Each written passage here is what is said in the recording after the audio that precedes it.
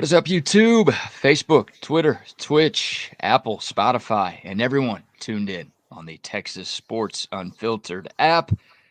Welcome in to another edition of Bucky and BK, live on Texas Sports Unfiltered and on the free TSU app. Today is Tuesday, January 14th, 2025. And the Buck and I are with you for the next 2 hours. On today's show, we'll open things up with a tip for kids in the car line. We'll talk about Mike McCarthy leaving the Dallas Cowboys. Where does Jerry Jones go from here? Plus, tomorrow is decision day for a lot of Texas Longhorn football players mulling their NFL future. Should they stay or should they go? We'll talk about some of the guys who have already announced their decisions and some of the guys who need to make up their minds before tomorrow's deadline. We'll talk about the NFL playoffs. The divisional round is now set after Bucky's Vikings got blown out on Monday Night Football last night. We'll talk about what Texas needs to do to take the next step in college football. We've got airplane stories. We've got road rage videos. We'll have some fun. We don't have enough fun on this show anymore. We're going to have plenty of fun between now and 10 o'clock. What's going on, my man?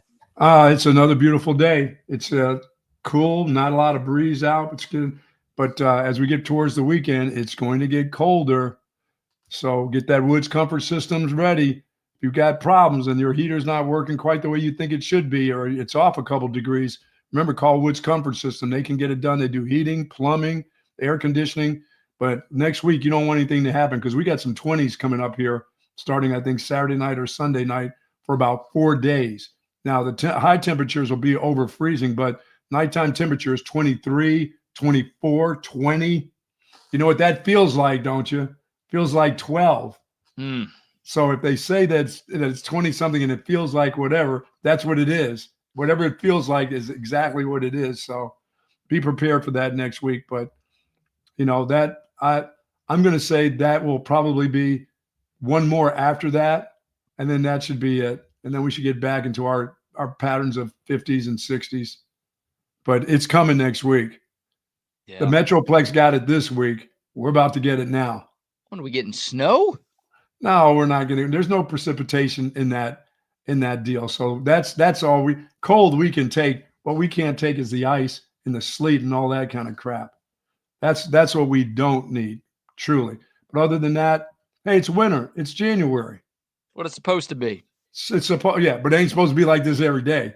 We don't do that. We don't do everyday deals. We don't do that stuff. Hey, you know what's best? If the sun does shine, though. That's it. Yeah, as long as the sun comes out, but really as long as the power stays on, I think we're okay. As long as the TV stays on and the refrigerator stays on, it's all good. And of course, water for my wife because she doesn't do water in the toilets. She has to have a toilet. She ain't going outside in a bucket. Me, I'll go wherever I have to. The universe is my bathroom. Well, we're men. We get that luxury, right? We do that even when the water and the power are working perfectly. Yeah, we just go Louisiana on people. We don't care. That's not a problem for us. Good morning to the soldiers at Fort Cavazos, Texas, the soldiers in the state of Texas, and all those that fight for us each and every day. Thank you so much for what you do. To those first responders out in L.A., thank you to those. Thank you for what you did out there and continue to do. Firefighters, we appreciate that. I'm sure the people do. And do be safe out there for sure. Yes, sir. Well said, as always. All right, my friend, before we dive into the latest rumors surrounding the Dallas Cowboys, of course, this will be our first chance to talk about Mike McCarthy because that news dropped right after we got off the air yesterday. Before we even dive into the Cowboys and the Longhorns and all of the other happenings from the sports world, how about a tip for kids in the car line? Yeah, thanks to our good friends over at Relax the Back. And folks, if you've got back troubles, please call on Relax the Back. This is a new year. You want to be a new you. You want to feel good about yourself.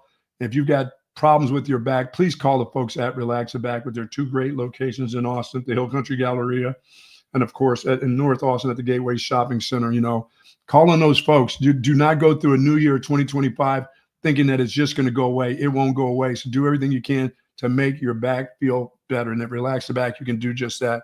This is for the kids in the car line. Be your very best in the darkest moments. Be your very best in the darkest moment. Let your good light shine.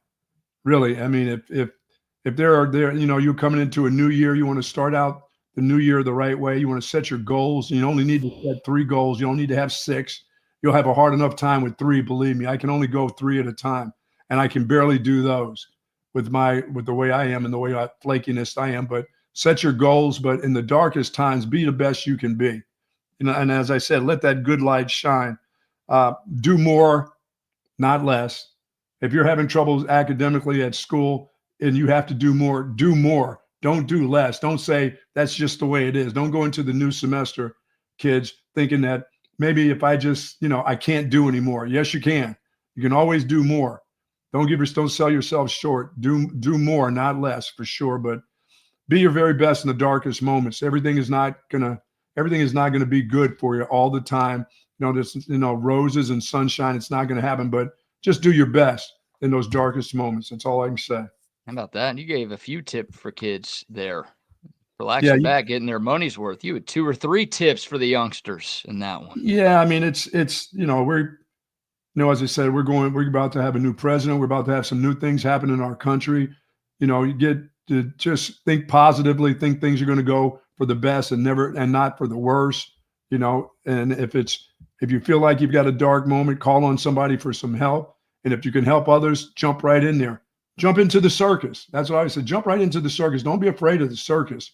Be a part of the circus, Well, you're trying to apply for a job with the Dallas Cowboys? Nah, that's the real circus, but that'll work out too. It always has.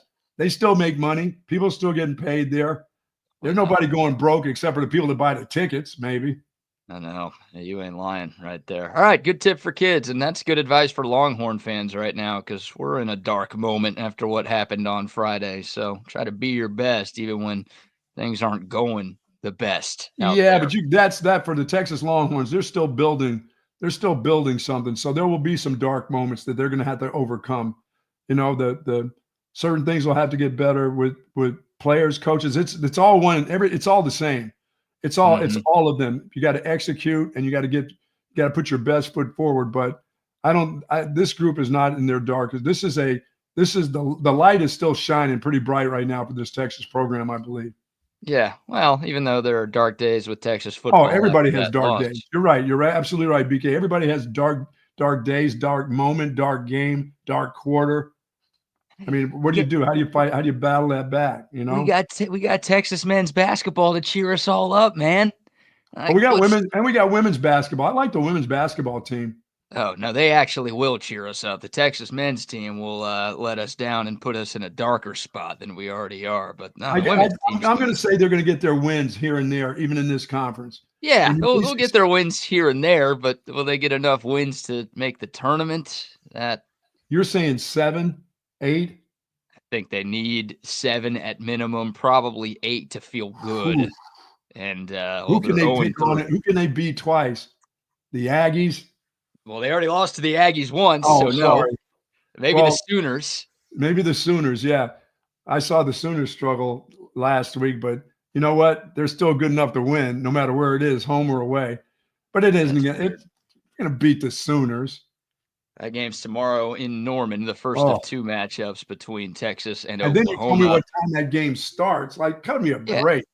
Yeah, we'll spend more time on tomorrow's show actually previewing that game. But for those who have not checked the schedule, Texas at Oklahoma will tip off at 9 o'clock. What? Not 9 Eastern, 8 Central. No, 10 Eastern, 9 Central. Do they understand about the Ols out there?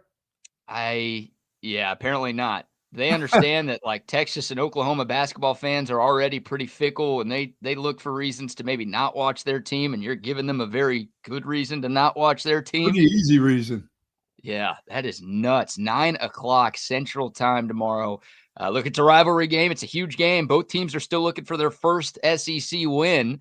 So you get to claim that you beat your rival, and also you got your first conference win against your rival.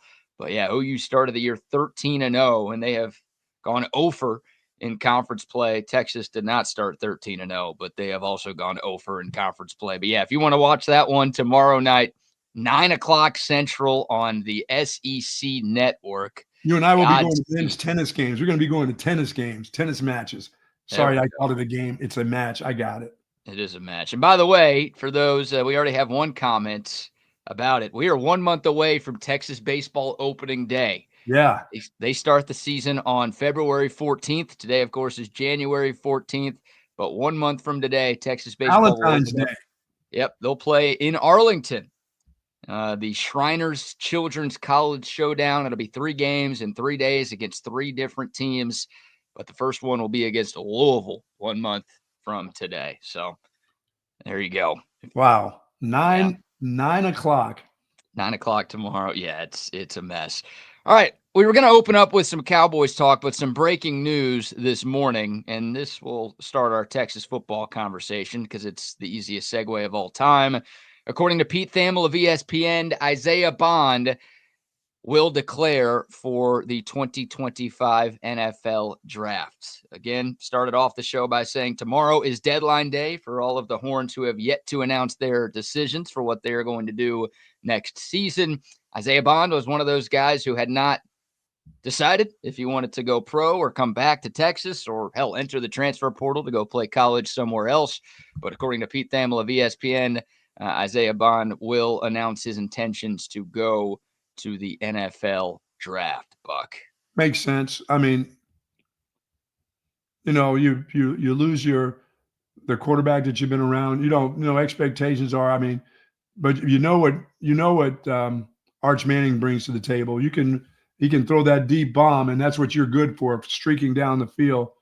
You could have stayed, but a lot of guys, he's been 2 different places. Probably time for him to get to a third, get to his NFL career. It's not like if you go to the NFL and people pick you up, no matter if you're drafted or a free agent, you get to start what you think is your career. You won't get worse going against NFL players, No. Yeah.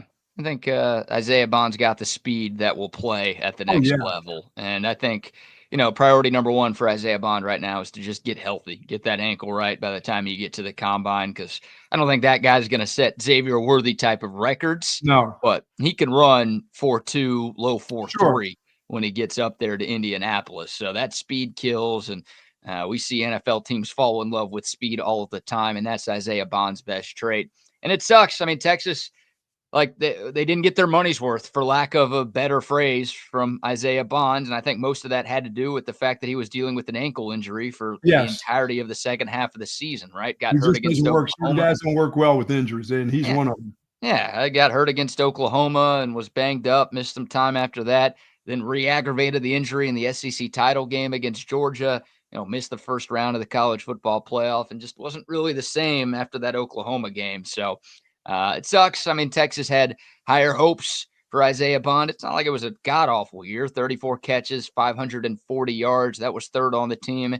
Did have 5 touchdowns, but didn't quite make the impact I think Steve Sarkisian and company had hoped when the Longhorns brought him in from Alabama. He was the number 1 portal receiver in America when he got. They thought he was going to be more of a receiving type of guy that could do some other things except for streak down the field and make catches that way.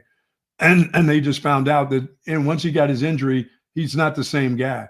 No, and I think the hope was like Matthew Golden was going to be A.D. Mitchell, and Isaiah Bond was going to be Xavier Worthy. Matthew Golden held up his end of the bargain, right? He was awesome. He was great. Yes, he was. And Isaiah Bond was supposed to be that speed guy, that deep downfield threat.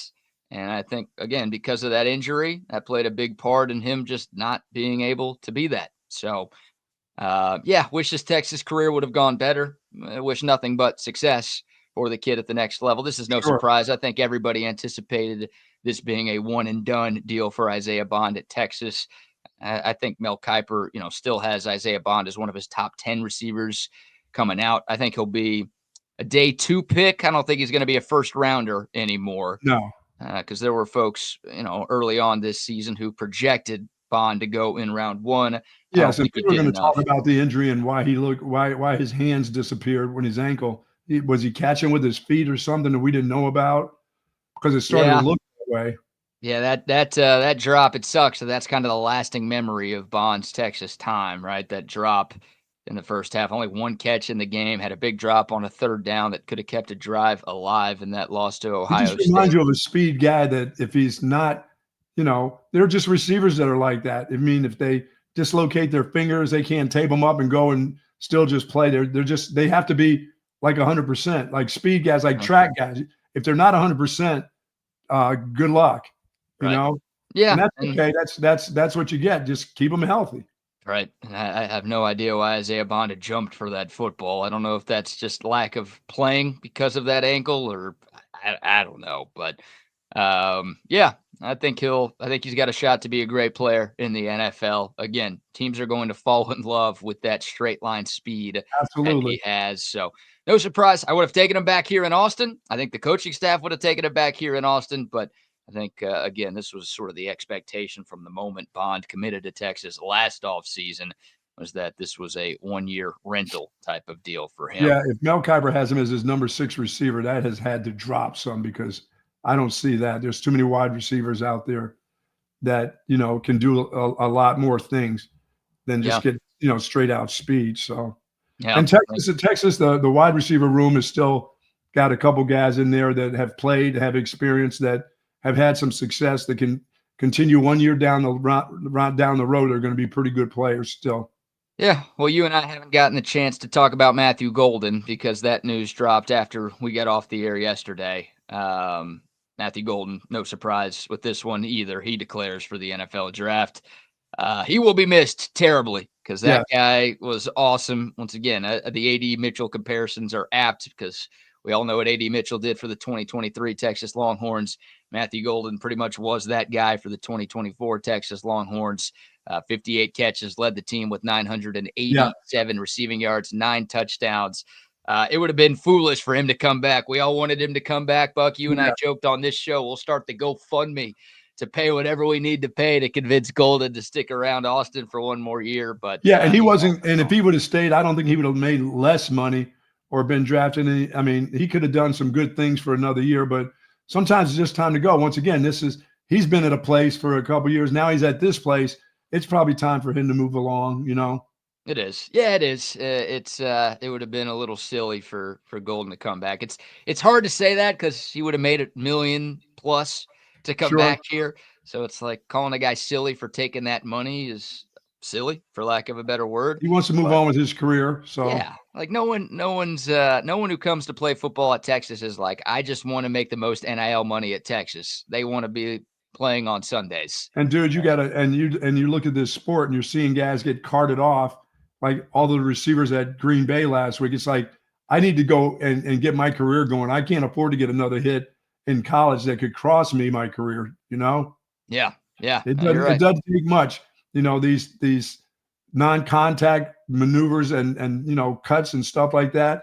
You need to go and get to your career as quick as you can because your career is not very long. And he's kind of the opposite of Isaiah Bond, where Isaiah Bond sort of fell off down the stretch. Matthew Golden, over the last 6 Texas games, averaged 95 yards per game. Obviously, the 4th and 13, he was on the receiving end of that monumental touchdown pass, and that's one that will absolutely make the NFL draft reel that we'll all be watching in April when the draft happens, because the shimmy shake he made to get open on that play was ridiculously good.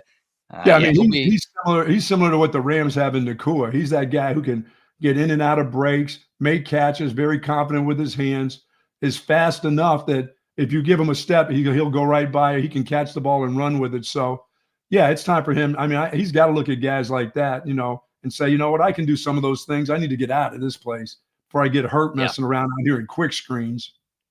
Sorry. Yeah, he'll be a day 2 pick, I think. 6 feet 195. Even though the production was there, I don't think he's got the potential to be a first round pick. He plays taller than a 6-foot guy, Yeah, he does. I think he plays tall. Yeah, he can go up and get it too. He's a great athlete. He's fast. Can get vertical, and he can make guys miss after the catch. So there's a lot to like about Matthew Golden's game, and a lot that I think NFL teams are going to like about his game too. And you tell me the little guy from Oregon State has to go. It's just time he has to go. Well, no.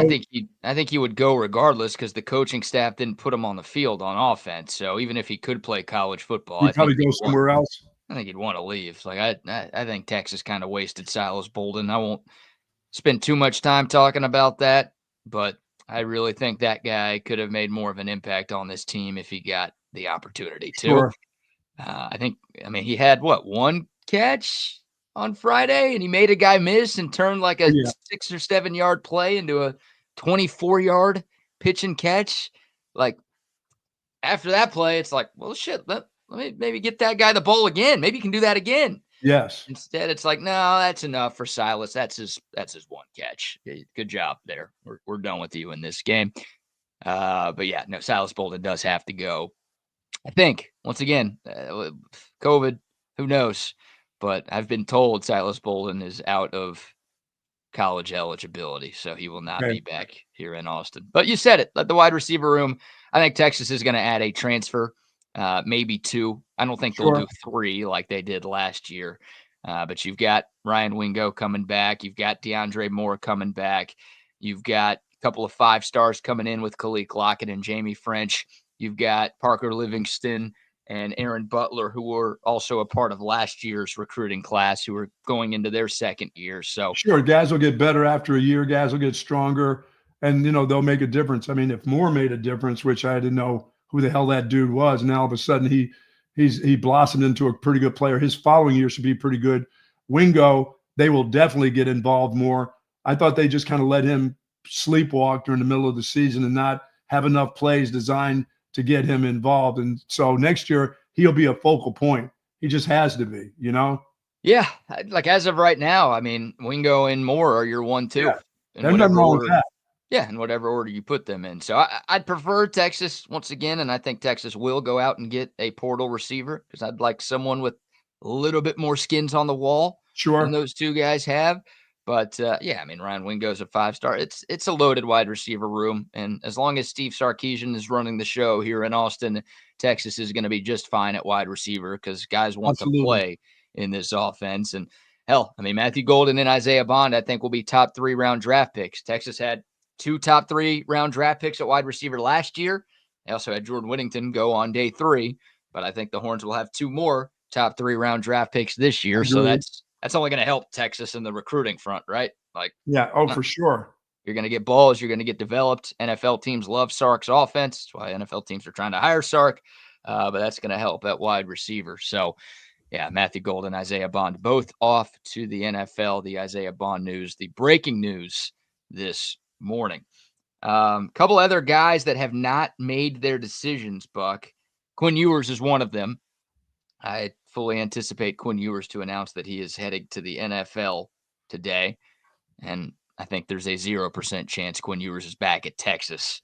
I think it's like 98%. No, I mean, he may, if he's not in the NFL, he'll be at another school, but he's not coming back. It's time to move along. Yeah, I think it's 98% chance Quinn goes to the NFL, 2% Quinn goes to a different college, which leaves all of 0% for him to come to Texas. Right. So I think he's gone. No word on Michael Taft just yet. You and I were talking a little bit about him before the show. What do you think of Michael Taft's impending decision here? Well, I think he's good enough to go right now. I think he's good enough to play on a team somewhere in the NFL. The draft part of it, who knows? I mean, he'd still be a 4th rounder or he'd be somewhere, I think, in the 4th round. I think he's better than a 5th round draft pick, but I think for a 4th rounder, I think he can go and make some money and continue to play the game of football, which he loves. But he could also stay here because as a local kid, kids from Westlake like to hang out. He can make $1 million. He can hang on campus, and I get older, but the girls just keep getting younger. You know what I mean? New crop of freshmen coming in. No. What if your daughter's coming to school here? Michael Taft's still hanging around campus at 27. He's not that old. Come on, man. You just wanted to hang around the college with the incoming freshmen.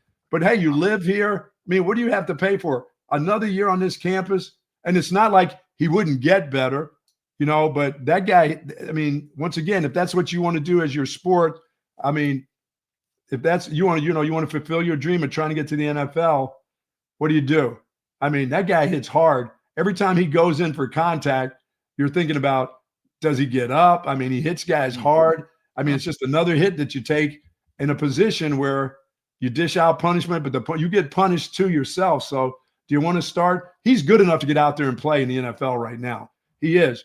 But like you said, would you like to hang around campus for another year, local guy? Well, I don't think he hurts his status, except for the guys that are leaving in that secondary can make it harder on him because they're not around anymore too. Yeah. So maybe that does hurt your status a little bit back there. I think He's still going to get picks and make plays, but there'll be a lot more pressure on him without the guys that won't be around anymore, you know? That's it. You hit the nail on the head, right? I mean, there's some obvious risk for Michael Taff if he does return. The number one risk is the risk that everybody has. He gets hurt. Yes. But the number two risk is what you just said. I mean, he was playing next to the Thorpe Award winner in Jahdae Barron, who's off to the league, and Andrew McCuba, who is going to be drafted in the top 4 rounds off to the league. And that guy was awesome. Like, those 2 guys, I mean, those 3 guys, if you include Taff, the biggest reasons why Texas went from one of the worst secondaries in America to a top 3 passing defense in 2024. You lose those 2 guys next to you. Not to say Michael Taff made a lot of mistakes, but like they can correct a lot of mistakes. Yes. They can fix a lot of problems that the rest of the defense might be having. And all of a sudden, you lose 2 of the best at their positions in America, and you go to, well, you don't really know what you go to, then, there's a way Michael Taff looks a lot worse. I don't think his play would regress, but because the guys around him aren't as good, he might not look as good. And go back, I think we touched on this last week. I'll bring it up again. Like, I don't think Michael Taff was that bad in 2023. It's just like, he got beat a lot. He was the guy pointing at other people, and the Texas secondary sucked. So people kind of associated Michael Taff with those problems and blamed him for a part of everything that was going on. Bright spots back there. I think he was probably one of the better players back there. Yeah, but because the guys around him sucked so bad, it was like guilty by association, and people didn't think he was very good. So I don't think the 2025 secondary will be as bad as the 2023 secondary, but maybe it's not as good as this year's. Then once again, that risk that you talked about. Yeah, but I got to believe that the guys that are around him, the backups that have had playing time this year, will take some huge steps. Manny Muhammad will take a huge step. The other kid that was taking some snaps too, that we saw, but there's 2 or 3 of those guys that can take some huge steps, becoming really good football players. Now, do they keep that status as the best in America? Well, they should still be in the top 20. With Michael Taff being back there and those guys those guys that will be in their junior years now, they can't be just players anymore. They were 5-star, solid, unbelievable players that everybody wanted. That getting into your 3rd year, you should be ready to go now. Yeah, I mean, they've got Jalen Gilbo's coming back. Manny Muhammad, he was fantastic. Manny Muhammad had a very good year. He had 2 really bad playoff games. I thought he played great against Ohio State on Friday. Yeah, whatever they did against Ohio State, they all played well. They played whatever the system was, they did a good job. Yeah, so those, you've got some experience. Derek Williams at some point next season will be back. The hope is he's back at the start of the year, but he's coming off of a pretty serious injury. You've got Jelani McDonald as well. So it's not like it's all freshmen that are going to be back there on the back end. It's just guys that played in games. Yeah, you knew Jahdae Barron was one of the best in America, and you knew Andrew McCuba was really freaking good. You don't quite know that about these guys, but like you said, this should still be one of the better secondaries in America. I agree. Look, Buck, if Michael Taff gets told he's going to be a 4th-round pick, he should leave right now. I think he's like 6th or 7th. You do? Okay. Pains me to say as an All-American, but I think people are going to look at his physical limitations and worry about his speed and size at the next level as a hard-hitting safety like he likes to be in college. I think he will run up in the mid 4.5s. I think so. I think you could run 4.5s. That's not great for a safety. It's not bad for a safety. It's not great, but he's not like big enough for a cornerback, but it ain't bad for a safety. No, but I worry he's not big enough in the eyes of NFL people. Like, I would never bet against Michael Taff. The fact that guy has gotten this far in his football career is a tremendous testament to his work ethic and just the kind of player that he is. So I think he could make an NFL roster and play some sort of role for a team. I don't think it's going to be as a 4th-round pick. If he hears that, he should leave. If he has to cover tight ends in the NFL, as you said, I mean, physically he can run around with them and make plays on the ball, but when they catch it, what would they do to him? like Yeah. Goddard did to that dude the other day. Oh yeah, that poor guy. I don't even know who that was. It's probably good for him that I don't know who that was. Hell, the But yeah, announcers made it Michael. so bad, like he could never play in the league again after that. Yeah, Michael Taft, 6 feet 195. So like, that's not big for a safety, and 4.5's not super fast, not super slow. Look, I don't want to dunk on the kid. I think he's going to come back. I think he's going to come back. He's going to make good money if he does. Yeah. Like you said, he gets to stay at home. He gets to hook up with a million other girls if that's his thing. Oh, they're on campus. They're coming in. They're freshmen just coming in. No way. He's too old. He's 26. He All can't be right, all messing with right, them. all right. Come on, No, man. no. I mean, he'll have money in his pocket. He'll be at home. He can stay with his mom and dad if he wants to still. What the hell? No. Move along. Move along. No way. No, I love No, him. we want him back. What? We want he's really good at Texas. We want him to stay at Texas. Don't convince him to He needs an leave. experience. If he's a homebody and's not ready to jump, the league will still be there the next year. It ain't going anywhere. Yeah, like I think Michael Taft's got a chance to bounce around the league for a little bit. I don't know Sure. if he's I don't know if he's going to make more money in the league than he could at Texas. You know, And one thing he'll be on every special teams that they have, he'll be on it. sure. Yeah, he'll do whatever he's got to do to make a squad. He knows that, and he's that type of kid.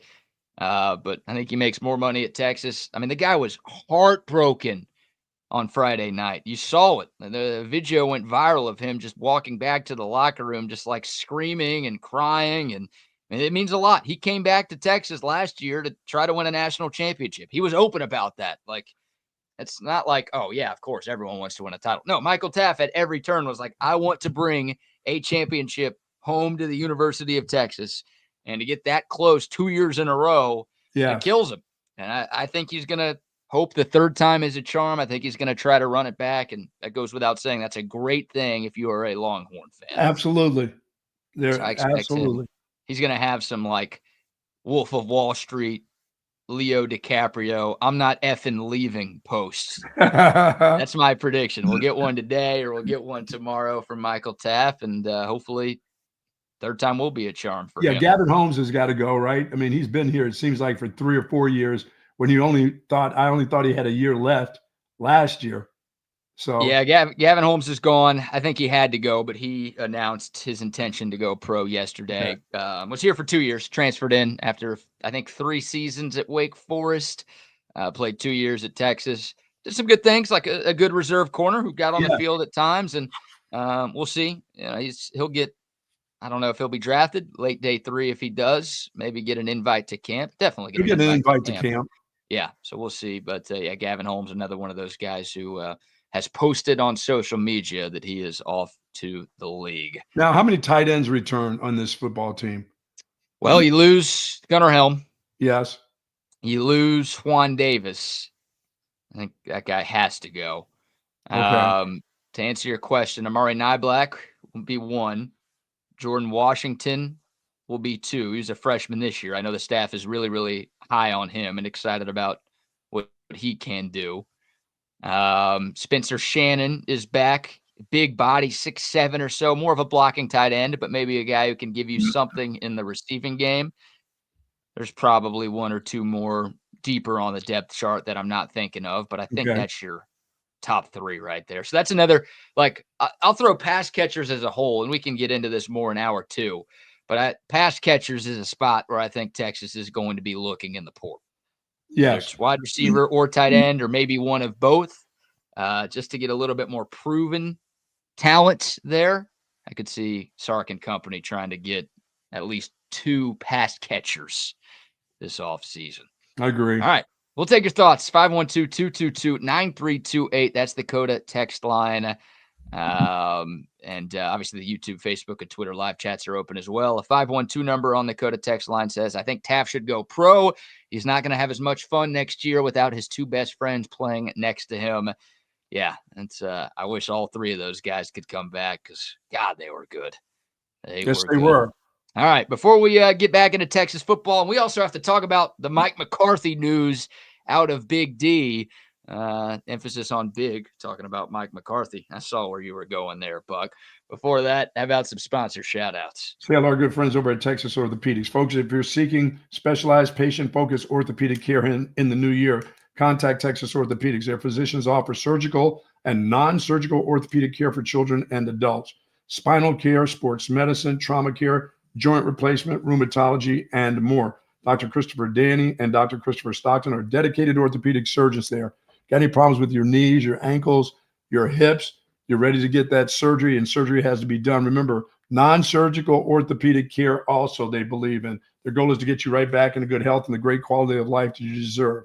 Texas Orthopedics is the largest independent orthopedic practice in the state of Texas. For more information, go to txortho.com. Yes, sir. Now a word from our buddy Tom McKay and the kid at Audiovisual Consultation. Hi, this is Tom McKay, owner of Audiovisual Consultations. We've been providing custom electronic systems for Central Texas for more than 36 years. And old man, I think they all know who you are and what your company does. This is Camilla McKay. The old man believes in big fun and big ideas. He can make dreams come true, so why not dream big? I've been up in Boston, but I know the old man and all his friends and fellow radio heads have been spreading the holiday spirit here in Texas. Why should we stop there? Keep spreading the good feelings all over. Audiovisual Consultations carries all major brands of televisions and stereo equipment at prices you can't find in stores. And you don't have to leave your house. Just like Santa, they deliver the gifts to you. Yeah, I like that, kid. Throw a party, hang out with your friends, catch a concert. That's all fun and good, but can we get back to the business? You can give us a call at 512-255-8678 or visit our website at avconsultations.com for some cool electronics. Oh, now you're forgetting something.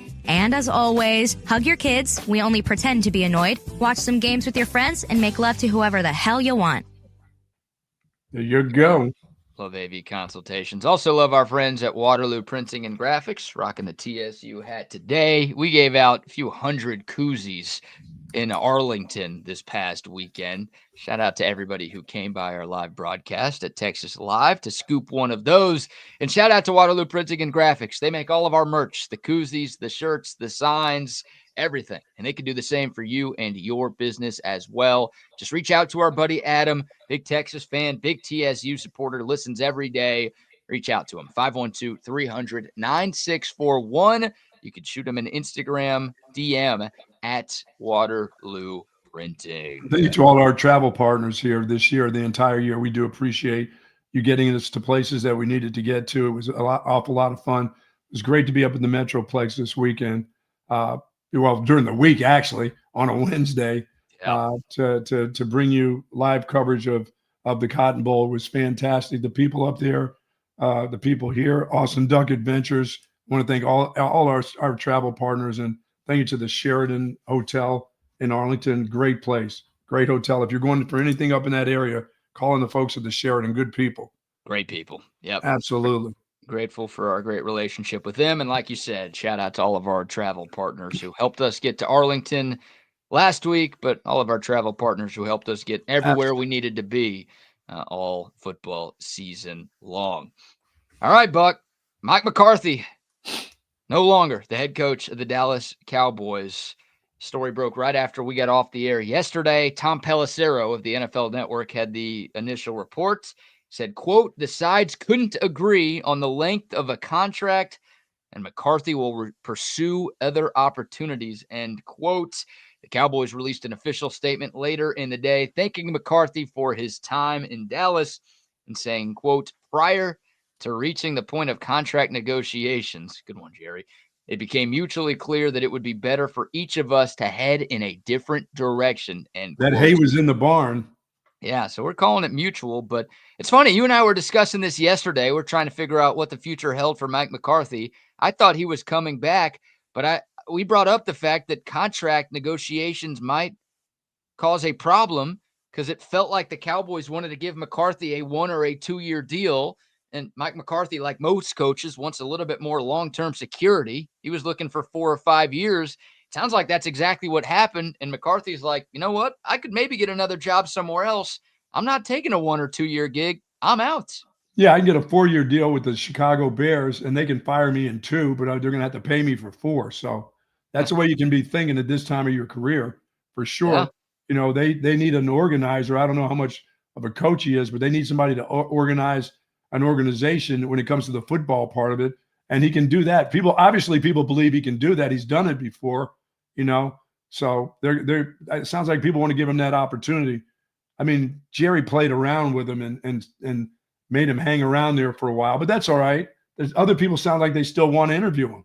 Yeah. Like we were all skeptical of the weirdness of the Cowboys denying the Bears' request to interview Mike McCarthy last week. We're thinking, maybe that's going to screw Mike McCarthy, but because this happened right now, the Bears will still get the chance to talk to Mike, and the Saints are reportedly interested.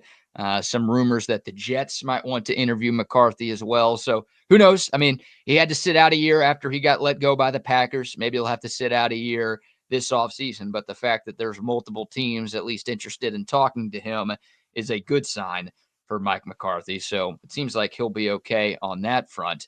The Cowboys kind of screwed themselves a little bit with the timing on this deal because, the NFL has a rule in place. If you want to interview coaches on playoff teams, you've got to announce your intentions to interview them before the first round of the playoffs. Mm-hmm. You think of Ben Johnson, who I think is the hottest commodity out there, the top candidate for most teams with a vacancy. Since the Cowboys dragged their feet on this deal, they now have to wait until the Lions season ends, which could be after the Super Bowl, right? Well, once again, it keeps Jerry in the limelight, so that's probably fine with him. Yeah, Aaron Glenn, obviously the defensive coordinator for Detroit. You think of, some of the other coordinators on other teams, Matt Nagy. I don't think the Cowboys would want to interview the Chiefs offensive coordinator, but like those names can't be interviewed now until those teams lose. That's because the Cowboys had to be the Cowboys. And like you said, they needed the headlines for as long as they get them. We've got some sound here. We'll start with Jane Slater of the NFL Network talking about just kind of the timeline of how everything went down between McCarthy and the Cowboys. I'm told there was some feeling in the building that Jerry was genuinely sort of at a crossroads. He didn't know if he wanted to bring Mike back. He didn't know if he wanted to move forward. But I think ultimately maybe Mike McCarthy himself got a little bit frustrated with the way that these, if you want to call it negotiations, conversations, started turning. And as you know, it starts to become musical chairs, Tom. If you're not careful, you'll find yourself without a job. And it's my understanding that Chicago Bears interest was very real. And of course, the Cowboys denied him that opportunity to talk to them next week. I anticipate that he will do that now as a result of today's decision. Yeah, I can see him ending up in Chicago. Yeah, well, he beat them twice a year, every year for like a decade. Right. So it's the old, the Bears, if you can't beat him, hire him deal that they might be doing. Look, Mike McCarthy, I don't think he's a great coach in 2025, but he's one of the 20th winning coaches in NFL history. And he had a lot of success with Aaron Rodgers in Green Bay. Young quarterback. Had a lot of success with Dak Prescott in Dallas.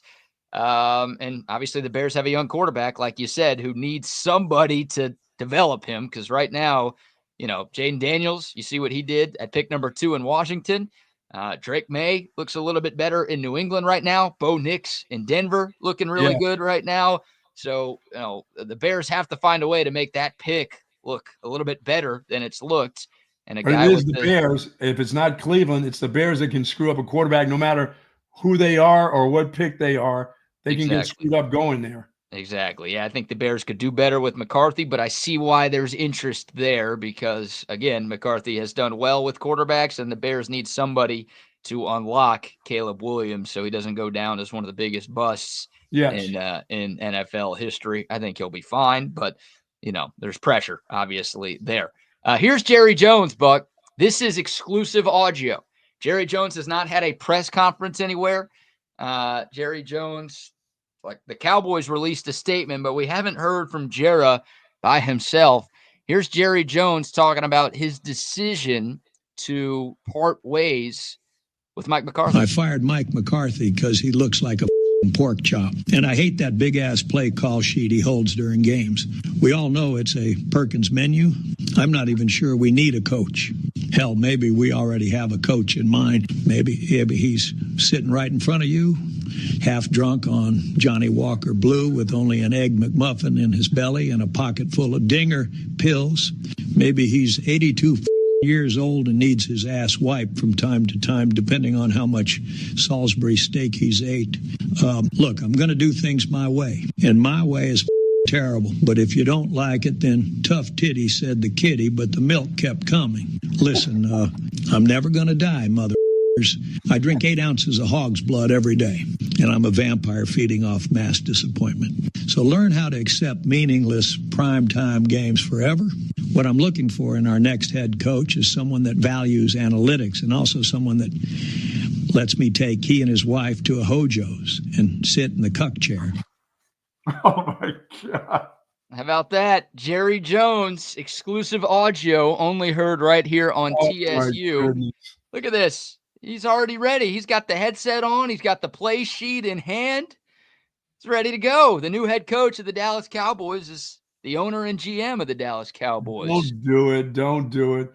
And Dion is looking at that deal. Dion's not coming to Dallas. That guy's like, are you kidding me? Boulder, Colorado, $29 million that they pay me for my contract, which just got upped, by the way, because of the Dallas Cowboys and Jerry. Yeah. That he's going to be into the 30s now. He's not leaving to come to that. Even Dion, who likes a circus, doesn't want that circus. Well, yeah, I think your hunch is right. There was a report, and here's the Cowboys, right? This is them being in the limelight all the time in the middle of the playoff game last night. So, everyone's watching this playoff game, Monday Night Football, standalone football game, and all of a sudden, there's Dion to Dallas rumors that start spreading during the game.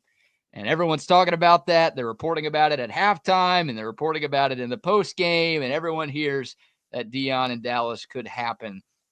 Dion released a statement, or at least he told ESPN Monday night, said, quote, "To hear from Jerry Jones is truly delightful, and it's intriguing. I love Jerry and believe in Jerry. After you hang up and process it and think about it, it is intriguing. But I love Boulder and everything there is about our team, the coaches, our student body, and the community," end quote. I think Jerry is doing Dion a solid. Obviously, these guys are friends. They've got a relationship. I think Dion is looking for a little bit more cash from the folks at Colorado, and I think he's going to get a little more cash from the folks at Colorado. Sure. I mean, he's not – he wants to be in control. Wherever he goes, he can be in control in Boulder. He can't be in control in Dallas. That's too much. Even for Dion, that's too much of a circus. He doesn't want to deal with that. He's got to be the guy. Jerry's got to be the guy. You can't have two guys like that.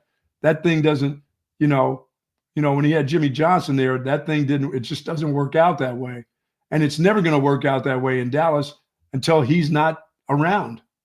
Well, it's funny you say that because we've got Troy Aikman, legendary Dallas Cowboy, Hall of Famer, of course, now part of ESPN's Monday Night Football broadcast team. He was on the panel during the pregame show last night on ESPN, and he was asked about Jerry Jones and the Cowboys parting ways with Mike McCarthy. And when Troy Aikman says this, it's not good. As far as a coveted job, I don't know that that's accurate. I mean, really? I do think the Cowboys are obviously a high-profile team. Whoever is covering or whoever is head coach of that team is certainly going to draw a lot of attention. But I think most football people that take over as a head coach, they want to do it on their terms. That's fair. That's hard to do. And it's, if you take a Dan Campbell, for instance, is Dan Campbell if he's with the Dallas Cowboys? It's hard to imagine that he is. It's hard to imagine that a lot of these coaches might be. So I love the Dallas Cowboys. I played there for 12 years. I wish them well. But to say that it's a coveted job, I'm not sure I would necessarily agree with that. It's coveted. It's coveted if you want to be in the news, and it's coveted if you want the money, because Jerry's got an unlimited amount of money that he can pay for you. So it's not about, well, I need $5 more million. I'm a wide receiver, or no. If you're the coach, Jerry can pay you whatever he wants to pay you. He has the money to do that. So it's not about. It doesn't come as a money deal, but I just don't know. You need to have some control there. I don't know how much control you have. No, well, not as much as other coaches. That one's obvious. No. And you've got to deal with Jerry Jones, and at times you've got to be a yes man to Jerry Jones. And Jason Garrett was that for a decade. That's why he stuck around for a decade. And Mike McCarthy decided to not be a yes man. That's why he's gone. Like, if McCarthy was a true yes man, he would have said, "Oh, you want me back on a 2-year deal? Yes, Jerry, sure, happy to do it." But he's like, "No, I'm not going to do that. He finally said no, and he's out. And look, McCarthy at the stage of his career, the way things ended in Green Bay, I think he kind of had to take Dallas. I don't know how many other gigs that he was going to get at that time, but now he's at a position where it feels like he can find a soft landing spot somewhere else. So he's going to do that. Yeah, there'll be some young puppet that's around that'll take this gig, or there'll be an old dude that's towards the end of his career that will, okay, I can let Jerry, you talk. Let me just deal with the team. I'll deal with the team. You can deal with the media. I'm at the end of my career. Can I change this deal in Dallas? Can I change it? It doesn't change until Jerry decides for it to change. It really doesn't. And he's not losing enough money right now. They're making still printing money, so he doesn't care. No, it doesn't change until Jerry kicks the bucket, if we're being completely honest. And yeah, then you still have Steven to worry about. So maybe you need the whole Jones family to go down if you really want things to change. I will say this, like, I get what Troy's saying. I get what you're saying. Of course, the job is a coveted job. Why? There's only 32 of these that exist.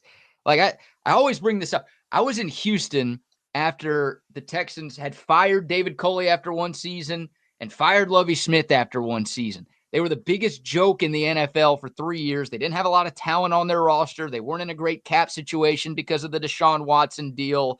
And everyone's like, this job sucks. They're not going to be able to get anybody good. Nobody wants that gig. And it's like, you guys got to remember, this is an NFL head coaching gig. People want that job.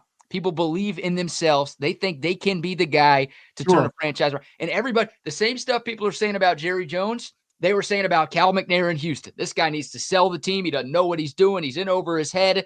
Did he meddle as much? No. Did he talk to the press as much? No. But he was just as lost as an owner as Jerry Jones is right now. You know who the Texans were able to get? D'Amico Ryans, one of the best coaches in football, who's got the Texans in the second round of the playoffs for the second straight year. Like, someone good will want this Cowboys job. Can you get Ben Johnson? Maybe not. You might not be able to get the top candidate, but it's an NFL coaching job. You've got a very good quarterback in place. You've got enough talent on the roster to where you won't have to go through a total rebuild like you will if you go to the Saints or a couple of other teams that have vacancies right now. There's plenty of appeal to the Dallas Cowboys to where they can still get somebody really good. Now the question is, do you trust Jerry to go hire somebody really good? That's the problem. Yeah. Who does he? I mean, yeah, but once again, not everybody wants that gig. There's a lot of guys that, I mean, it can be about the prestige, or it also, once again, it's Jerry. He's got them. Money's not going to be a problem. You can go make the money, but some guys will be settled in as offensive coordinators at place and feel secure there and feel good about it. I mean, if Ben Johnson wanted to stay where he is until Dan Campbell was done in Detroit, he could. I mean, but he wants to have some say in what goes on. I got to believe that him looking at the Cowboys is like, damn. But if you win, things can change, but they won't change. The thing with Jerry, that's not changing. No. Like you said, that's not changing until he's gone, right? It won't. But, you look at some of the NFL teams with a vacancy right now. I'm pulling up the list. Like Ben Johnson, I don't know if the Cowboys are even smart enough to hire Ben Johnson. That feels like such a pipe dream because that feels like too good of a decision for Jerry Jones. In Jerry's mind, he may say this guy needs way more control than he's going to get. Right. But Vegas is open. They don't have a quarterback. The Jets are open. They don't have a quarterback. The Bears are open. We're not sure if they have a quarterback. The Saints are open. Really? Do you trust Derek Carr? They don't really have a quarterback right now. The Jaguars are open. Trevor Lawrence. I don't know if the Jags have a quarterback right now. Yeah, and that's just the deal. That would be the hope if you're a fan. Yeah, you're right. You got to have a quarterback in your system because if you're not, you're going to be starting all over everything again. And that's the thing. Like the Cowboys, of all of the teams that need a head coach, the Cowboys have the best quarterback situation. Say what you will about Dak. You might not think he's a top 5 quarterback in football, but he's very good. He's under contract, and he's better than any other quarterback on a team that needs a head coach right now. So maybe that would be appealing to a high-profile candidate. The fact that they already have their quarterback in place versus, I hope Shedeur Sanders is going to be good, or I hope Cam Ward is going to be good, or maybe we'll draft somebody pretty good in a couple of years, or maybe we'll trade for Kirk Cousins. Like that makes the Cowboys gig more appealing, I think. Yeah, But does it offset the Jerry Jones-ness? Yeah, I mean, for Woody Johnson and with the Jets, I mean, that, they were supposed to have a defense, and their defense, their offense was so bad, the defense started to look terrible at the end. So I don't, and it just seems like a place for a young guy like the guy at Detroit to land somewhere there. Once again, they don't have a quarterback, and they're not probably bringing Aaron Rodgers back. So, I mean, that's building that you're going to have to build, the Jets totally back up. And they're talking about Rex Ryan. That's just a TV thing. Rex Ryan's just going to try to talk a good game, but what the hell is that guy going to do? I mean, really? I don't think anybody outside of the Jets has any interest in Rex Ryan, and I don't know if the Jets would actually hire that guy. Obviously, he had some success there. Took him to a couple of AFC championships as the head coach. But yeah, I don't like the Jets should do something different, shouldn't they? Sure, they should. I mean, they've got some young players. I mean, they got a decent running back, a wide receiver. I mean, if you got to start with a team that has at least some defense. Well, they had some defense, so your offense got to be so bad, the defense started to look the same way, But that seems like a place for a guy like the guy at Detroit to go, where he can, he'll find a quarterback. They have to start all over. Aaron Rodgers is not coming back to the Jets. Well, I'm not saying coming back. They may not want him. You make it sound so easy though. They'll find a quarterback. Like, how do they find a quarterback? They're not drafting high enough to get Shador or Cam, and there's no like great free agent out there. So who's that quarterback they're going to find? Minnesota's going to have to do some. Sam Darnold's already played himself out of the deal there. So he and the Jets are going to bring him back. The Jets, the team that drafted him. No, but they'll take his backup who hasn't played. They're going to do something. That deal is going to change here. By summertime, something's going to have to happen with a guy that you took, number 10 or whatever. Yeah. You can't have him as your backup quarterback. Unless the Packers had Jordan Love as the backup for 4 years. Yeah, they can. They won't do that. That old man there is looking for a winner. He's like, Jerry, I need winners now. Minnesota or New York? New York. Who Minnesota drafted the quarterback number 10. I'm just saying that they would love to get that. They'd love to have his back up there. Oh, sure. They'd love to get anybody really good. And they'd love to take a chance on anybody who might be good, but I don't think Minnesota's going to. Well, they're not good. Sam Darnold is. I don't know what he's done to himself over the last 2 weeks. Yeah, he might. They could franchise tag him in Minnesota. That might be the decision now after the Lions game and then the Rams game last night. You're right. He cost himself some money and maybe a long-term contract with his performance down the stretch. But back to the Cowboys here. Here's Vegas odds, Buck. These are as of this morning. So these are as updated as they come right now. I'll do a little screen share, but obviously for those of you tuned in on the app, we'll read them off. Coach Prime is the favorite, plus 100, followed by Eagles offensive coordinator Kellen Moore, who, of course, played in Dallas and coached in Dallas for a few years. Cliff Kingsbury, Commanders offensive coordinator at plus 350. Joe Brady, the Bills OC at plus 450. Ben Johnson plus 550. And you got Bill Belichick. And then, Steve Sarkisian on the list, plus 750. He's 7th. Right now. Yeah, well, he's got the kind of, he's got the kind of personality that would fit with Jerry, because he'd be able to put up with a bunch of stuff. You know what I'm saying? I think Sark would do a good job in Dallas, and I think he'd be able to put up with Jerry's goofiness. Oh, you want to go talk to the press? Go ahead. It's fine. I'll just do the football stuff. But I got to be involved in who you take with the personnel, and that's going to be the hard part for it. Would be a hard part for a guy like Sark, because he knows exactly what he's looking for, Yeah, I think there's a 0% chance Steve Sarkisian would take that job. Like Sark going from full control, because he has full control over this Texas football program. Yes, he does. I don't think he'd leave for any NFL gig right now. I think he's worked too hard to build Texas up. And I think the fact that his mentor is Nick Saban, and that guy loved college, and I think he showed Steve Sarkisian what it takes to build a consistent winner in college.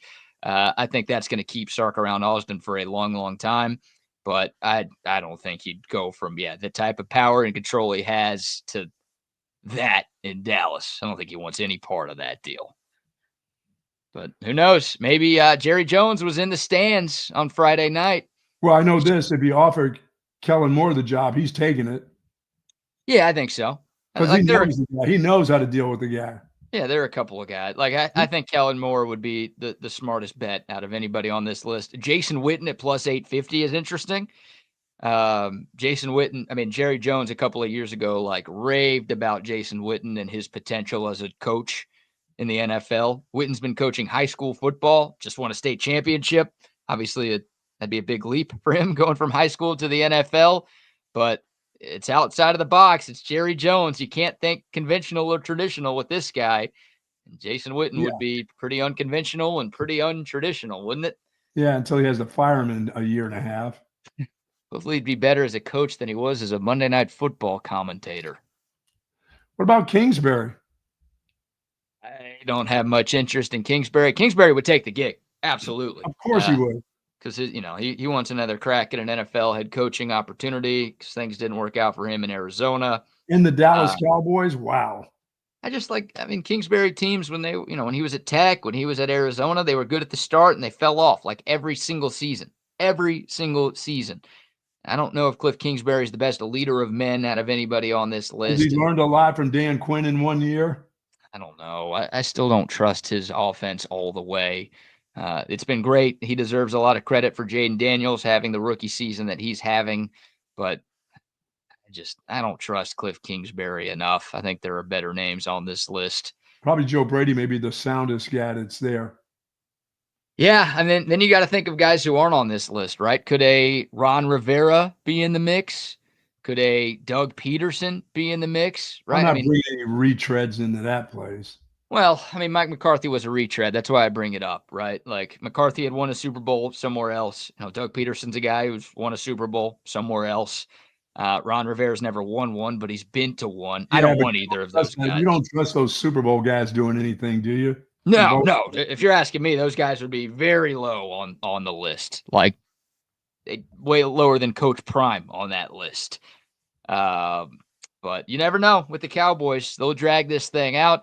I think Kellen Moore should be considered the leader in the clubhouse, but it could be Dion. It could be Witten. It could be who are we not thinking of, Buck? Kirby Smart? Oh, gee. Nick Saban? No, it will be Nick Saban. Ryan Day, Dan Lanning. What's Coach Peterson been doing? The dude who was at Utah or whatever. Washington, Chris Peterson. Has he been on TV lately? He's been on TV for the last couple of years. I don't know. Chris Peterson was getting some NFL looks a few years back. He's been out of the game for a little bit, but whoever's been on TV, look out. Ryan Clark. Oh, I got an idea. Man, there's this guy who's with NBC. He's on their pregame show for Sunday Night Football. Been doing it for a couple of years. I think Jason is his name. Do you know his last name, Buck? Kelsey? No. He's only been doing it for a year. He's on ESPN. Jason Garrett? Oh, Jason Garrett. Oh, what about him? He's a TV guy. Come on. They're talking about retread. You wouldn't do that. No. Cowboys fans would lose it. I would. I feel like I should jump off the bandwagon already. I'm too loyal of a sports fan. I don't believe you'd jump right back on it for that, wouldn't you? Well, I don't believe ever leaving your team. Like there's no, if your team leaves your city, you can leave your team, but there's no other reasonable excuse for you to give up fanhood of a team. No. So I'll never leave the Dallas Cowboys, but if they bring Jason Garrett back, that'd be the closest thing to get me to never root for the Dallas Cowboys again. If they do that. Like that's just, you're not even pretending to care anymore. Would Jason Garrett want to coach football again, or is that job, that Sunday night gig, seeming pretty nice? I'm sure both, but if somebody wanted Jason Garrett to be their head coach, which I don't think anybody ever will again. The Jets said, hey, come on down. Yeah, you take it, for sure. For sure. That's interesting. Oh, yeah. He's got a nice gig with NBC, but if he got to coach again, if someone made that mistake, yeah. He'll happily say yes. And so Bill Belichick is totally out of the deal. That contract is a done deal. Can he get out of his contract? I think so. I mean, he keeps saying, or at least his people keep saying that like he's locked into North Carolina, but I still think there's that clause in his contract that could allow him to leave for For the very NFL. little. And he is on this list. He's at plus 650, sixth on this list, just ahead of Steve Sarkisian. So I think Jerry would be interested in Belichick, right? Yes. I don't want him. I have zero interest in him because of what I always say about Super Bowl winning coaches. But Jerry Jones, chance to get the GOAT? I think calls have been made to him. How did New England get Vrabel before Jerry got a chance to talk to him? Well, I think it's a similar situation with D'Amico going to Houston. Like D'Amico was drafted by the Texans, played in Houston for a long time, knows the city, knows the franchise. That's Mike Vrabel with the Patriots. He doesn't have to be the guy to follow Bill Belichick, and he gets to go home to a place he knows and, an owner he loves and a franchise he loves. So, like, I think a lot of teams wanted Mike Vrabel, but once the Pats gig opened up, hell, that might be the reason the Pats gig opened up. They might have been like, oh, we got a chance to get Vrabel right now. Sorry, Gerard. Yeah. Maybe you would have been good, but we're letting you go to get this guy. So, yeah, maybe the Cowboys would have been interested, but I think Vrabel was pretty locked in on New England from the jump. Yeah, $10 million buyout for Bill Belichick, that's nothing. I thought it was like $1 million. 10 ain't going to do anything if Jerry wants him. Yeah, no, you're right. You're right. Regardless, he'll pay it to get Belichick there, but maybe Bill wants to hang around those co-eds, man. Well, his girl's probably just hanging out in grad school there anyway, so he's got to go. Gotta go. All right, we'll take your thoughts. There's the latest with the Dallas Cowboys. Ben Johnson's my top choice, probably a pipe dream at this point, and the Cowboys already screwed it up. I mean, Ben Johnson might have his mind made up before the Cowboys would even get the chance to interview him, which is annoying. Is he not? Yeah, now he can't. I mean, because I would think the Bears would be interested in a guy like that. Yeah, I think the Bears already talked to him. Oh, they have? Or, yeah, they at least requested to talk to him. A few teams have already requested, but the Cowboys missed the boat on that deal. So if you want the chance to hire Ben Johnson, then, hey, you're going to root for the Commanders to beat the Lions this weekend because that will make get him in the office as quick as possible. That will do just that. All right, we'll take your thoughts. Dakota text line 512-222-9328. Vote for Kellner and MORE. Liam Cohen is another name. I didn't see him on the Vegas odds, but Liam Cohen, the offensive coordinator for Tampa, that guy in the running for a few different gigs across the NFL. Maybe he gets an interview in Dallas at some point now that the Bucs season is over. But we'll take your thoughts on who you want to be the next head coach of America's team. Buck, before we get into some more NFL, some more Texas football, and some fun stuff we've got planned, how about another round of sponsor shout-outs? Shout out to our friends over at 34 Wine and Spirits, 4601 Southwest Parkway. If you're interested in picking up some of the great libations that you enjoyed during the weekend, they've got it all. Wines, liquors, water. They've got Allstat beer right there for you. And if you're having a big company party, they're a wholesale distributors. They will get the alcohol to your party. You don't have to go to them. They will get it to you. And they've been doing a fantastic job as they start to expand their business. They're getting better and better by the day, folks. But if you want to go up and pick up a special wine, Valentine's Day is just around the corner. People are having anniversary parties. Hell, people are still having Christmas parties into the new year. Head to 34 Wine and Spirits located at 4601 Southwest Parkway. Hey, man, like you said, you can get your Allstat beer there as well. Allstat, the best beer that you can find all throughout the great state of Texas. It's all over Texas, not just here in Austin. They've got it in Dallas. They've got it in Houston. They've got it in Fort Worth. Hell, they had it at the Sheraton we were staying at in Arlington. They did? I was at the hotel bar drinking a couple of Allstat Hefts, watching the Orange Bowl game the night before the Cotton Bowl. Shout out to Allstat beer. It's all over the place, and it's growing like crazy with good reason. It's the best beer there is. They've got a bunch of different brews out there, something for every palate. Every Allstat brewed in Fredericksburg, every Allstat brewed without unnecessary preservatives or additives or sugars. It's a good, clean beer that tastes great. And I'm telling you, one sip, and you won't go back to the other beers that you have been drinking in the past. It is the official beer of BK. Should be the official beer of you as well. It's Allstat beer. No impurities, no regrets. Also, a shout out to our friends at McCall Custom Homes as well. Hey, how about this for a New Year's resolution? If you want to upgrade your house, you can do that with the experts at McCall Custom Homes. They've been around Austin for 40 years. They are custom home builders and renovators, and they can turn your home into something truly, truly special, whether it's a bathroom remodel, a kitchen remodel, a second story. You want to add some new life to your outdoor space. Whatever you've got in mind, our friends at McCall Custom Homes can turn your visions into reality. Again, they've been doing it here in Central Texas for more than 4 decades. They've got you covered. Just go to their website, McCallCustomHomesATX.com. You can look at the gallery of projects they've done over the years and get some ideas for your home, and then reach out to our buddy Mike, 512-633-9580. At 633-9580. Call them, text them, and they will take care of you. It's McCall Custom Homes. We build value into your home. By the way, the toss sweep, BK, was only 8 yards back. It ended up being about 8. Well, it was 8 yards back because they snapped it from the 1. Wisner caught it at the 9, so he was 9 yards away from the end zone. But, yeah, it was 8 yards behind the line of scrimmage. That was still one of the worst play calls of all time. Yeah. Anytime really you're getting – I hate to go back to that, but that was bizarre. Yeah. Well, I don't know what happened there, but, man. You can continue to unpack the Cotton Bowl. Yeah, I mean, anytime a play call you make gets compared to the end of Super Bowl 49, where the Seahawks failed to hand it off to Marshawn Lynch when literally everyone in the world thought he was going to get the ball.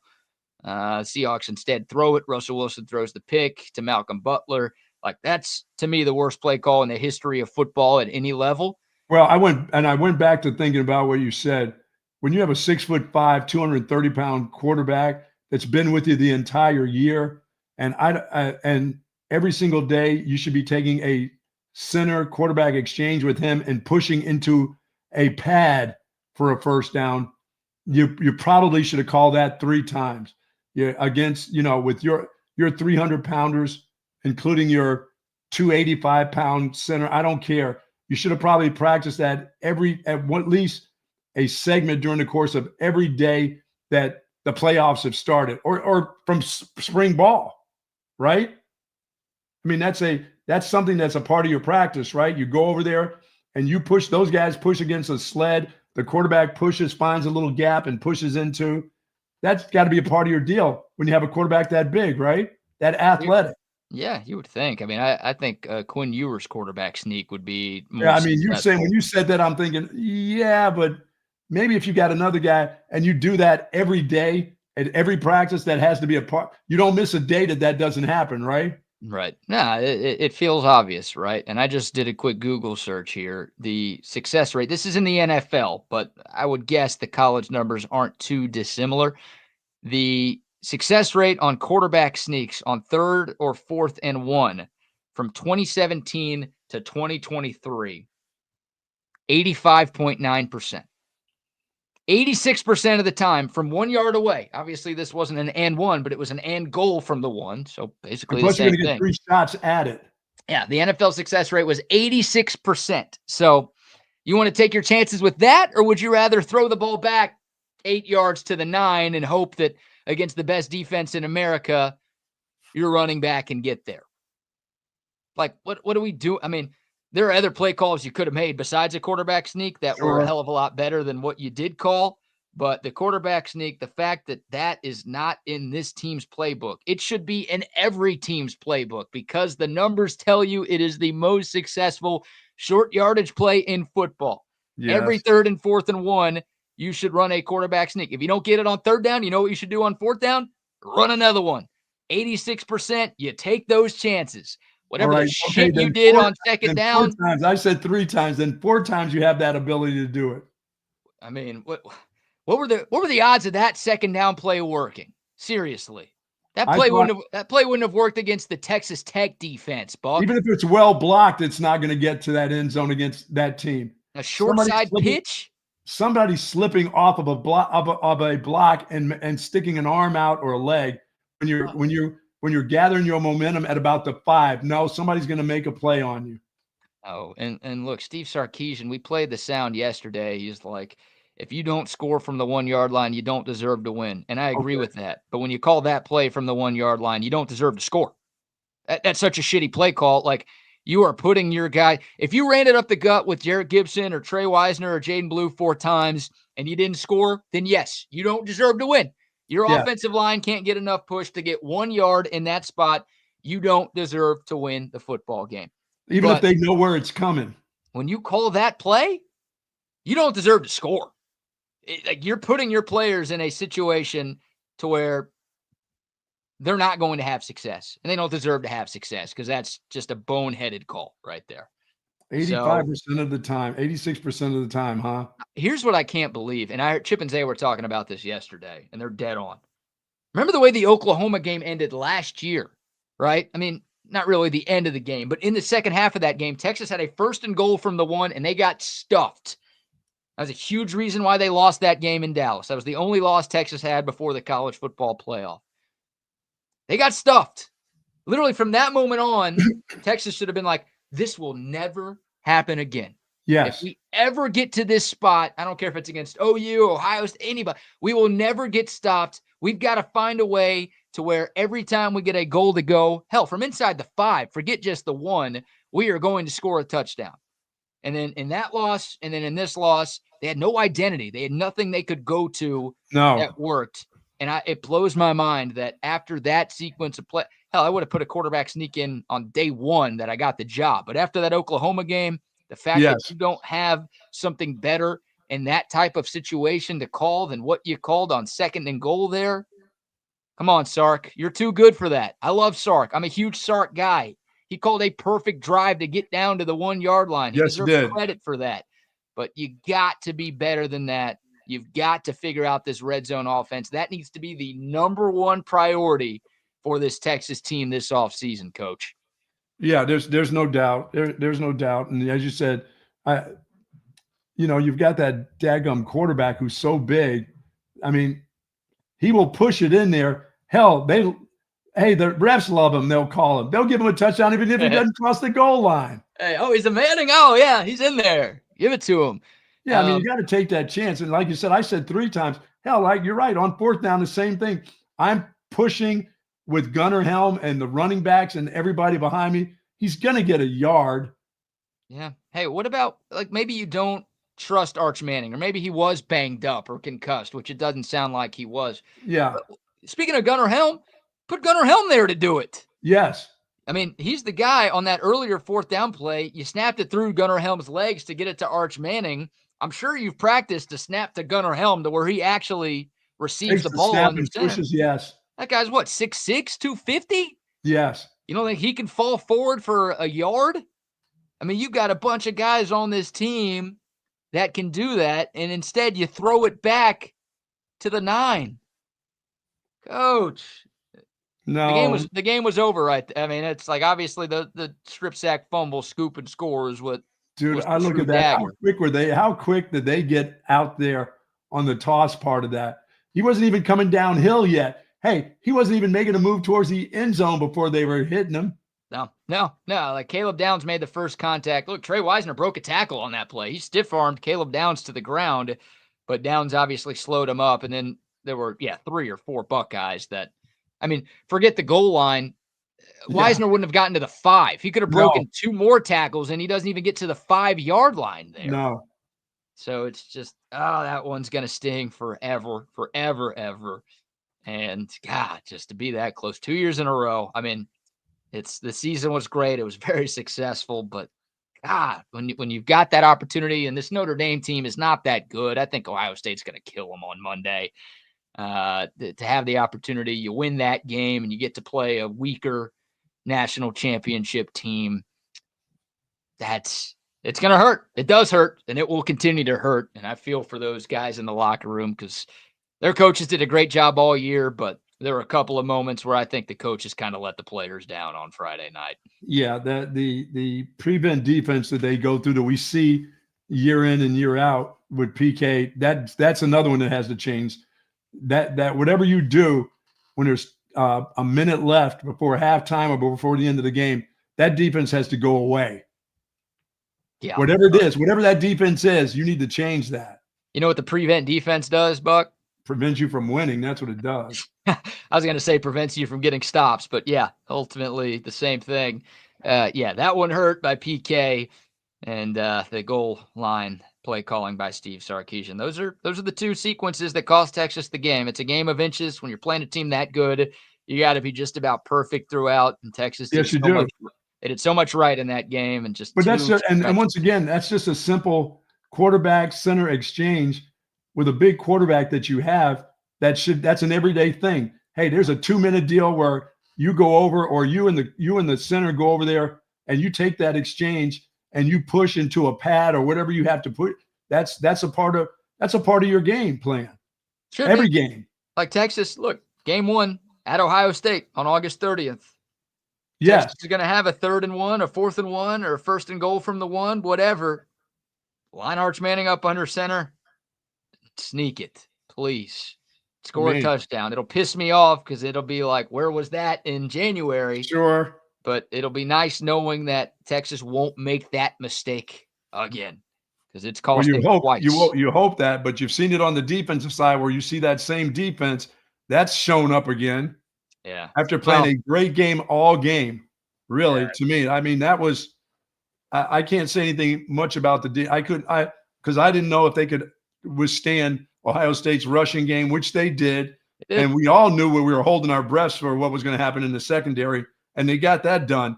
That's 7 points you just can't give up. You can't give up. You can give up, by the way, you can give up 3 or an attempted field goal, but you can't give up 7 with 29 seconds before halftime. That's it. You had all the momentum, and you thought it was going to be tied going into the break, and you had worked so hard to score. You'd worked so hard to finally break through, and then to just give it all back. I mean, if you went to take a leak after that touchdown, you missed it. All of a sudden, you come back, and it's like, that's 14-7? What? It was that quick in the blink of an eye. And, I mean, PK, look, this was a top 3 defense in America all season long. He deserves all the credit in the world for that. He deserves credit for holding Jeremiah Smith to 1 catch for 3 yards. His game plan was great, except for one and play. Sark's biggest deceptive trick play was to bring defensive guys into the backfield again at the goal line. That was his trick. That was the trick of the entire game. There were no other tricks. There was no deception, really. You know? I don't know. They ran a reverse to Wingo. Like they've done that, and they've done that before. They did a couple of things, I thought. Like, I thought Sark did a lot of good things as a play caller, but again, when you make the mistakes that you make in crunch time, every decision in that moment is going to be psychoanalyzed. Sure. And when you make those decisions, no one's going to remember all of the great plays that you called to get there. No one's going to remember all the great throws that Quinn Ewers made to put Texas in that spot. They're going to remember the strip sack fumble, and it's Quinn's fault. He's an idiot. Like, it's just that's how it goes, sadly. Well, that's why you get paid the big bucks, to figure out you should be having a quarterback sneak in your offense. And the problem is, Coach, like, Texas's red zone offense has gotten worse every year that Sark has been at Texas. Even when they were 5-7 in year 1, they had a top 5 red zone offense in America. They just didn't get to the red zone enough, and their defense was awful. But year 2 was like in the middle of the pack. Last year was 89th. This year it was 111th. So it's going down, and it's gone down a lot.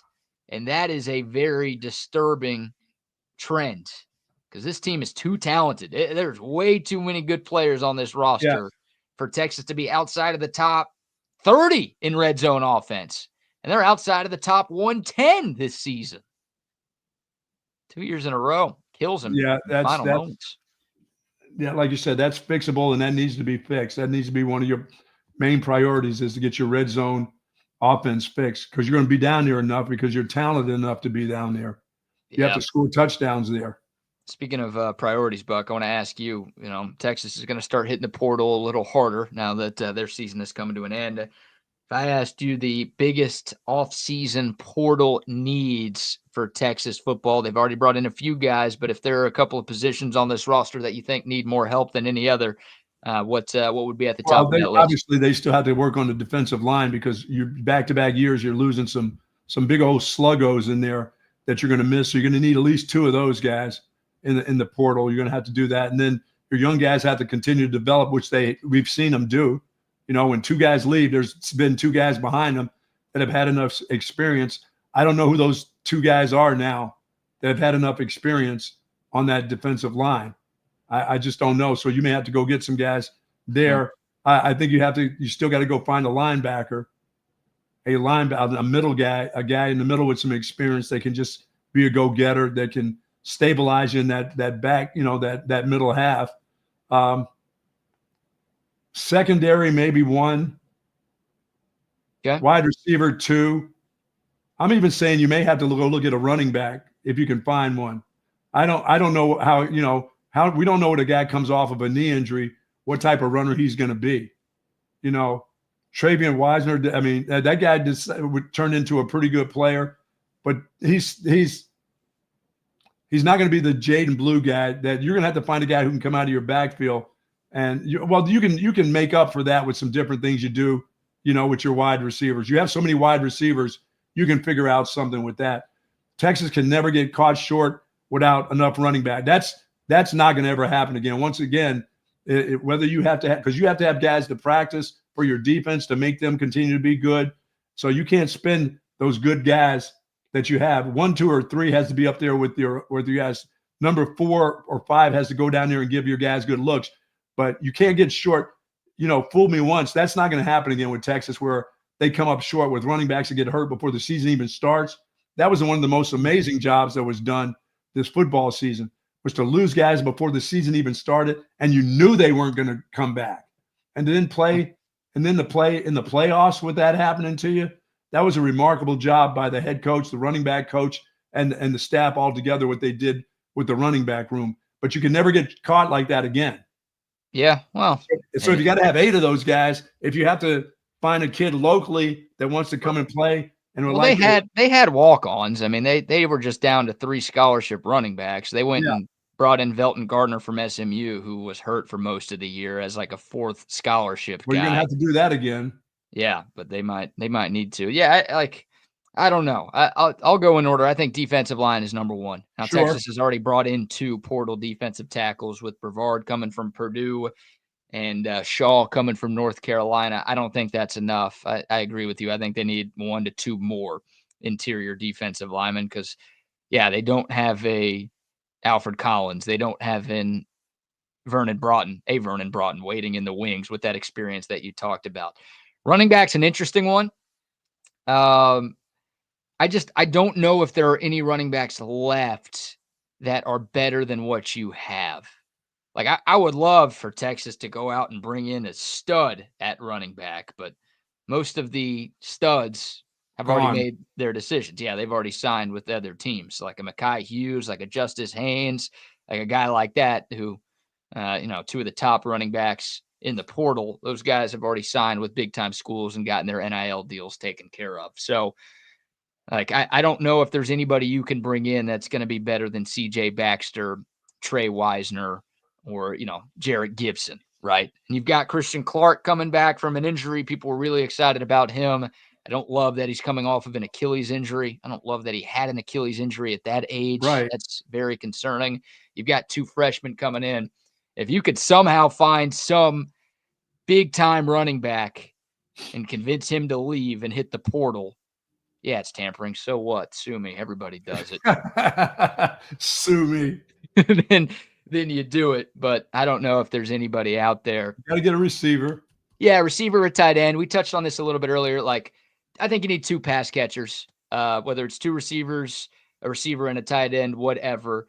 You're losing a lot with Golden and Bond and Bolden and Helm all going pro. Look, the good news is Texas lost all of those guys last year, and everyone's like, they're not going to be good enough to withstand this. They clearly were. They got right back to where they got a season ago. So even though they're losing all of that, I feel like this offense can still be very talented in 2025. But just to have some more proven guys at those 2 spots would be pretty nice. Yeah, it'll be very interesting seeing how the kid comes off this knee injury at running back. I mean, what's he going to be like? Because he had speed and he was a thumper. So what does he lose a little bit of? I don't know what he loses. We'll see. You're talking about CJ? Yeah. Yeah. He was supposed to be the number 1 back for this team, and That's a great question, right? I don't know. And he's gotten hurt in both of his years at Texas. Now, his freshman year, it wasn't as serious of an injury. He obviously got to play a lot, but Right. you wonder if that, like, can you rely on CJ Baxter to get you through a 12, 14, 15, 16 game season? No, not him alone. No, because we've seen him banged up before, like you said, and he may be one of those guys, but he also may come back. Yeah, I mean, there's your goal line guy. There's your guy. There's your big thumper that would have been used this year. Gibson probably would have never even got on the field. He would have just been a redshirt freshman, getting a lot of practice time, going down there, getting beat up by the defense, probably. Yeah, you might be right. Yeah, obviously Texas's plans all changed with those 2 running back injuries in the offseason. I don't know. I mean, Gibson is going to be looking to play. So I don't know if he hadn't decided that I may not be here. Spring may come and he may be saying, I'm out. Yeah, I don't expect that to happen. I mean, he got to play as much as he did as a freshman. Now that Jaden Blue, if you told me Jaden Blue was coming back, I would have been like, okay, someone's transferring. Like, there's just too many cooks in this kitchen. Like you said, these guys want to play. Somebody's going to have to leave here. Somebody could still enter the portal after spring ball, right? That happens. Yeah. But I don't think it's going to be Gibson at this point. And I don't think it's going to be Wisner. I don't think it's going to be Baxter. So I think you'll have those 3 guys, which is good. If you can bring in somebody else, that'd be great. But that might. If you could bring in somebody that did some of the things that Blue did, so sure. A gifted guy that can break it down, break linebackers down.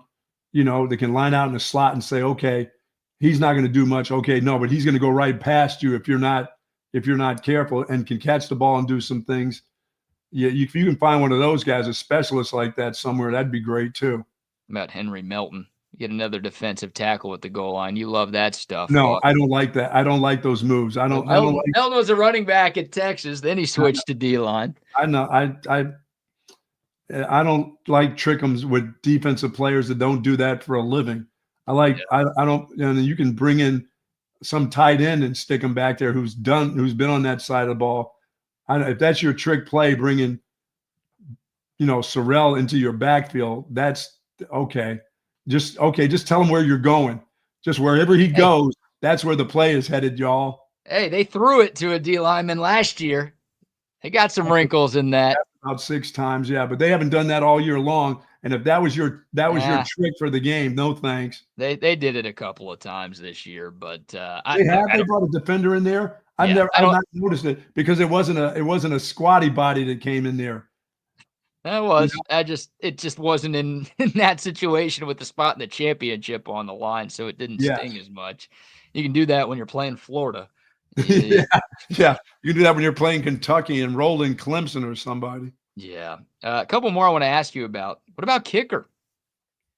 Like, what are Texas's plans at kicker now? I mean, Bert Auburn has another year of eligibility left. Does he want to stay after he got benched before the last game of the year? Sure. Texas, I mean, just you go back to the drawing board as a kicker and kick. And I mean, it's not like you got to get bigger or you got to get stronger. You just got to get your head straight. And he did some good things. If he's back to being a consistent kicker, let's go. Well, that's the thing. Like, it's 2 parts, right? It takes 2 to tango. Does Bert Auburn want to come back? I think he would want to come back, but sure. Does Texas trust Bert Auburn? Do you trust Bert Auburn? Well, I mean, I don't know. I mean, what a difference, a couple months can make and him getting out there and doing it. Yeah, I mean, I'd trust him if they said, no, this guy's been consistent. He gets in the game and he kicks against your non-league games and he's fine, then you just have to go with him. If he screws up again, you're looking for another kicker. That's all. Well, you got to have 2 kickers anyway. Right. Yeah. I mean, look, maybe Will Stone, maybe they trust in Will Stone. Maybe he's the guy moving forward. I don't know, man. Like, I can't just bank on Bert Auburn figuring it out. I expect this team to be a national championship contender again. I mean, Bert Auburn cost you an SEC title game, and he almost cost you the Peach Bowl against Arizona State. Do you trust him? Like, yeah, he can make it. He was great last year. He was great 2 years ago. But does the coaching staff trust him to find that again, or would they rather bring somebody else in? I don't know. I'd rather have the guy that I know that I have seen make field goals, and that's what he does. Give him an opportunity to get himself back together. I mean, but once, like you said, does he want to be here?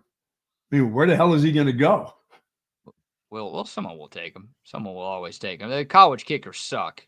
For as bad as Bert Auburn was, he's better than a lot of college kickers. That's why you keep him around, because even if the next guy that you have in there, you got to be able to turn to somebody. If he wants to stay on your campus, yes. I hate Auburn. I'm a stoner. All right. I've Oh, never been a fan of Auburn.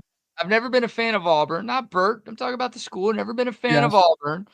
I've always been a fan of stoning, stoner, whatever. All those things. I'm going with Will. He's my guy now. He's my kicker moving forward.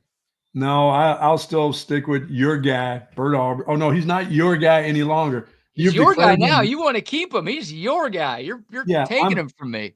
I'm fine with him being on the team, giving him every opportunity like everybody else. He can get better because you've seen the ball go through the uprights before with that guy on a consistent basis. So unless he's just a head case, which kickers are. Exactly.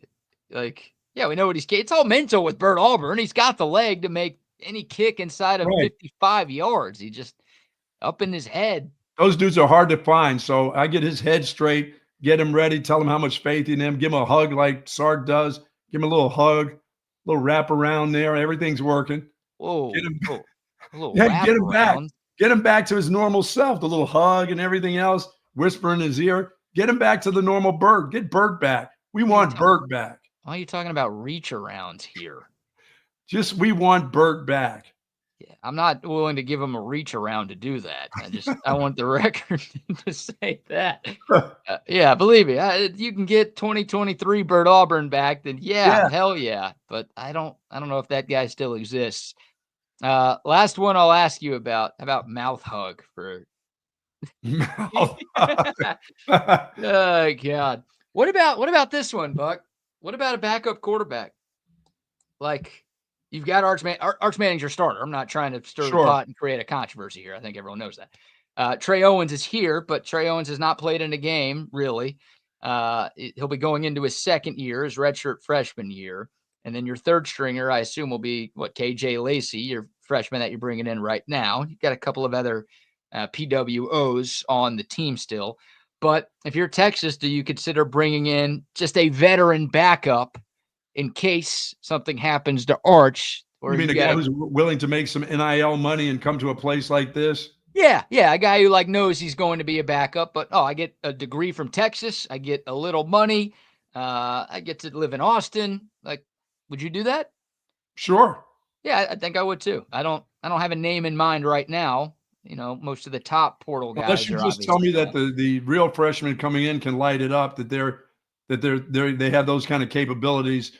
If you end up getting down the line, to your third string guy, if something happened, that he may be in a game in week 5 or week 6. Yes. Yeah. It could be one of those things where, knock on wood, if it's you have a guy, if Arch Manning needs to miss a half, you bring in the veteran. But if Arch Manning's got to miss a few weeks and you think Trey Owens is better, then you let Trey Owens play.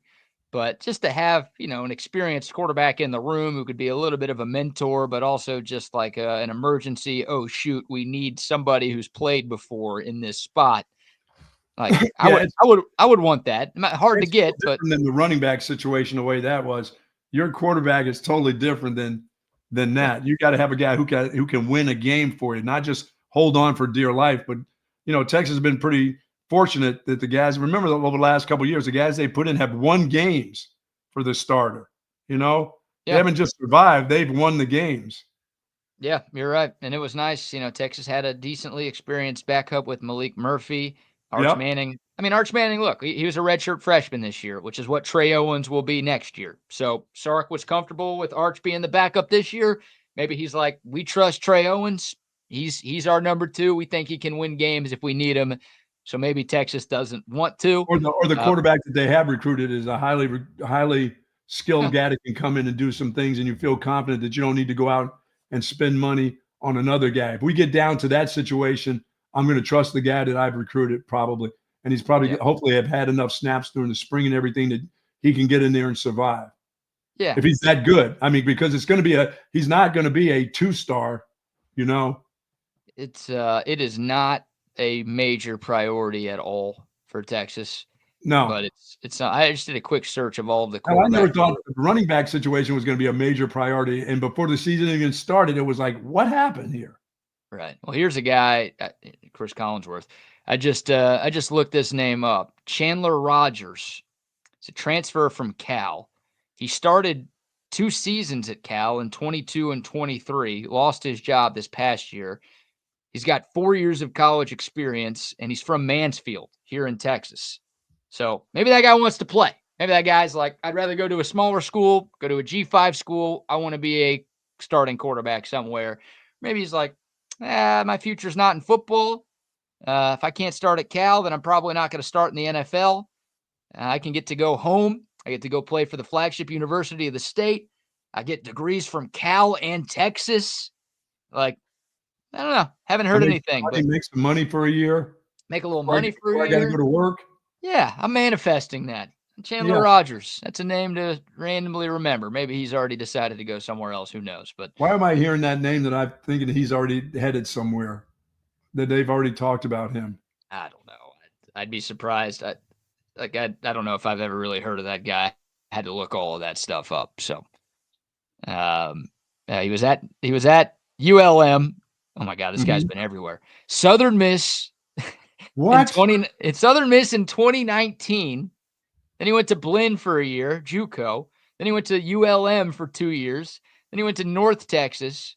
That's where he started. Then he went to Cal to be a backup. He ain't no good. So he was at North Texas. That's when he started in 2023. It wasn't at Cal. That may be where you know the name from. Oh, North Texas. The Mean Green. Yeah, so he's the dude that played this year there? No, he was at Cal this year. Sat on the bench at Cal. I don't know, BK. He's a veteran. Like, he's not a star. You don't want him to be that good. He's a veteran guy who's started games in college football before, who gives you some experience. He might be worse than Trey Owens right now. That's what I'm saying. No, but I don't know. Like, I would consider it. Once again, it is low on the list. D tackles, pass catchers, O linemen, kicker. All of those things I have ahead of this backup quarterback. So you have a kicker. You're fine. You got 2 kickers. Hey, you're talking about if you got more than 2 kickers, you really got a problem then, don't you? Yeah. And you got a scholarship punter now, right?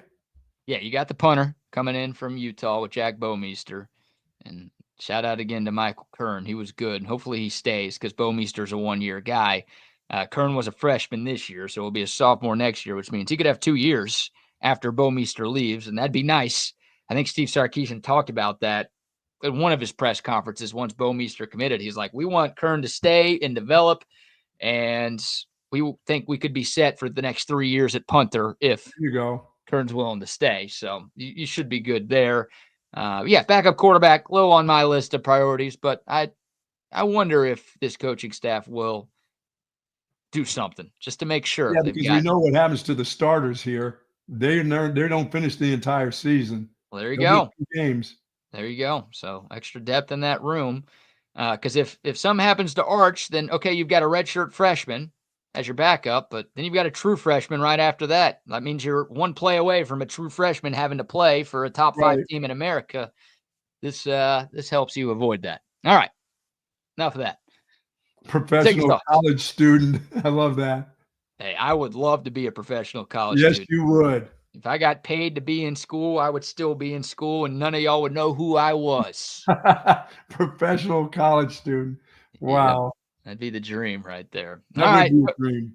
Go to text line 512-222-9328. We've got some fun stories to get into. We've got a couple of airline stories, and then if we have time, a road rage video. Yeah, we have not had any airline stories lately. I told you about the Delta flight during the weekend that a couple people got injured, thank goodness. That's all it was, going down the slide or whatever the hell it was.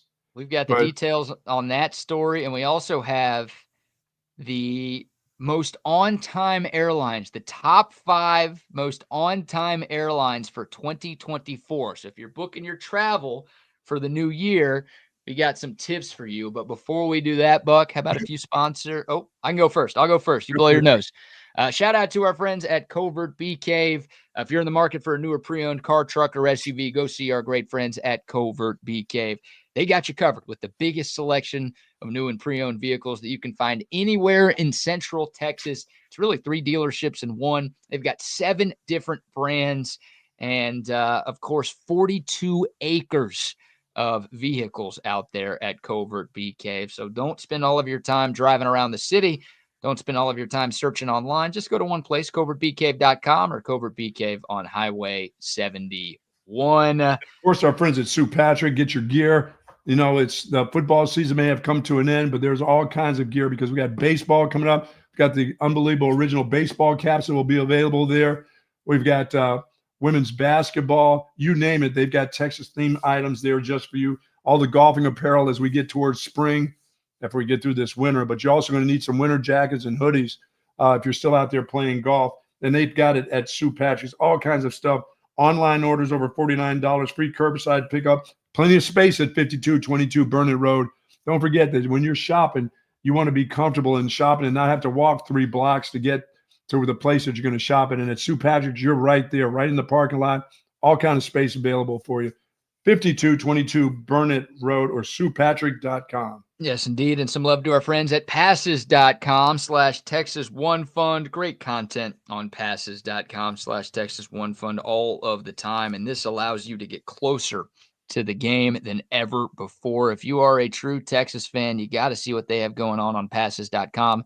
More than 40 of the top Texas athletes are posting content all of the time about podcasts with guys like Trey Wisner, Ryan Niblett. They're about to post a podcast with Arch Manning next week, so you get to hear from the new QB1 at Texas, exclusive memorabilia, VIP events, meet and greets, you name it. You can find it all there at passes.com/Texas One Fund. And of course, when you support them, you're supporting the Texas One Fund, and we know what they do to support the University of Texas and Texas athletics. Once again, passes.com/Texas One Fund.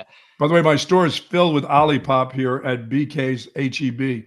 Their designs and what they've done at the HEB there, BK, they have all the flavors that are available right now at HEB at BK's, and most HEBs will have that. So if you're thinking of getting a drink that's good for you, tastes like soda, I mean, you can drink. You know, the thing about soda is you get one of those, BK, and then you want to have another one right away. And that's junk. That's just filled with sugar. You get the Olipop. You can drink 2 of those bad boys in a couple hours. You know, you can sit around jamming down all the food that you want with a couple of Olipops, where soda, that's no good. That sugar is no good for you. The stuff that they put in regular soda, absolutely no good for you. But Olipop, it's available for you at HEBs. They got it. They've got it all over Central Texas for sure. Yes, indeed. And they're national. And they're the national folks. And they're national. Shout out to Bonnie, first-time listener. Awesome Thank you, show. Bonnie.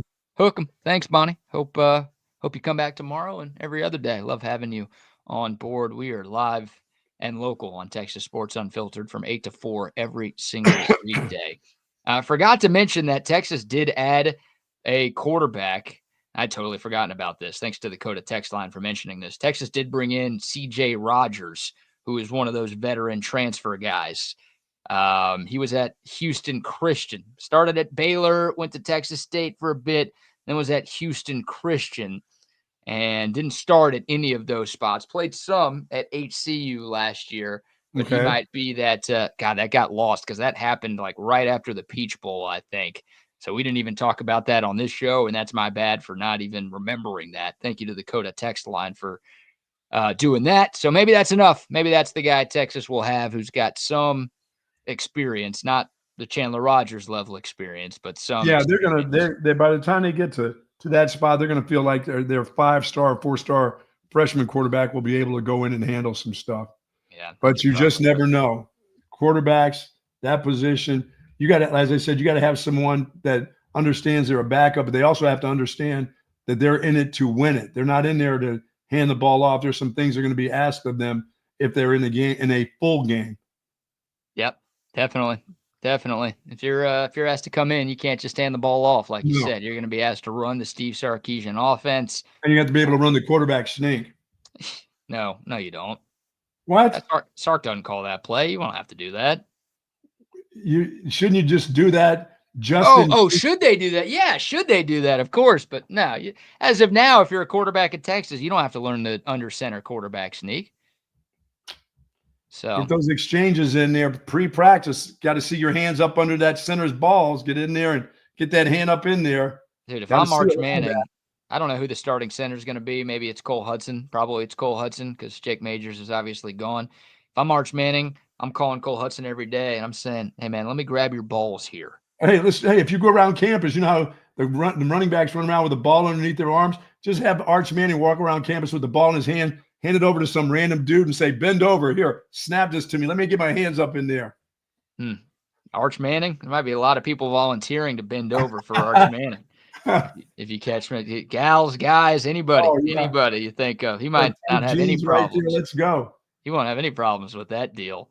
That's too funny. Get your hands up in there. That's right. Hey, I'm all in favor. Add the quarterback sneak to the offense. It's not a Sark only problem. It's a football wide problem that teams like the Eagles have made the tush push so famous. And instead of people complaining about, oh, it's not fair, add it to your offense. Yeah, they're all doing it now. Add it to your you don't have to do exactly that, and you might not be as successful as the Eagles are because they've got Hurts and they had Kelsey and whatever, but it's going to work for you more often than not. Oh, it's still working for the Eagles. I've seen them do it. They haven't slowed that down because the guy who's taking the snap is 700-pound squad guy. Steal the play. Steal the play. Yes. Nobody complains about it anymore. Nobody says it's unfair. They're all doing it now. Yeah, they're all like, oh, shit, no. Yeah, let's add this to our offense instead. And nobody else complains because it's working for us too. Yes. Ridiculous. All right. Delta Airlines, Buck. You love Delta Airlines. No, I don't. No, I don't. By the way, I got my TSA numbers, my IDs. I can get through the line without having to drop my trowel anymore. So did you go pick it up? I went there and they said it's been in your computer since October. Remember I told you? Yeah, you've had your PIN number in there. My wife says, that's it right there. That's the number that when you go get, I was bitching about that into December and saying, hey, they haven't sent it to me. It did come. I went for it in August and it did come in October, but it was sitting right there in front of me, of course. Oh, just to your email, huh? Yes. Okay, they didn't mail something. They just sent you an email. No, they told me it was coming in the mail, not my email.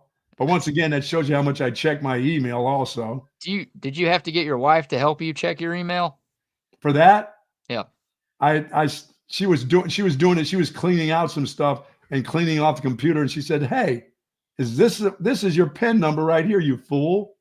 Oh, man. Yeah, welcome to the 21st century. TSA pre-check. It's a game changer, man. Well, it's going to be now that when I don't even have to take my belt off anymore. It's all good, man. That's a different world for me. I've been going and struggling, trying to keep my weight up. And the one time I took my belt off and stuck it in, the guy said, okay, get your hands up. My hands went up and my pants went down.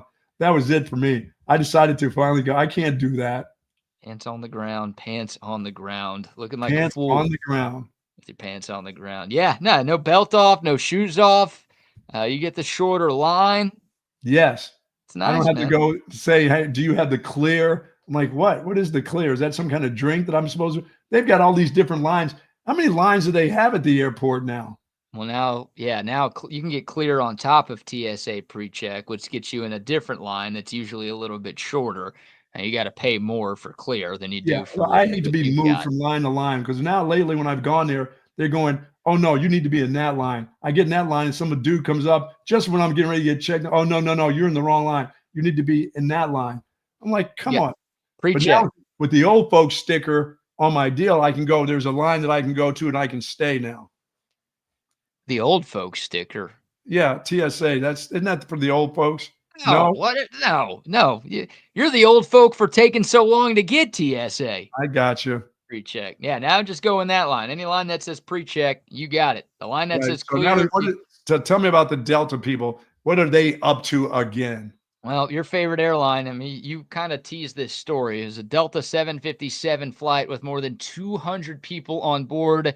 They had to evacuate on the tarmac at the Atlanta airport. Gee. That godforsaken city. after they had an engine issue, prompted an aborted takeoff. They were ready to go. There was an engine issue, and 4 people got injured. Thankfully, nobody died or anything like that. And thankfully, it was only 4, and it doesn't sound like their injuries are that serious.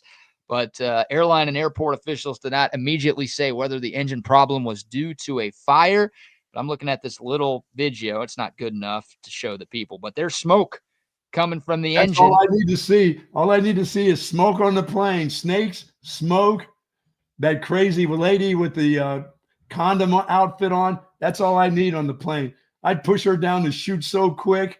If that lady was on that plane and that little chute opens up where you slide down, I would throw her head first out that thing. So those are the 3 things you're scared about. It's smoke, it's fire, and it's the condom lady. Yes, that's enough right there. You know, we haven't heard from Condom Lady in 2025. Oh, let's check in and see what she's up to. Call me again. Call me again. Yeah, I did nothing wrong. I said shut up. No, you shut the up. You shut the up in your. Goodbye. You shut the. Film me. I'm Instagram famous. Bum. Shut up. I'm Instagram famous, you bum. You effing bum. You can't do that. She needs to be thrown off the plane. She was? Yeah, get her off. Oh, I'll get her off. No problem. I know you will. Get her off that plane down the slide. So only 4 people got hurt.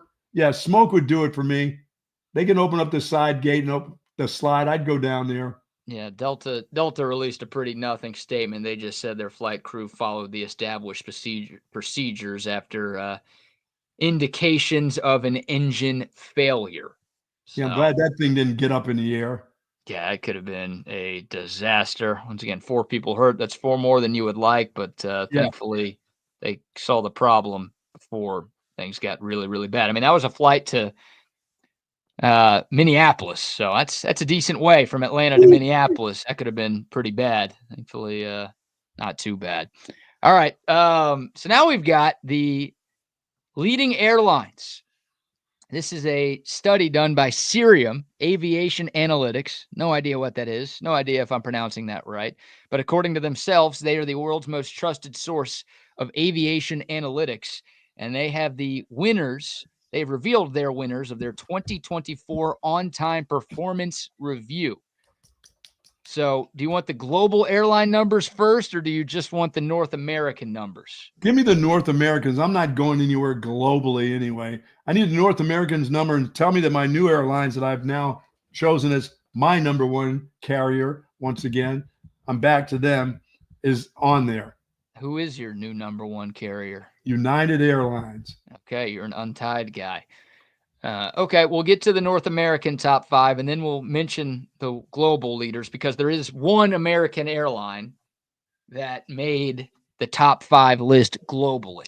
Oh, my goodness. So this is in terms of on-time departures. There are a few other factors that they have here. On-time arrivals, completion factor, within block time. I don't know what that means, but in terms of on-time departures, you go somewhere to fly out, it's leaving on time. The number 1 North American airline for on-time departures in 2024 was Delta Airlines. Oh, God. The one that caused you to spend a night at the Atlanta airport. They're at 83.74%. Good for them. Happy travels, y'all. Number 2, your new guys, United Airlines. Thank you very much. Hey, if we're not number 1, we're number 2, and we're growing. That means we got room to grow. Hey, first is the worst, second is the best, right? There you go. Not if you ain't first, you're last. We're not doing that Ricky Bobby stuff here. At least you're not.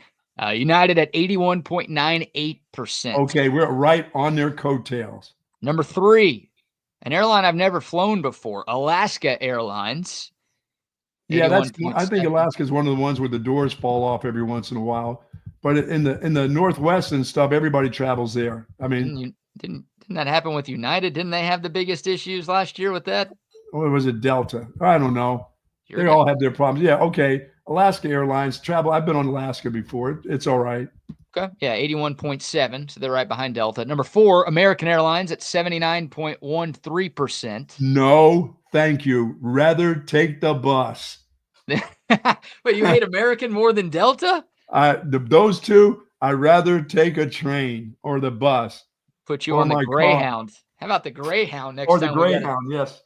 TSU trip to make?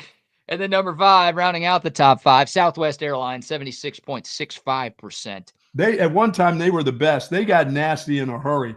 They start doing group 1 and 2. They stopped giving that personal treatment. They just became an airline. You know what I mean? Like everybody else. They used to have the personal touch, BK, and then they had the witty commercials. Then they became crap.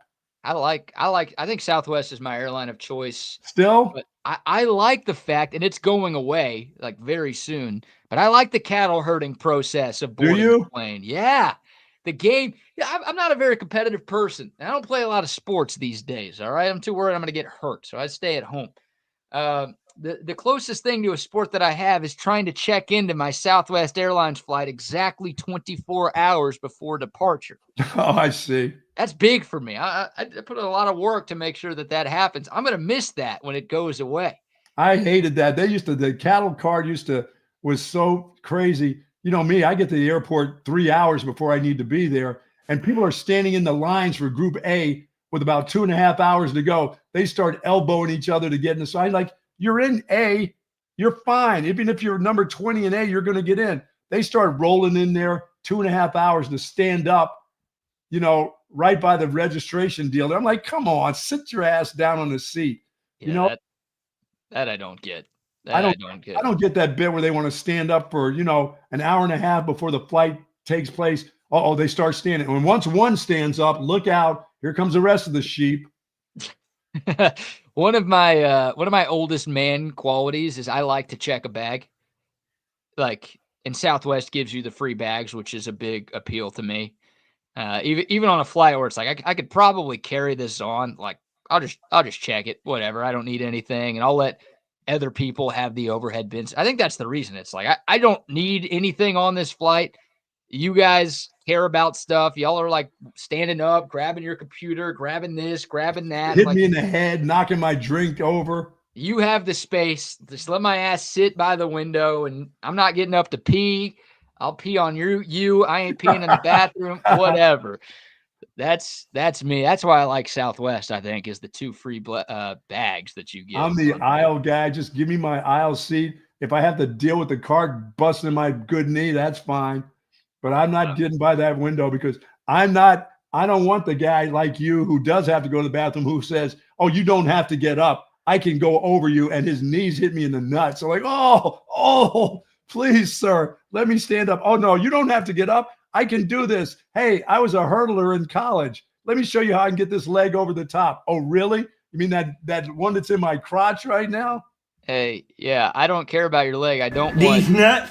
Yeah.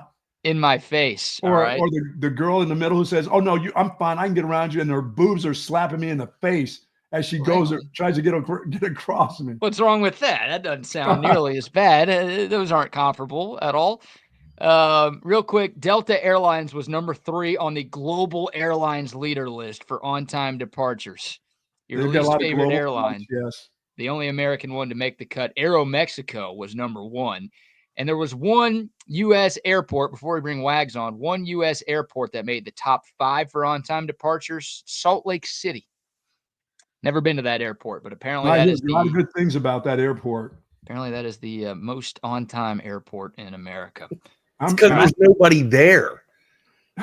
There's nobody in there, Wags? Because there's nobody there at Salt Lake. I mean, how many people are actually utilizing that airport? I don't know how busy that airport is. I've been to Salt Lake a few times. They have a new airport. Is it pretty? Somebody tell me. Yeah, I haven't been to Salt Lake City in 3 years or 4 years. So if the new airport's come in then, I wouldn't know. Wags, you used to be. I mean, everybody in the state of Texas used to be a Southwest Airlines. I'm still Southwest. Are you? Yeah. I don't. But it's not like the attraction of the bag check for me. I don't know how you do that, BK, honestly. If I can carry on and not have to, not have to deal with, grabbing your bag at baggage and just being able to, maybe stuff it underneath the seat instead of the overhead contraption, get the hell out of there. I don't mess with the crazies. Look me up on Facebook. I'm famous. Yeah. You Or effing bum. Instagram. What did that chick say? Look me up on Instagram. I'm famous. You bum. You calls the lady a I ain't trying to bum. deal with that mess. I don't I like to put my deal with headphones on. I got my hoodie up. I don't even like to be touched by people. Lady comes by. Oh God, give me a Dr. Pepper. Get me the hell out of here. No, I don't deal. That's why I get there 3 hours before, because I'm going to look at the people that know who I'm going to have to beat up on the plane. There's a troublemaker right there with those kids. Those kids are going to be a problem. I'm gonna check you out before you get on a plane. You know, Only natural. It's only natural. Cole Thompson in for Cole. I know people that can go to the airport, 15 minutes before the flight. If they can get through, they'll do that and go right to the plane. I can't. I'd be too weirded out if I got there and had to get right on a plane. I'd be all jittery and everything else. I'm that way, Bucky. I am. The older I've gotten, I've turned into that 3 hour before flight. There you go. Oh yeah. I like running up to the gate. Do you like running to the gate? Hold the plane.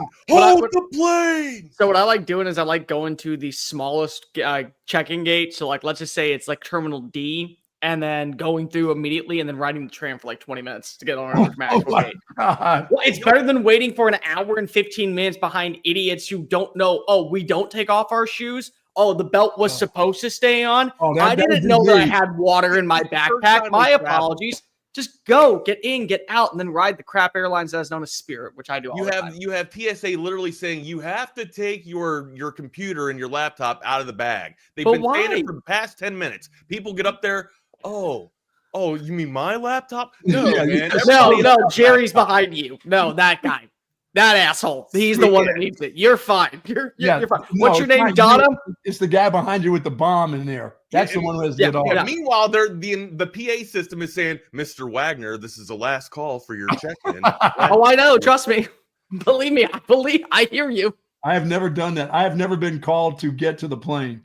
I have one time. I have. It was really bad. It's so easy to get through Austin. I'd usually wait and procrastinate to get down here, and then it takes me like 45 minutes to get to the damn place. No, Austin has the meanest TSA people. Austin has the meanest group. But you don't think there's going to be that many people, Buck, and then all of a sudden it's just it's loaded. It's out the wazoo, and you're right. They are they don't want to be there. They're nasty. So you know what? I found where the nicest are in Vegas, because they want you to come back. They want to get you in and out. And BK, you've been to Vegas. I mean, I've had the best airlines trip through that airport. They're so cordial because they want you to come back and spend your money. So they're going to get you in and out. Oh, they're courteous and everything else. I go to Austin Airport. They're like, had these attitudes. I'm like, why you got this attitude? This is your job. Right. Why are you mad at me? Because it's their job. That's why. I'm trying to get away from you. Bucky, part of the requirements in the job is step 1, can you check identification? Step 2, can you be an asshole? Step 3, can you really be an asshole on a Friday afternoon? Oh, yeah. Buck, you like the Vegas airport because of the casinos and the slots in there. That's one of them. But they get you in and out. Their job is to be pleasant there. They want you coming back. So they're going to get you in and out on time. Have you ever had a problem in Vegas, BK, at the airport? No. Yeah, I have. The machine steal all my money. Oh, okay. Besides that, though. That's besides being dumb and gambling when you're going on a flight. I've actually been given small shorties by the people, like small minis of like Crown Royal and Jack. Here, let me help you get started. Oh yeah. I did. Let me say this quick story. I did. There was a bomb threat one time at the Vegas airport. Of course there was. I wasn't at the airport when it happened. Like I was en route to the airport, but they had like only one terminal open because there was some sort of threat or suspicious thing in the other one, and it was. Like we got there an hour and a half early, and it was one of those, we were basically running to the gate to catch our flight. They had to delay the flight, not because like they wanted to. It was just people weren't going to make it at all because the lines were so long. I'm sure pilots probably had trouble getting there too, right? Yeah, flight attendants. Everyone had trouble getting there. The worst place that I have been, which is really frustrating, is San Francisco. And the reason why I say San Francisco, BK, do you remember when I filled in? I did the red eye flight home with you for Bucky. Yeah. So we got to the airport. So the flight was at 2 a.m.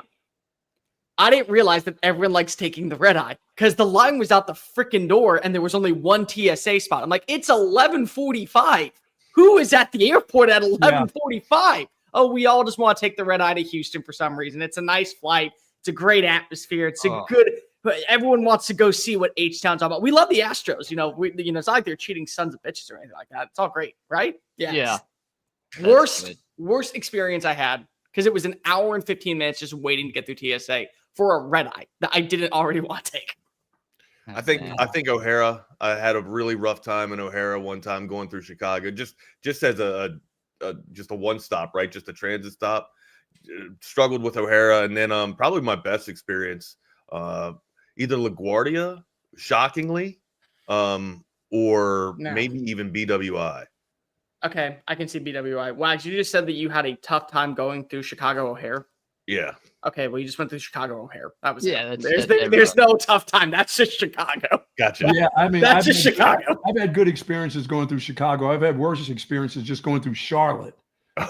Charlotte's a shit show. Atlanta's a shit show. Well, you don't have to tell me about Atlanta. I know what kind of piece of crap that place is. I slept on the floor by somebody's foot in Atlanta. I will never. I never. Somebody says you got to go through Atlanta. I cancel. I go, nope, not taking that trip. You can take me all the way. You can take me to Minnesota to where I have to go. See, LAX. I've never been to LAX. You have to leave TSA sometimes you'll have to leave the terminal and then go check back in depending on which flight you're connecting with or which airline you're connecting with. You'll have to leave TSA and then come back in to LAX. Really? It's a Charlotte, I still believe, is the single worst airport in America. Thank you very I much. fully stand on that one. Always doing construction, and it still looks the same every time. It still looks the exact same piece of crap from the outside. The airline conversation. I have no idea. I just walked on into a conversation. Or BK was talking about the top 5 list, right? Yeah, that was it. He's talking about the good stuff about the airlines. We went into the we just all of a sudden turned it into the nasty. Oh yeah. Yeah. All right, guys. If you want to laugh, play the Jerry A.I. McCarthy cut at the bottom of the screen. That's sweet, Lord. That's nice. Good. All right. See you guys later. I'll be listening. Later, brother. Have a good show, man. Welcome, Cole. Mr. Cole Thompson again, sitting in Tuesday for Rodney Rodriguez. How are you, good sir? I have thoughts. I have many. They're rattling around inside my head, you delectable bastard. I am excited to be talking today because I have takeaways from the NFL playoff weekend. This is why fantastic. We love you, amigo. No, there's only one guy that can go with the same type of motor speed that I have, and it's Mr. Cole Thompson. Yeah. So strap in, get ready for it. Welcome to another edition of Chaos Theory on Texas Sports Unfiltered. You can follow me on social media at Not the Fake Wags, on Twitter Bomb, and then also you can find me on InstaFace at the Wagner Wire. Mr. Cole Thompson is that on. I don't know if you have a Instagram, do you?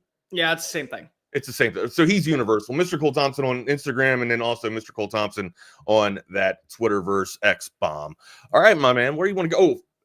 We'd be remiss if we didn't say if you were out and about and if you were mobile right now, hit us up on that code to text line 512-222-9328. Smash that subscribe button if you hadn't done so already, and get in this conversation with Cole and I.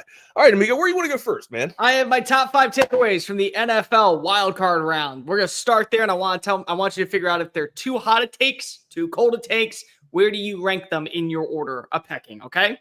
Make sure you guys like today's video. Make sure you guys do that. Remember that. All right, let's go with pick number 1. I love Mike Tomlin. Mike Tomlin's awesome. Mike Tomlin's one of the greatest coaches to ever exist in the 21st century of the NFL.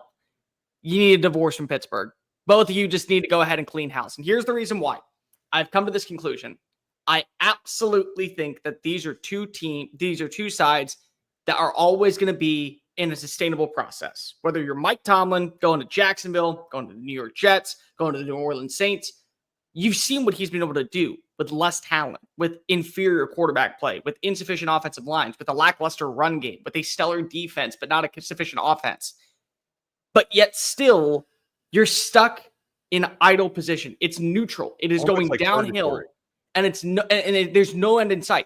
Because here's the problem with the team like the Pittsburgh Steelers. They are built off of a pedigree and off of a persona of winning championships. Up until New England won its last Super Bowl title, they were the all-time leader in wins, in Super Bowl victories. They produce NFL Hall of Fame talent left and right. They've had some of the best wide receivers to come through. They've had some of the best quarterbacks to come through. They've had stellar running back play. They're known as the Steel Curtain defense. But that's the problem, is that when you get a coach that is always going to hit above 500, you're never going to bottom out. You're always going to be too good to draft a quarterback that you believe can be a difference maker You don't want to pay the money for a quarterback on the free agent market, which is why that you said, oh, we got a pretty good quarterback deal this year with Justin Fields and with Russell Wilson. Well, yeah, because one only cost you $1 million since Denver was paying him the other 48, and the other one was still on a rookie contract. That's the thing. Denver's still paying the first.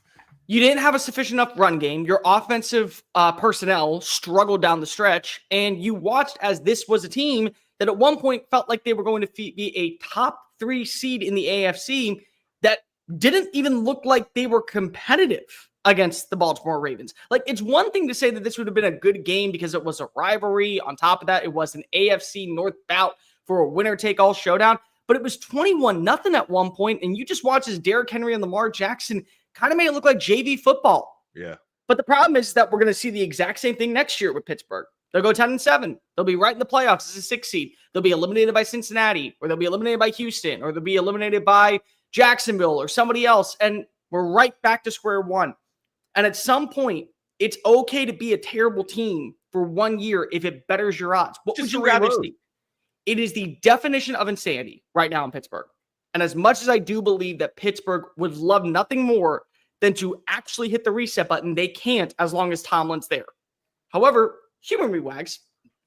New York has not been to the playoffs since 2013. They have the longest drought of all NFL teams in the playoff. Jacksonville has a young nucleus in place offensively and a pretty decent defense when you look at the pieces.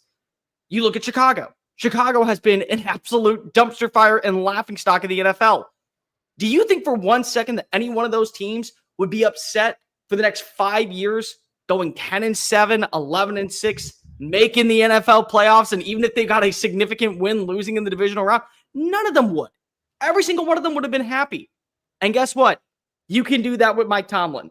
So if there's a team out there that is currently looking to trade for a coach, Pittsburgh should listen to the offer. Because if you have to at least be willing to sit down and realize this is insane. We're not bad, but we're also not good. We have to decide what we're going to be. And there's not a quarterback that's going to elevate our team this year. There's not a quarterback that's on the market that we're willing to trade for. There's not a quarterback that we believe we're going to pay $41 million to be happy. And this is not a good draft class to bring in another guy.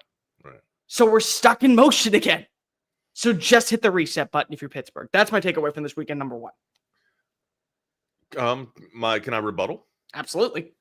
So I think I agree. I can't disagree with you that Pittsburgh is in a purgatory, right? Basically NFL purgatory. They're not terrible enough to get a decent draft pick that's going to, make a difference or be, a stalwart. And then they're also not good enough to where they're basically, winning hardware and winning championships to impress their fan base, right? They are basically getting to the playoffs and then bowing out or, struggling to compete with the top of the division North, or top of their North division. So my thing is this: I don't know if it's all on Tomlin. Now, ultimately, it rests on Tomlin because he's not making the decisions, right? But a lot of it, for me, this season had to do with Arthur Smith and in-game adjustments with Pittsburgh. That his inability to be able to go off script. Like, he's all right when he goes off the first 15 plays, okay, and then after that, he does not know how to make adjustments. Right. That's been that is evident. That's been known. That's kind of his MO, right? Arthur Smith has to go. You have two decent running backs. You have a problem in your wide receiver room, which your main wide receiver has identified and addressed, saying like he has no confidence that the offense is going to get better. So Mike Tomlin, I don't know if it's on you, but you do need to make an adjustment at your offensive coordinator position, because just in year one, that did not work. That does fall on Mike Tomlin not being able to push the buttons to make the move out of there. If that's the deal, then and Mike Tomlin can't facilitate and can't manage his personnel, then absolutely he's got to go. But it's like Jake says, they've only had 3 coaches in 55 years, man. Yeah, they don't know how to fire anybody. They don't. But here's the thing.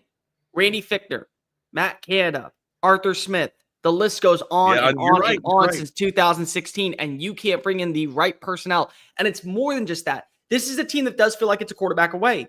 But the problem is that there's not a quarterback good enough currently in your draft packing order or on the free agent market for you to bring in that's going to elevate your team. So what does that do, Wags? Because if you have a coach that is guaranteed to get you 9+ wins every single year, it automatically disqualifies you.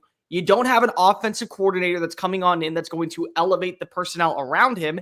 And so you're going to finish with a mediocre quarterback on your roster that you already know is not good enough. Didn't work with Kenny Pickett. It didn't work with Justin Fields. They didn't even try to play him in the second half. They didn't try to play him down the second half of the stretch. Russell Wilson had some good throws. I'm not going to sit here and act like that he didn't have 2 really great passes, but for every good throw, he had a bonehead play this entire year. And so you have to decide what you want to be. You haven't had a contingency plan in place for Ben Roethlisberger since he departed. You could have drafted Lamar Jackson in 2018. He was right there for the picking, but Ben still had 2 more years left underneath him. So you said, we're going to ride it on out. Everything will be fine.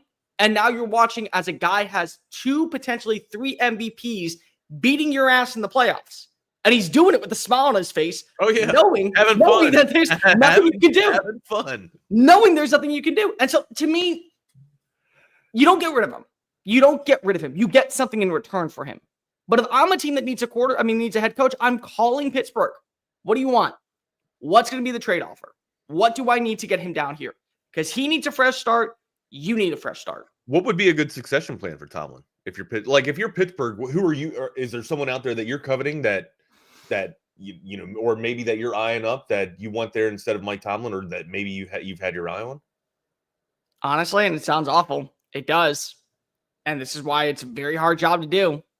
I bring in a one and done because I'm not sure that you're going to be able to find the right personnel this year, but you might be able to in 2 years from now. Just do something to bridge the gap. I think so. Now, if you wanted a guy that I would say right now that I have the most faith in, I would love to see Liam Cohen of the Tampa Bay Buccaneers go to Pittsburgh. That's a good pick. I think that'd be a really interesting fit to go from a defensive-minded coach back to the offensive personnel, a guy that was able to revamp Will Levis's career to make him a first-round pick in the conversation in 2023, to revamp Baker's career to get to 10-7 this past year. There's great wide receiver play. He was able to get the best out of Jalen McMillan. He was able to get the best out of Bucky Irving. That would be a good contingency plan that I have in motion. But I also would want to guarantee that he would be able to have the quarterback to work with. Right. I do think that you have to be able to. That was my question. Well, how much success will he have around him to work with? Yeah, exactly. Number 2, sell your Justin Herbert stock. Sell it. Sell it. So I can buy it cheap. Right. Because if I am sick and tired of listening to these nitwits, these nut jobs, these lamos, the dimwits, the duckwads, whatever you want to call them, talk about Justin Herbert not being a good quarterback because he can't get the job done in the playoffs because if he had 4 interceptions against Houston Texans. Well, the Houston Texans this year, in every one of their games besides the Lamar Jackson Christmas Day matchup, had the better defense than the opposing team against a top 10 quarterback with a passer rating. I agree with that. Better defense against Jared Goff, better defense against Josh Allen, better defense against Caleb Williams, better defense against Patrick Mahomes. They were phenomenal in every single one of their games besides the Lamar Jackson one. And because if he had more interceptions in that game than he had all regular season, we're going to blame him. Well, Wags, I would like to bring this up to you. Can you tell me, what do Patrick Mahomes, Lamar Jackson, Josh Allen, and Joe Burrow all have in common? MVPs? They are not one of the 3 quarterbacks who has 5,000 passing yards in a single season, the 3rd best touchdown to interception ratio in the history of the NFL. No, Josh Allen doesn't have Win Rookie of the Year, lost all of his offensive weapons, and still led his team to the playoffs the next season. You know who did that? Justin Herbert. Justin Herbert did that. So he actually just did that. They just got rid of Keenan Allen. They just said we're cutting Mike Williams. They didn't have a stable run game because Austin Eckler left in the offseason. They bring in a new offensive coordinator. They bring in a brand new head coach. His 3rd head coach in 5 years. The defense was hit and miss last season underneath Brandon Staley. God, I wonder if the analytics could have told us that he was overrated as a coach to begin with. Right. But then you bring in a Jim Harbaugh. You bring in a guy that has culture, sustainability, morale, definitely a no-nonsense attitude, and puts himself to where they say, we may not win this year, but by golly, this will be the worst that you see us. There's a plan in place, right? And Ladd McConkey, brand new wide receiver, who people said, oh, token white boy, he's going to go to New England. That's going to be it. Over 1,100 receiving yards. I absolutely missed on that. Absolutely. Quentin Johnston, whether or not I believe that he is a quality wide receiver, led the team in touchdown receptions. His tight end, Will Dissly, for years in Seattle, was known as a blocker, not a receiver. The run game was hit and miss because of, oh no, J.K. Dobbins and Gus Edwards, stop me if you heard this before, were injured. Oh, and he also had 2 new offensive linemen that were added to the group, and they had the second worst pressure rate among interior offensive linemen. Yet here we are with a 4th place schedule, which I will give credit to. Here we are watching them go 11-6, and in their last 5 games, win 4 by double digits. And we're going to say that this guy is not a good quarterback. So please sell me your stock. Just sell the stock. Let it go ahead and lay dormant. And then I'm going to buy it. I'm going to buy it for pennies on the dollar. Shit, I'm going to take it too. I'm going to scoop it up too. And I'm going to look like a genius in 2 or 3 years, because here's what's going to happen. Los Angeles has realized we're a pretty good team. We have the quarterback.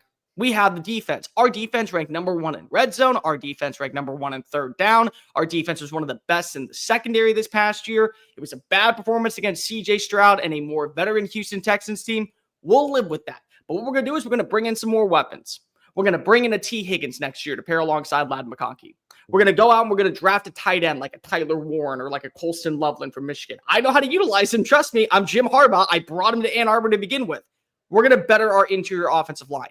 We're going to re-sign some of these defensive players. Dude, I got you just gave me goosebumps, dude. And by the way, we're also playing in a division that features Sean Payton and Bo Nix, who overexceeded expectations in year 1. Patrick Mahomes and Andy Reid, who are arguably the greatest quarterback head coach combo in the last 20 years since Bill Belichick and Tom Brady. And we're going to be able to put ourselves in a great position to where 11 wins is possible every single season. Because of the guy that you think is overrated, kind of like Quinn Ewers, oh, he's getting the job done. Oh, he's putting us in the right position. Oh, we may not win the division, but still 12 wins. We would win the AFC East. We'd win the AFC South. We'd win the AFC North.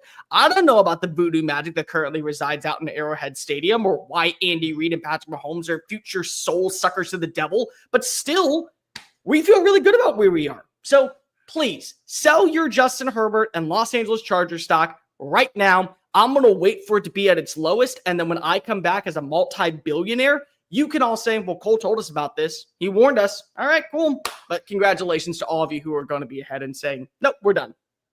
No doubt that he definitely benefited off of the leaps and bound jump of production from the running back. Like, I love Austin Eckler, but they weren't doing what they were doing on the ground with Austin Eckler. Usually his production was coming out of the passing game, right? Now they have a legitimate balanced offense to go with Justin Herbert's huge cannon and large cannon. Here's the thing. You're absolutely right about the weapons, but also like I love the T. Higgins. I love the T. Higgins crystal ball there. Who do you bring in for your running back? Because you kind of alluded to it, right? Like J.K. Dobbins and Gus Edwards, usually known for being on the injury list, and it's not usually just like 1 week injuries too. J.K. Dobbins is pretty much known for either having a season long injury, or almost an injury that sets him back for 6 weeks or maybe even 8 weeks, a good portion of the season. Especially this year, like this season was the only season that he didn't have a season-ending injury. So. Again, usually prone to injury. Do you maybe make a splash and see who's going down at the running back position too to kind of, allow Justin Herbert to eat off of that? Well, let me ask you, where would you want to take a running back? Are you somewhere inside the top 10? Are you somewhere inside of the second, third round? That's what you want? Maybe. If he falls to you, if somehow he falls to you, I'd say pick number 20. I go get Ashton Jeanty. I just go take him. Now, let's say that he's off the board. Let's say that he's no longer there. You go Colston Loveland. You make that move. It's all okay. I agree with that probably. I love the Loveland pick. I absolutely do. Why not go in like the second or third round of Marion Hampton from North Carolina and then double down in the fourth round and go get the man who fits Harbaugh's mentality better than anybody else. Give me Cam Scatterbo. Scatterbo? That's a good draft. Give me Cam Scatterbo in the fourth round. That's a great draft. Give me Cam Scatterbo in the fourth round. I don't even care. Oh, he can't run the football. Okay, well, Carson Steele can apparently run the football, and now he's the second string running back in Kansas City. You're telling me that dude that literally looks into a camera like a psychotic, possessed demon saying, nipples are hard. I got goosebumps. You get Loveland in the draft. You get that. Scatterbo, and then you're bringing in T. Higgins on the crystal ball transfer. Holy shit. This is your brain right now. Oh my God! That's your brain right now. When you think about one of my best friends is a huge avid Charger fan, right? And he, of course, misery loves company. Yeah, of course it is. Right, but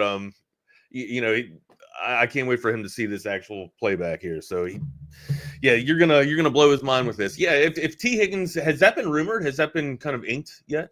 It's been rumored that he's not coming back to Cincinnati. Right, but now the favorites are New England and Los Angeles. I saw New England in the mix. Yeah, so New England's one of the favorites. All right, number 3. This is the worst team that you will see in Jaden Daniels' tenure with the Washington Commanders. This is the worst team. Fully believe it. Let me just make this clear. They had one of the worst offensive lines this past season. They had no number 2 receiver that was a consistent threat outside of Terry McLaurin. They also had a defense that was hit and miss this past season. Yet still, Jaden Daniels elevated the team with his consistent strikes, his clean passes, his deliverance, and his ability to maneuver outside the pocket and trust his run game. Eventually, you're going to have to say the legs, they're a great asset, but we got to undertone them. So Correct. What do? We're going to add in more weapons around you. This is a very similar plan that you could see that emulates what Baltimore did over the last few years. Baltimore went and they added in some wide receivers. Some were hits, some were misses, but they made sure they brought in more weapons and more consistent forces around Lamar Jackson so he didn't have to be so codependent on his legs. Then eventually they went and they said, you know what, screw it. We'll pay the money. We'll bring him on in. We know he's a good fit. Go get a running back. And now you have one of the best 1-2 combinations in your backfield to where if a 264-pound running back isn't beating you, a 210-pound quarterback who can win with his arm or with his legs will. Your defense continues to be sound underneath a very stoic second chance opportunist in Dan Quinn, who wears his hats backwards, which automatically is a huge plus in my book. You have an offensive coordinator that has allowed Jaden Daniels to get comfortable in the system and translate his game from the collegiate level to the NFL level. And Washington now has proven, after winning its first playoff game since 2005, it's a new culture. The thing that ruins teams, Wags, is you don't have the 4 main apocalypse men on the same page. Guy number 1 is the owner. Guy number 2 is the GM. Guy number 3 is the head coach. Guy number 4 is the quarterback. If you don't have all 4 having the exact same sleep motion, breakfast, lunch, and dinner, workout regimen, they're all basically clones of each other, you have no shot of winning a Super Bowl. You have great leadership in a new owner with Jason Wright. You have great leadership with Adam Peters coming on in as your new GM. Dan Quinn was beloved by players in Seattle. He was beloved by players in Atlanta. He was beloved by players in Dallas. He's beloved by players currently in Washington. You got a coach that people believe in. You got a quarterback who, for my money, should not win Offensive Rookie of the Year. And the only reason why is because of when you set a record, that automatically means that you were the best rookie because it's a record that was broken. But besides that, he's number 2. You got to do that's only going to get better. Washington is a location that likes to spend money. Washington is a team that plays in a division that feels like it's winnable. Washington plays in a division to where they aren't afraid to go swing big. And Washington now has a new culture. This will be the worst version of the Commanders we see with Jaden Daniels underneath his rookie contract. I absolutely agree with that. But where do you upgrade first? My idea would be the offensive line, right? I would say the interior offensive line is where you go. That would be... Actually, I go tackle. Then I go interior. You have Sam Cosmi, former Texas guy. Yeah, you go right tackle because you got Cosmi there on left tackle. No, he's left guard. Correct. Yeah, he's inside. Yeah, so you can still go left tackle. You got to bring in a tackle because you got to protect Jaden Daniels' blind side. You got to give him more time to throw. You go spend money on a secondary wide receiver in free agency. I don't know who that is, but you got Terry McLaurin, so you're good in the number 1. You go draft a wide receiver in the 3rd round. That's what you do. I think Dotson's their number 2. Maybe? No, Dotson's down with Pittsburgh. Philadelphia. Noah Brown was their number 2 this past year. And then it was Zach Ertz, the 36-year-old tight end. I forgot all about Ertz. So you got to be able to have a consistent number 2 weapon, which I think is really going to be beneficial for this team moving forward. It has to be. I also think that, again, you look at what is happening in the NFC East, what's going to go on with Dallas, what's going to happen with Philadelphia if they were to lose their offensive coordinator, what happens with several of the players that are going to hit the free agent market. I think Philly will still be there, but because you can't pay for everybody. But right. Now it becomes more competitive. The Giants are still a disaster, and it's not going to get any better next season. They've rehired the disaster. So it's like you're in a good position with a 12-win season and your first playoff win after spending money like crazy over the last few years to go 7-10 or 7-9 or 6-11. Now you have a culture and you got a quarterback that people not only believe in, but people want to play for. So that only elevates your team to where 13 wins is on the table, a top 2 seed in the NFC playoffs on the table, a number 1 seed, a Super Bowl appearance. They're a hot team, and this is not an awesome roster. They would have been content going 8-9 this year. They went 12-5. They got a playoff win. Now they have the culture that is a year in advance. They're in a good spot. They're in a very, very, very good spot moving into 2025. I love it. I completely agree with you. The Giants ain't going to get good for another 10 years. Maybe even longer than that, dude. When you bring in Schoen back after the debacle that they had, it's a sayonara, man. Because you mentioned it. You got to have the 4 key components. They don't even have 3 of them, right? Yeah. No, they have 1, maybe. Gable? Maybe Shane. I mean, but not both of them. That's for dang sure. Maybe. Number four. You're gonna blame Sam Darnold for last night's debacle. No, I'm not. You can't. He can't be sacked 9 times and blame him. That's the offensive line. It's on Kevin O'Connell. We overhyped Kevin O'Connell. I'm going to stand on this one for a while. I love Kevin O'Connell. I think Kevin O'Connell is one of the best in-game developers during the regular season. I think Kevin O'Connell is one of those coaches that gets the best version out of his players. He gets a huge hype in, belief from the fans, belief in the locker room. Everyone knows that this team has some type of mojo. But here we are talking about him like he is the second coming of Bill Walsh. And it's like, okay, let's pump the brakes when you go 0-2. He's got a really good team. You have a really good team, yet here we are acting like current Doc Rivers whenever you go to the playoffs right now. One and done and calling it a day. Because here's the deal. You had 3 games this year, or 3 games the last 4 years to prove yourself as one of the elite in-game adjusters when down and out of the count. The game against the against the New York Giants, when they had 14 wins, terrible defense that year. Everyone knows how bad that defense was. But here comes Danny Dimes, who currently is Danny Nichols on your practice squad, boot scooting and boogieing like Brooks and Dunn all throughout US Bank Stadium for first down gains and running it in for an end zone for an upset that nobody expected. Yeah. That was Daniel Jones. Neither of those teams should have been in the playoffs, by the way. Very weak NFC. This year, you had game 18. All you have to do is beat Detroit. A Detroit team that's injured, by the way.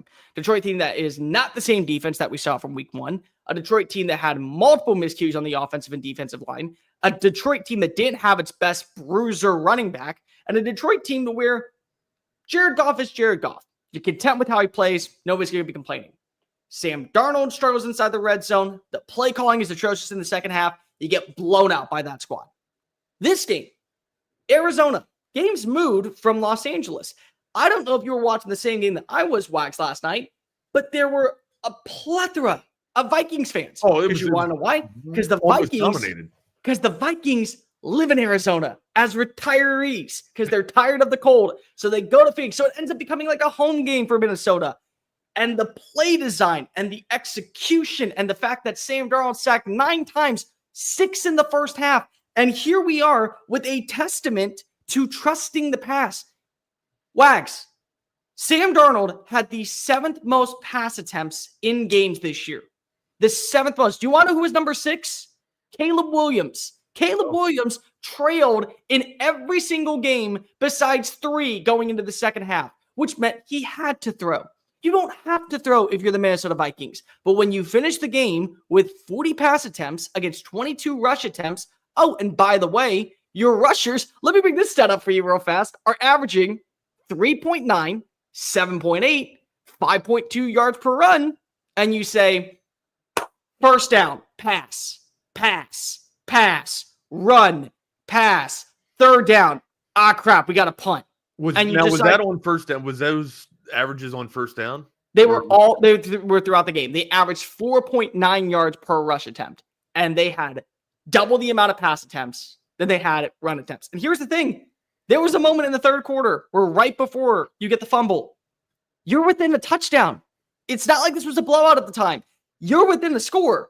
And you're like, we got to play up tempo. We got to be moving the clock. We got to be going downfield. We got to be going really fast. It's like, pause. No, you don't. Because of let's play the tempo game. Let's slow things down. Let's trust Aaron Jones. Let's trust Cam Akers. Let's trust Sam Darnold to be able to maneuver up in the pocket and deliver a clean strike. And they have some weapons. They do. This is one of the better wide receiver cores that we're talking about, but this is also one of the more underrated running back rooms in the NFL. Aaron Jones still proved that he was a quality running back after getting cut by the Green Bay Packers. Cam Akers, back from a second torn Achilles. Guess what? Looks pretty damn healthy for my money. And you say, nope, we're going to go trust the passing attack. And here's the crazy part, Wags. This was a solid defense. It wasn't an elite defense. They're going to replace a ton of talent. Defense. They're going to replace a ton of talent this offseason. Brian Flores is probably leaving for an NFL job, which means you're going to have to trust your offense to take that next step forward. Who's going to be the starting quarterback in 2025 for the Minnesota Vikings? We don't know. I think it's going to be J.J. McCarthy. J.J. McCarthy is known as a handoff quarterback. He has not been known to lead your team as an elite passer. Oh, come on. He had a great pro day. He had a fantastic pro day. So did Zach Wilson. And Zach Wilson snubbed everybody into believing he was a top 2 pick besides yours truly. Said he wasn't even a day 2 pick. Said he was a day 3 pick. One of my smartest plays I've ever made in the history of talking in sports for a living. But still, this is a guy that you're not going to say, coming off a torn meniscus, dealing with knee issues, hasn't been known for having great arm strength, been known for having good accuracy, but not great arm strength. And what are you going to do? Pass. It's like skull. And you have all these running backs that allow you to be able to stabilize your offense. Last night, yes, Sam Darnold was a problem. Sam Darnold probably cost himself a couple $1 million.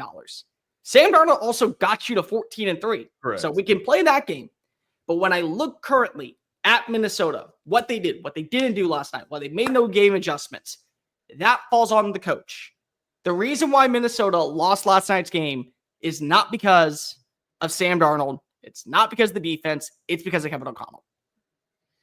I agree with you there. I would also say that, with the tumultuous offensive line play or atrocious offensive line play, that kind of, coincides or goes with that, with Callahan. Yeah, man. Just a complete shit show last night by the Minnesota Vikings. You would expect more. Let me ask you this. How do you think the Fires maybe galvanized a little bit of the Rams offense, or maybe even their defense, to kind of get after it too? Because that's a young defense as well. I don't even know if it was that. I think it was Dan Campbell's comments. I honestly think that when he pulled in Kevin O'Connell following week 18 and said, we'll see you in 2 weeks, just automatically throwing them to the wayside. Like the Rams had no shot. This is a really good defense, Wags. Like I think a lot of people forget just how talented of a defense Los Angeles has had all year, replacing what is probably the greatest defensive player of our generation, Aaron Donald. They made a way to be able to regroup with guys like Braden Fisk, guys like Jared Verse, good linebacker play, snuffing the gaps, quality cornerback play. Like Akello Witherspoon is a guy that has bounced around the league from year in and year out. He was usually a nickel defender. Well, it's like every other game, he either has a pick or he has a good pass breakup on third down or he's creating a fumble. Chris Shula has done a phenomenal job taking the place of Raheem Morris, especially when it comes to the play design. They've been a physical unit. And what they did was they also schemed up a way to where you put yourself in a good position offensively to where it was a consistent passing attack, whether it was to Puka Nacua or Cooper Kupp or Robinson or Atwell. They were able to get the run game going with Kyron Williams. The offensive line looked a lot. Williams was great all year long. Fantastic. But the offensive line looked a lot better because they were healthy, because they got that bye week after week 18 to kind of rest on up. They're in such a good position to where they played with emotions, with pride, representing their city, but also knowing that everyone had kind of weighed them off because of even the team that they won't face off against, because they're playing Philadelphia now. They said, nope, we're no shot. You have no shot. I didn't give them a chip, a chair, or a prayer here, man. I mean, how can you? There's just so much other shit that's going on, or you at least think that there's a lot more going on in their heads. That how could they block this out? But no, they all galvanized, man. So that to me, I mean, it's a special victory nonetheless, just because it's a playoff win. But even with all this going on, you got to move your facilities. You're basically leaning on the staff of the Arizona Cardinals to get everything funded for you. I mean, damn, dude, that's a lot to go on. That's a lot of connecting the dots and pieces, man. And hell, and credit and kudos to McVay for, making everybody just focused on the Rams and actually and giving them the ability to get the damn win, man. Listen, I picked them to win this game earlier in the week. I thought the Fires were going to be a big deal. I thought they were going to be playing for pride. I thought they were going to be playing for knowing that they were going to face off against Detroit because they wanted Detroit extremely bad. I picked Los Angeles. I rode high with them. I did not think this was going to be the performance last night from Minnesota, but I did think that Los Angeles was walking away with the dub. I have one more takeaway. Go ahead. What you got? Real quick, though, I thought it was going to be polar opposites. I thought Minnesota was going to do what the Rams did to Minnesota. Really? Yep. Really? Okay. Yep.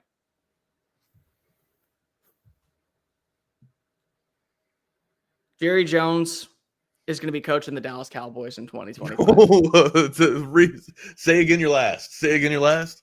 Jerry Jones is going to be coaching the Dallas Cowboys in 2025. Well, I thought he was going to be an actor on Landman. I think he should. By the way, have you seen the finale of the show? I haven't seen the finale. I just saw the penultimate show, and where Jerry Jones is at the bedside of John Hamm or at Monty. And I mean, Jerry Jones almost put me in tears, amigo. He put me in tears. It was a fantastic performance, which is why I think he's going to convince all of us that much like he can be an actor, he can be a head coach. Because here's the thing. I understand. I understand why you want to move off of Mike McCarthy. I'm not going to sit here and act like that Mike McCarthy is an elite coach by any means, that he didn't have his faults, that there was a reason why Dallas was not in a position to where they could have found a way to get a couple more wins during the regular season early on and maybe sneak their way into the playoffs. Here's the other thing I also understand. You waited a week after everyone else to decide on the finish line of the day that his contract was about to expire, if you want to keep him or not. You knew in the last 3 weeks of the regular season, you were not going to the playoffs. Right. You already knew that this was a done deal. And I'm not saying that you didn't that you had nothing to play for, because you always have pride to play for, but this was a team that already knew, it's not week 18. If we win this one and then X, Y, and Z happen, we'll punch our ticket in as the 7th. Like that was off the table in week 15. Done deal. Not possible at all.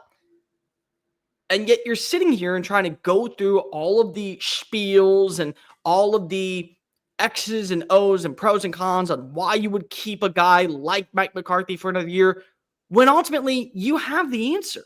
It's either we don't believe that he can elevate our team, or we just need to bring him back for one more season and be fully healthy and build around him. But you missed out on Mike Vrabel. You're missing out on interviewing coaches that have already had one foot in the door with multiple other locations. And the thing with that is that because you're late to the party, they are going to be able to sell you on why you should stay away from Dallas. Your agents are going to be able to sell you on why you should stay away from Dallas, why this is a job that has no end in sight. And the coaches that you're hearing being listed to the job right now, Bill Belichick being thrown around, Deion Sanders being thrown around, I just don't see either of them leaving college. Peterson been mentioned yet now that he's gone? Who? Doug Peterson? No, he has not been mentioned. But those are the ones that you're hearing be thrown around. The buyouts are ridiculous in college. Absolutely. Like Jerry would pay $10 million to go get Bill Belichick this year. And he would pay, I think it's $8.9 million to go get Deion this past season.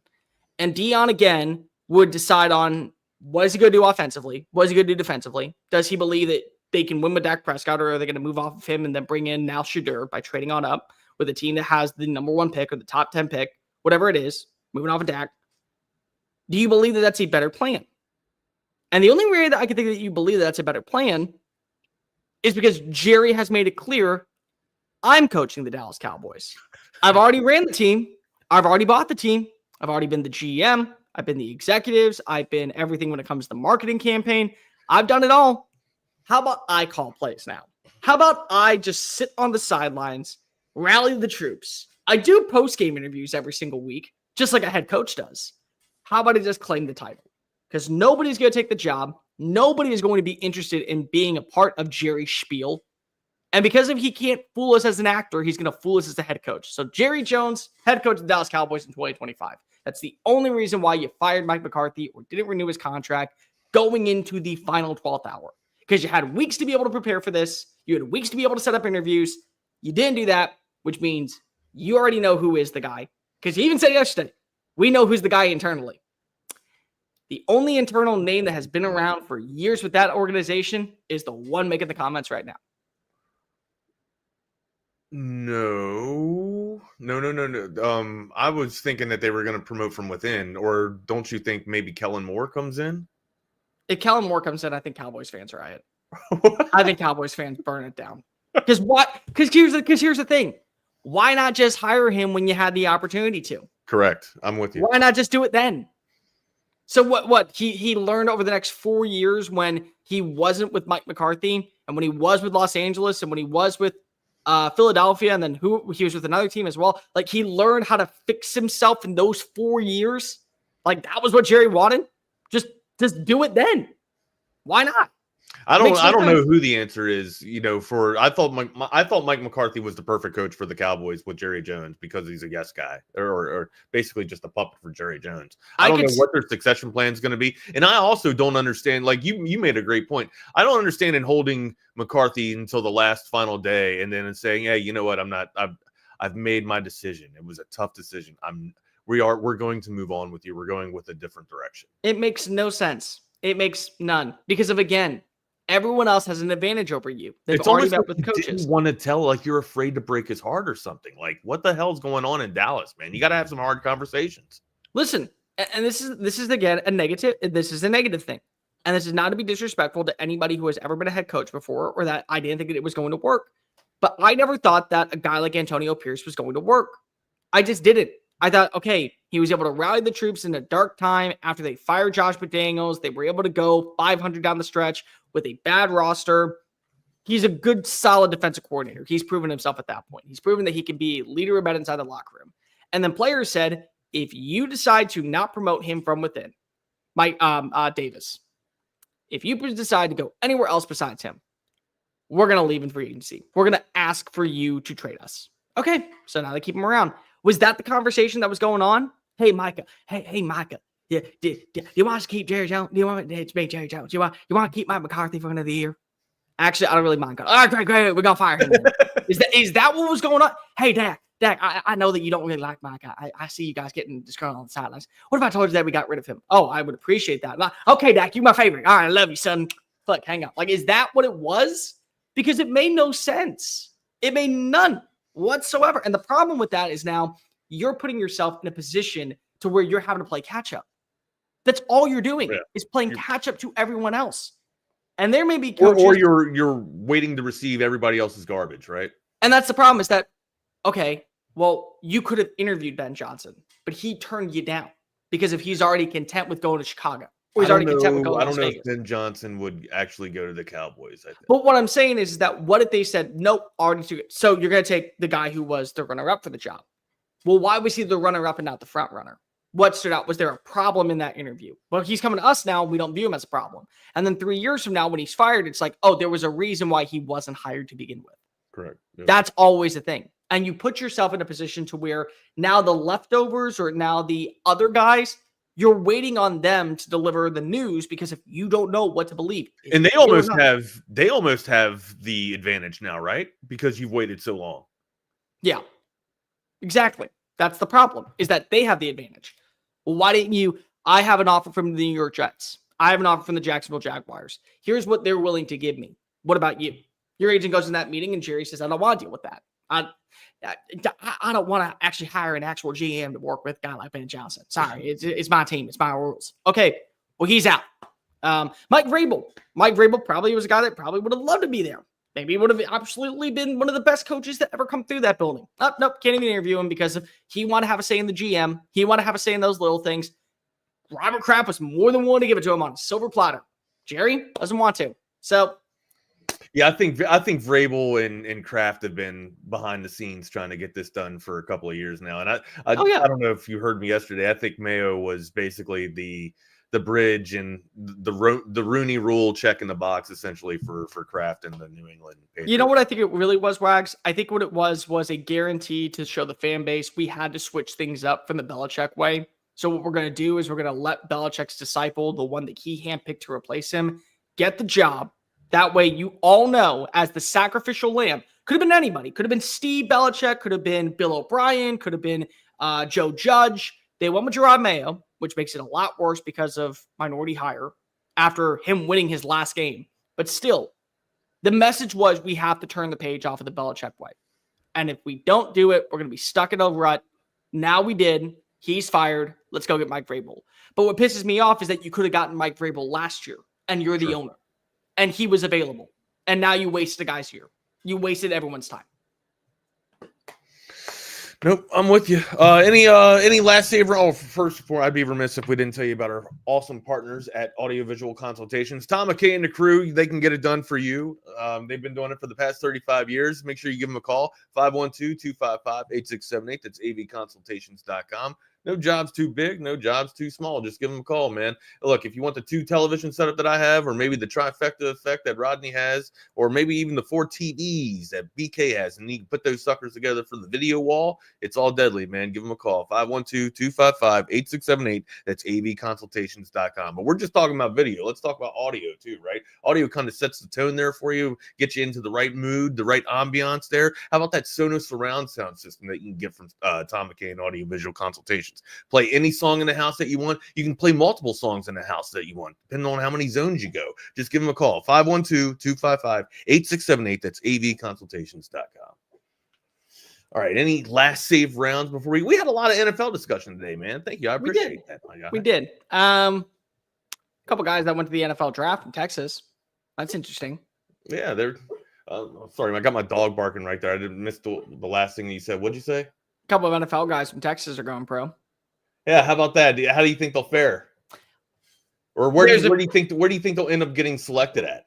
That's really tough. I will say that as much as I want Matthew Golden back in the Longhorn uniform, I think everyone does. Is he first round though? No, but he's definitely second. And going into the year, he probably would have been a 5th round pick.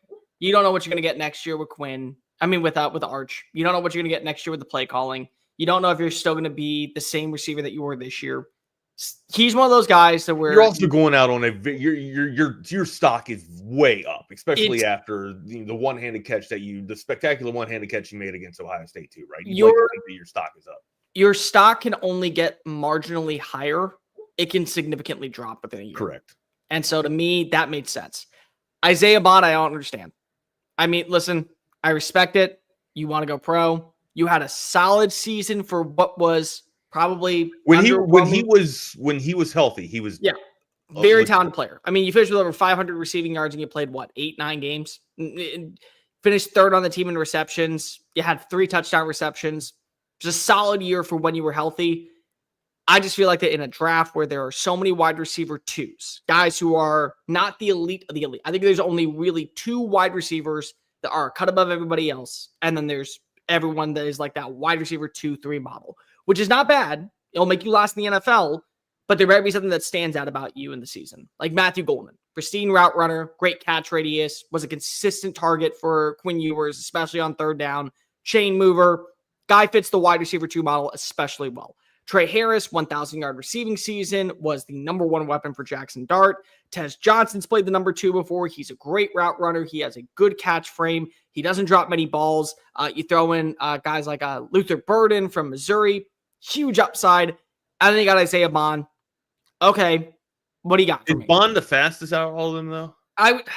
Maybe. I mean, I think probably play speed. I'm sure we'll have the combine to play speed. He's probably the fastest, but then when you look at combine, I mean, is that what you're going to go off of? Because that's the thing with Xavier Worthy. Was Xavier Worthy the best receiver in the draft this year? No, but he was the fastest. Right. But does that make him the fastest because if he was really, really fast on the combine? Because you watch Lad McConkey run, McConkey was blazing past people too. Lad gets separation, man. Brian Thomas Jr., fantastic vertical receiver this past season. Malik Neighbors had great open field speed. And I'm not saying that Xavier didn't. What I'm saying is, was Xavier the fastest 40-time player, or was he the fastest player off play speed? So that's kind of where we're at when it comes to a guy like Isaiah Bond. Maybe he'll finish with the top 40 time out of any wide receiver, but his play speed is a little bit slower than everybody else. He drops a couple more balls than people like, and that turns him from being a 3rd-round pick into a 5th-round pick. Sure. So I didn't really agree with that one. I thought coming back next year, pairing him along with DeAndre Moore, pairing him along with Ryan Wingo, with Jamie French coming on in with some younger talent, you're in a really, really, really good spot to where you can take that next step forward and be the alpha for a young quarterback in Arch Manning, or enter the transfer portal again, because if there's no limit at this point of entering the transfer portal. No, I think I agree with you. I think he would have been great as wide receiver number 1 in the Texas wide receiver room. So, yeah, I don't understand it, especially like now, because we talked about, golden stock, right? Bond stock could actually flourish and excel off of. I say it's down right now. Going into the year, some people said, top 32 pick. You're hearing now, is he even a top 100 pick? But you just want to get paid, okay? Oof. Do you think you can make it in the NFL? Put you around the right system? Maybe. I'm not sure on that one. Vernon Broughton.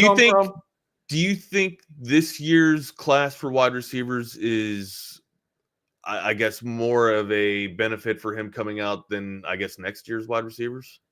Not really. Because I think this year's more chunkier than next year, right?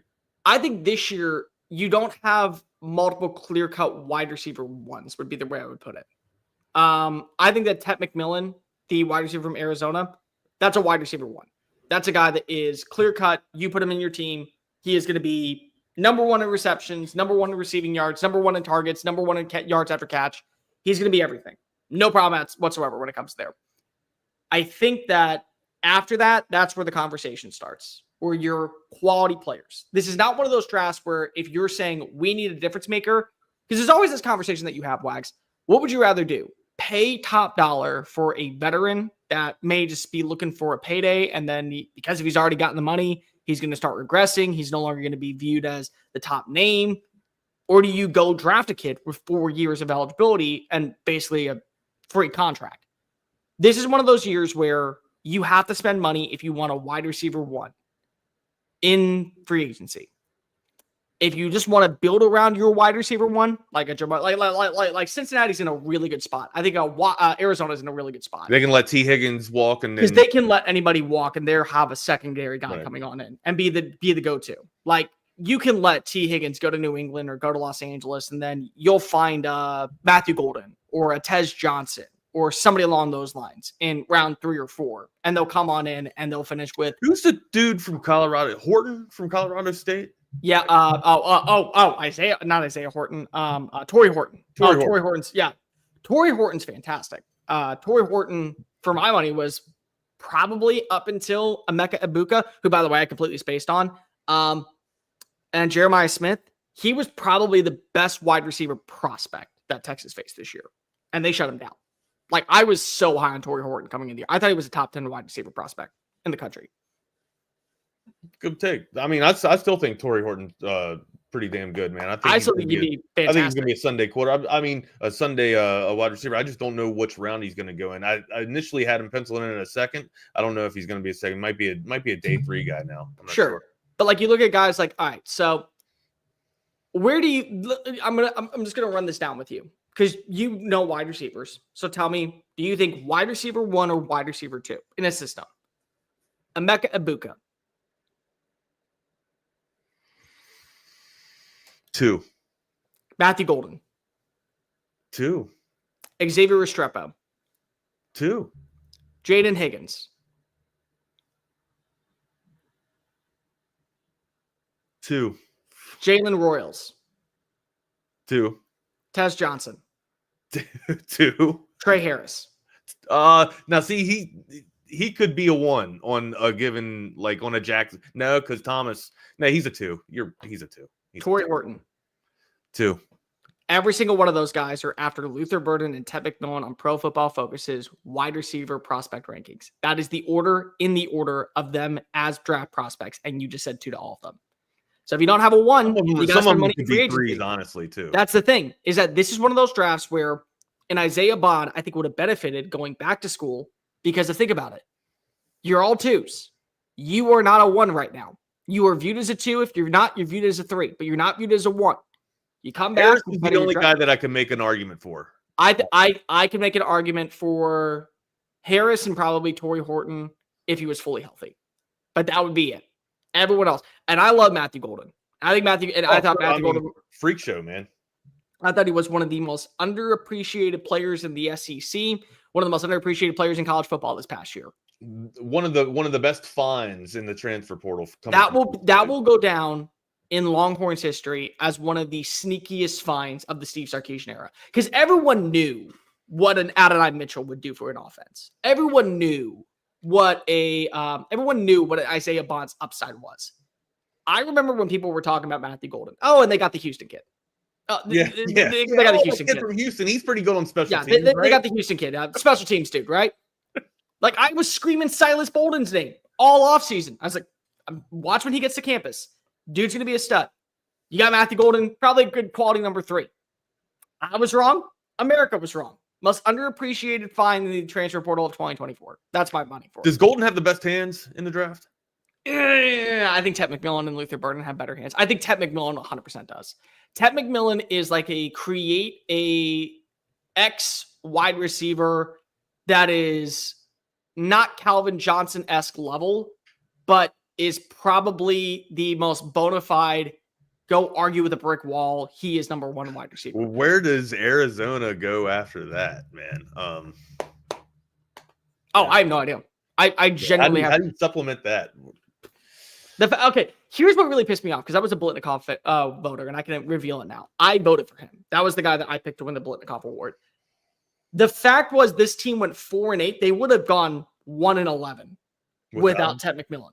If that does not answer who is the best wide receiver in the country, then you need to rid the award. Because you would have gone 7-5 at Colorado.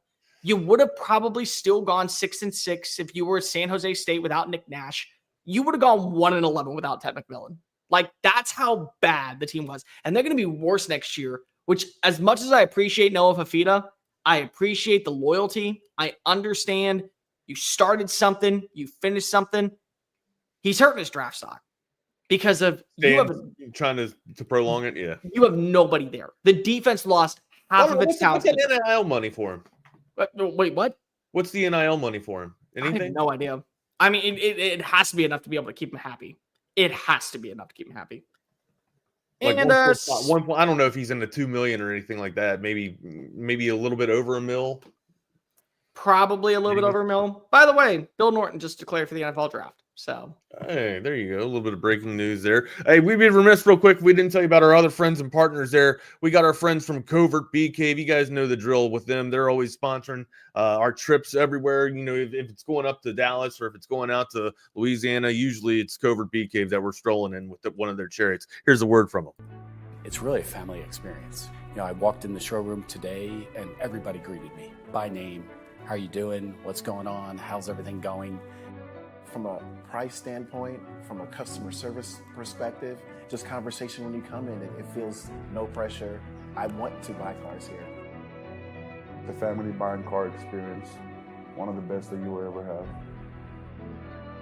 Come and experience it for yourself.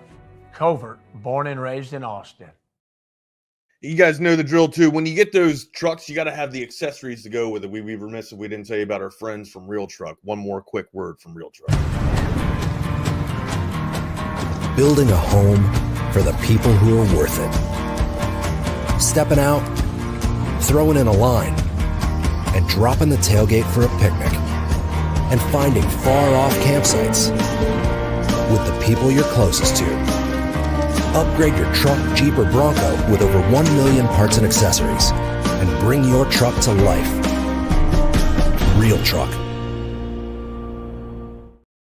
Yep, it is Real Truck, man. Make a purchase of over $100 and get that hat thrown in there. Maybe you can wear it backwards like Dan Quinn and company. That's Real Truck, our friends there. I just switched over the data and put it on Chaos Theory. Apparently I had it written out there, but forgot to hit the OK button. So we've been Bucky and BK for the past hour. Cole, congratulations. Well, you know, you made it, buddy. You made it. I am the most beautiful one of us all. So, you know, I just looks like. Don't hate me. Don't hate us because we're beautiful. I tell you, we got some other beautiful sorry sacks of shit behind the scenes right now. It is Jeff and Jordan. Let's bring these guys on. What's up, fellas? How we doing? What's up, guys? What's it? Doing well. It's busy day. Yeah, what you guys got? You guys got breaking news to be throwing out there to reporting on? No, I'll say this: Bill Norton declaring for the draft, and this is where you gotta be careful with guys declaring for the draft. Like Bill Norton didn't have any eligibility left, so like neither did Hayden Connor. So just it's the narrative could be painted. Oh my God, Texas losing all these guys to the draft. Some of these guys didn't have any eligibility. They're just kind of saying goodbye or whatever. So you know, just nobody needs to like lose Freak their out. bets and think, oh my gosh, this whole roster's leaving. So a lot of these guys. Oh, we're gonna have so much more turnover than we had. Oh my God. Jeff, you're telling me you're not gonna lose your mind when Mo Blackwell declares for the draft? I'm gonna be sad. I'll tell you that. If Mo Blackwell puts out his letter, dude, I'll cry a little bit. Isn't he out of eligibility? He is, but I still, when that goodbye comes, I mean, the 37's gone, dude. I'm gonna be crushed. No Jeff, more Mo Blackwell. Jeff, Jordan, let me ask you guys, what did you think about Isaiah Bond declaring? See, I'll disagree with you, Cole. I didn't catch everything, so if I'm misrepresenting anything, please let me know. Okay. It's a weak wide receiver class because other than McMillan and Burden, I haven't heard anybody that's a lock to be a first rounder. I don't think Isaiah Bond, a healthy Isaiah Bond could go blow up the combine and get himself in the first round because there are going to be teams at the bottom of the first round in need of a wide receiver. Look, we can sit here and say there are no ones outside of those two guys, but we all know there's going to be a GM or a coach or a personnel guy that if Isaiah Bond goes and runs 4.2 something at the combine, they'll convince themselves Isaiah Bond's a one. Sure. So is he a 4.2 guy though, Jeff? Yeah, he's gonna if he's healthy, he's gonna run something stupid at the combine. I'll be intrigued to see what his time is. Yeah, same here, man. If he's sub 4.3, if he's 4.2, sitting there cooking like that, then anybody, I mean, hell, anybody will take Al Davis will come out of heaven and take a flyer on that son of a bitch. Well, they already have like a top 35 pick in the second round. So even if he fell there, I mean, if you get Jordan, Davis, what did he run in high school? What did Bond run in high school? Fast. I was hoping you had that on the top of your head. So let me pull this up. Let me pull up mile split. I don't mind him.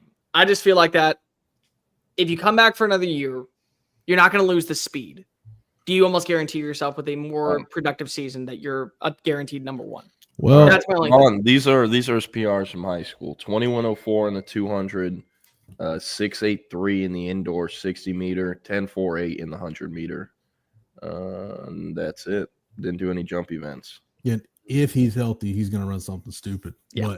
But I mean, I think if he's got it in his mind, and he was only expected to stay 1 year anyway. Sure. So if he's got it in his mind that he's going, in other words, there was nothing that I don't think his stock was necessarily hurt too bad. I think he was kind of a late first, early second round anyway. So if his grade hasn't changed, then I just look at it different, Cole. I mean, I can sit here and I agree with you. There are a lot of reasons to come back, but if a guy's got his mind made up that he's gone and the stock isn't hurt too bad, then yeah, he's gonna leave and count on the combine getting him as high as he could possibly go. Which hell, by the way, the only 40 time I could find from Bond was 4.74, which he ran at the National Combine 2 months before COVID hit, right after his junior year. And the Alamo is an insanely slow surface. So, or actually, no, that was right after his sophomore year. Yeah, and like Jeff said, the Alamo Dome track is known for being a slow track. Slow. So, yeah.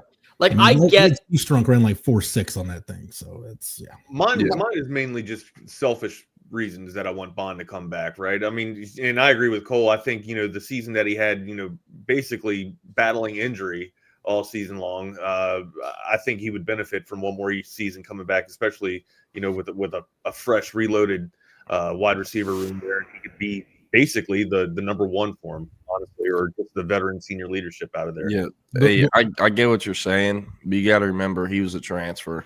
Sure. Right. And if I remember correctly, entered the portal with a no contact tag, which kind of told you where he was going on. Well, yeah, they get sure. This was always supposed to be a 1 year rental. Now, regardless of the injuries he's had this year or drops or other stuff, you could say, yes, he could have been better this year, but the NFL drafts off traits and not production.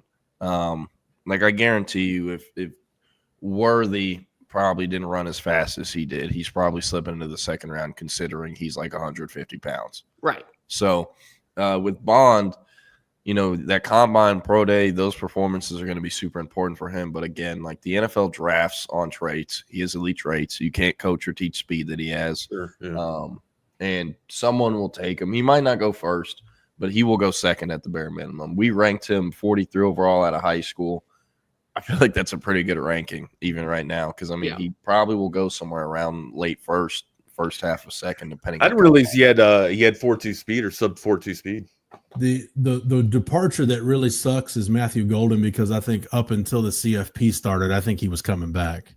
But then once he puts together those 2-3 games, there was no question at that point that he. As a matter of fact, I was told on Friday, the day of the game, that he's already signed up with I think it's Exos. I believe it's Exos in Dallas that he's going to do his pre-draft stuff. Pre-draft stuff there. Yeah. He's one of those guys to where I understand why you go pro after what you did. Like, it's like when they were saying, Drew Aller, he's already declared to come on back for another year. It's like, okay, well, what if he ends up leading the team to a national championship? Do you decide on actually going because your draft's that high?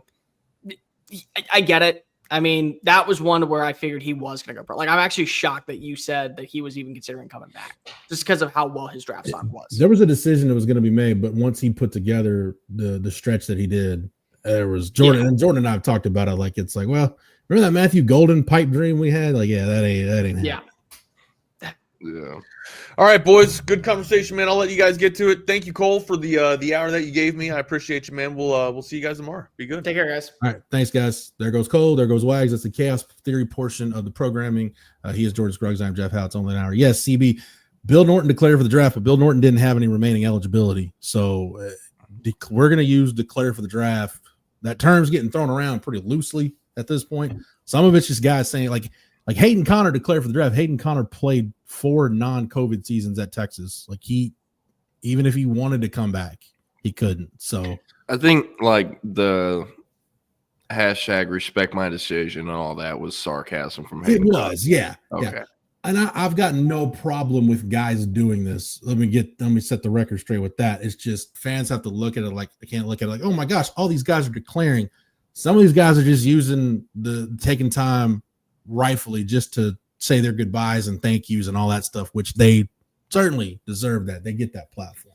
I think it'd be hilarious if we could get like Max Merrill or like someone who clearly isn't a pro player that's now out of eligibility, and they just do like the Indeed meme. Like, have y'all seen there's been some like lower level G5 players that have done that, but they know they clearly aren't league prospects and they're out of eligibility, so they just post a graphic like saying thank you, and at the bottom it's like I'm going to join the workforce. Players and stuff like that. Yeah. But I'm just going to talk about kind of the elephant in the room. So tomorrow is January 15th, if I'm not mistaken. Yep, January 15th. That is the final day for Texas players to declare for the draft. I believe the cutoff is 10:59 tomorrow night, which, midnight Eastern time. And then tomorrow is also the cutoff for players putting their name in the portal from the Texas roster. So,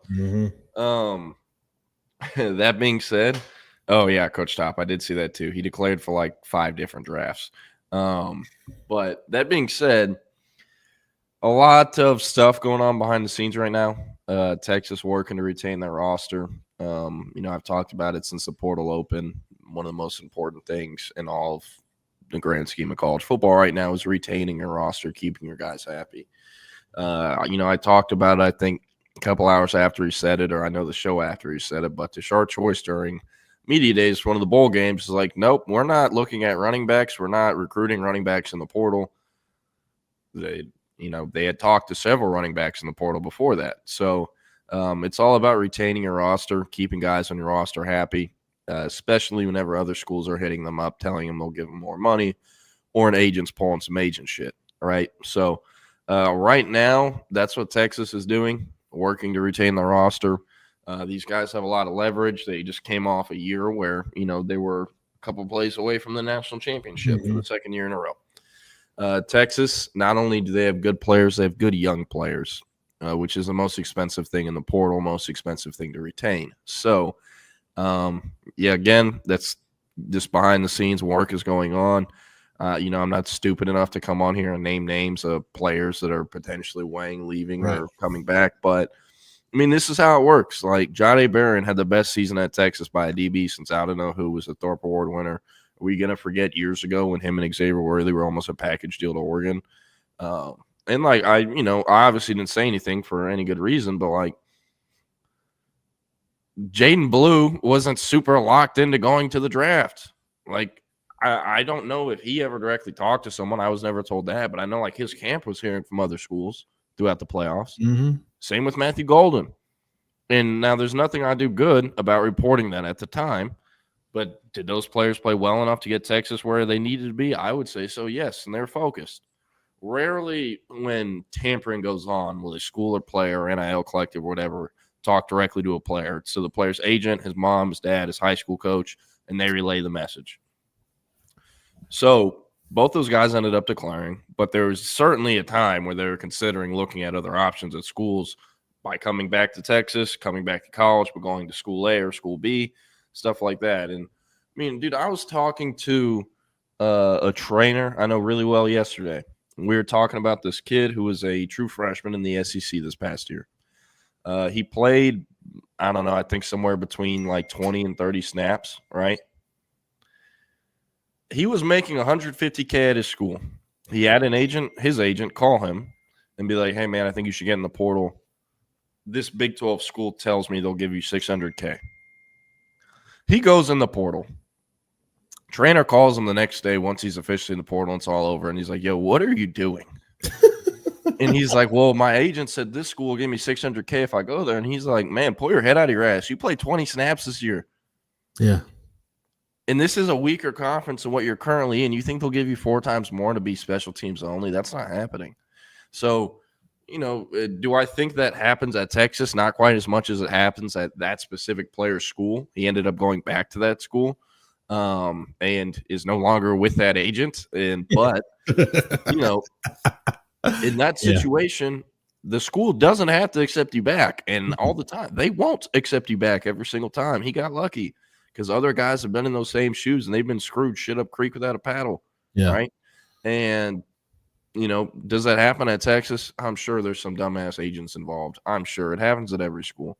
But tomorrow's the deadline. So if stuff is going to happen, it's going to happen today or tomorrow, early afternoon, tomorrow morning. And then, you know, we'll be safe and sound up until April when the same thing rolls back around. So, this happens for every top program in college football. You have to defend your roster. Guys have leverage. You know, certain guys you will pay whatever to keep them, and other guys, there's only certain numbers you'll pay them. You know, so Texas has navigated this really well in the past. They've shown they've navigated this really well in the past. So I get why there might be some anxiety, especially for fans, because y'all don't, you know, have names or know the exact details of what's going on behind the scenes. They figured it out in the past before, and based off what I know right now, I'm pretty sure they'll figure it out again and be just fine. So yeah, it just like somebody asked me on the board, you know, I'm talking about the flagship message board at Horns 24/7, obviously. Apparently there are other Texas outlets reporting that, oh man, there's going to be guys depart for the draft and guys go in the portal. My response is it's expected. Some guys further down the depth chart are going to see the writing on the wall. If they want to play big time college football, it probably won't be at Texas. The follow-up question is, what about a guy or two at the top of the depth chart? I'm saying there's going to need to be some NIL help to retain a few of these guys. When you make back-to-back appearances in the CFP semifinals, people understand you have a talented roster. So they're going to come after your guys. Hell, they were coming after, like Jordan said, they were coming after Texas guys when Texas was coming off of 5 and 7 seasons. So however you slice it, and Sark has talked about it, the biggest – I don't want to call it a headache, but the biggest issue you have is just recruiting and retaining your own roster, making sure what you're counting on that you can still count on it. So yeah, those discussions are going to be had up until the 11th hour. So just expect to hear rumors and innuendo and buzz and all of that. But and the key thing to remember with the portal stuff too is you've got until Wednesday, you know, tomorrow at that deadline to turn your paperwork into compliance, and compliance has 48 hours to turn it in. So really, I probably, you know, at some point on Friday is really when you'll be out of the clear. Jordan, I just think for the portal stuff, if guys are on the fence, I would think it would make more sense at this point, especially since the semester started yesterday. It might make more sense for guys to just wait and roll the dice and see what happens after spring practice, because you're there right now with the length of the season. There really is there's no perfect decision you can make as far as the portal goes. whether you go in now and your options are limited, or you go in at the end of spring and your options are limited. Yeah, I mean, it's going to be interesting to see what happens because, I mean, Texas is going to get some guys in April. That's just what's going to happen, right? So while a guy might look like a starter through spring ball or the second string guy through spring ball, he might not be that come the second week of April, right? Or third week, whatever that portal window is. I think it's usually the April 15th through 30th. That's what it was last year. But that's going to change some guys' opinions. You know, guys who you didn't think are ever expected to go in the portal might go in the portal today or tomorrow. The same thing can happen at the end of April. Yeah. And again, they will get more transfers. So, you know, there could be some attrition in the next 48 hours, and there could be some attrition in 4 months. You know, that's kind of how this thing works. I would expect the nature of the beast. And I mean, yeah. So, like, you just have to expect it, you know, like this is the gift and the curse. And I wrote a story. I remember writing a story on this at SEC Media Days, you know, when the day Georgia went. I was talking to Michael Williams and Malachi Starks and got some stuff from Kirby Smart too. You know, I wrote Texas is about to have a Georgia problem, which Georgia suddenly had an Alabama problem, which is everybody's always looking at the negative recruiting angle. It used to be, why do you want to go to Texas? They're not relevant. They're not going to win. They're going to the SEC. They're going to get their brains beat in. Suddenly the narrative has become, why do you want to go to Texas? Look how many good players they have. You're not going to play. It's going to be 2 or 3 years before you get on the field. Once you come here where you can play earlier. So that's the recruiting pitch. That's been the recruiting pitch when these guys were in high school. You damn sure know it's going to be the recruiting pitch now, especially like one position to look at, Jordan, where I'll be shocked that there's not attrition is the offensive line. I'm expecting offensive line attrition either now or after spring ball because Kyle Flood doesn't have a very deep rotation. And especially if Cam Williams and DJ Campbell come back, Trevor Guzzi is going to be your starting left tackle. Cole Hudson's either going to be your starting left guard or center. So really, what we got? You got one spot open. I mean, there are going to be guys further down the depth chart like I'm never going to be more than a number 2 guy here. So let me go ahead and jump in the portal while I still have some value and see if I can go elsewhere. It's just the nature of the beast at this point. Your roster is so rich in talent that your backups can easily go somewhere else and be a walk-in starter. Yeah. I mean, with Texas, I think some guys are going to try to compete in the spring, you know, to try to get a starting spot or to get a better read of where they actually stand before it's like, all right, I know I'm actually not going to ever play here. And then they portal, right? But, I mean, you look up and down the roster, pretty much everyone who covers this team has a list or at least a pretty good idea of who the guys would be that go into the portal, whether they're pushed into it or they go into it themselves. A few of those names are offensive linemen that I called sources around in the last month, 2 months leading up to the portal, whatever you want to call it. The large majority of them, the response I get is like, yeah, they're being advised by their agent or their parents to leave and they want to stay. So that obviously could change.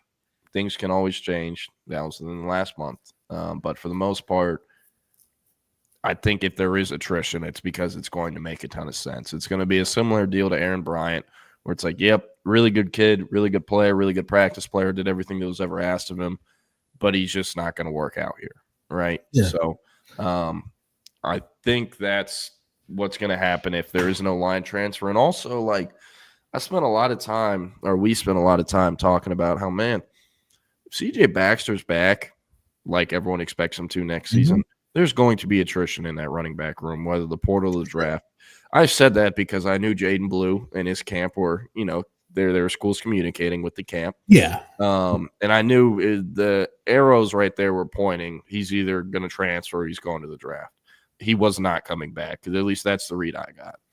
And whenever I was told that a few schools are communicating with him, I was also told Texas was aware that they sat him down and were like, hey, we think you should go to the draft. So it aligned with, you know, what ended up happening. But, you know, with Jaden Blue gone and the rest of the room set to come back, I'm not currently expecting a transfer there. Now, I could, you know, be completely wrong and running back A or running back B announces it in an hour or something. But I currently don't think they're going to lose a scholarship running back that's returning to this team, to the portal. So, yeah, if you look at, I mean, let's just assume, right? I'm going to assume you're not going to have Christian Clark or CJ Baxter for spring ball. And honestly, even if Baxter's close to coming back, maybe it's Christian Clark. I can guarantee you, like with that Achilles, that's you're probably looking at camp, maybe even a couple weeks into camp before he's back. Baxter, the knee rehab seems to be going well. Maybe the back half of spring ball, he's able to do something, but there's no need to rush him. But shoot, Jordan, even you look at with Blue leaving, go look at their running back depth chart. You're going to have Wisner, Gibson, James Simon, and Ricky Stewart. You're still going to have 4 scholarship running backs in for spring ball. Yeah. And I think the good thing is, at this point, what Trey Wisner can do. I would try to rest him as much as possible and let Jared Gibson spin his spring ball, and the same thing with James Simon and Ricky Stewart. Just let the young cats just try to figure out what you got. Yeah, nice thing too. Like, he's gonna start spring ball or his Texas career in the receiver room, but like I've reported for since they offered him at the junior day, Michael Terry's gonna play other positions at Texas. And having a player like that is really nice because if Texas was to ever deal with the injuries at the running back room that they did this year, you can just move Michael Terry to running back. And guess what? He took 300 carries at running back in high school, or 200, whatever it is, more than Ryan Niblett did, and it's more of a natural segue, natural transition. So, I didn't really think about how not weak, but just kind of small the running back room will be in the spring because Baxter probably won't be 100% ready yet, but they'll be able to figure it out. They'll have the bodies. And, Trey Wisner, as long as he comes back, they're in damn good standing. I was thinking about this too this morning.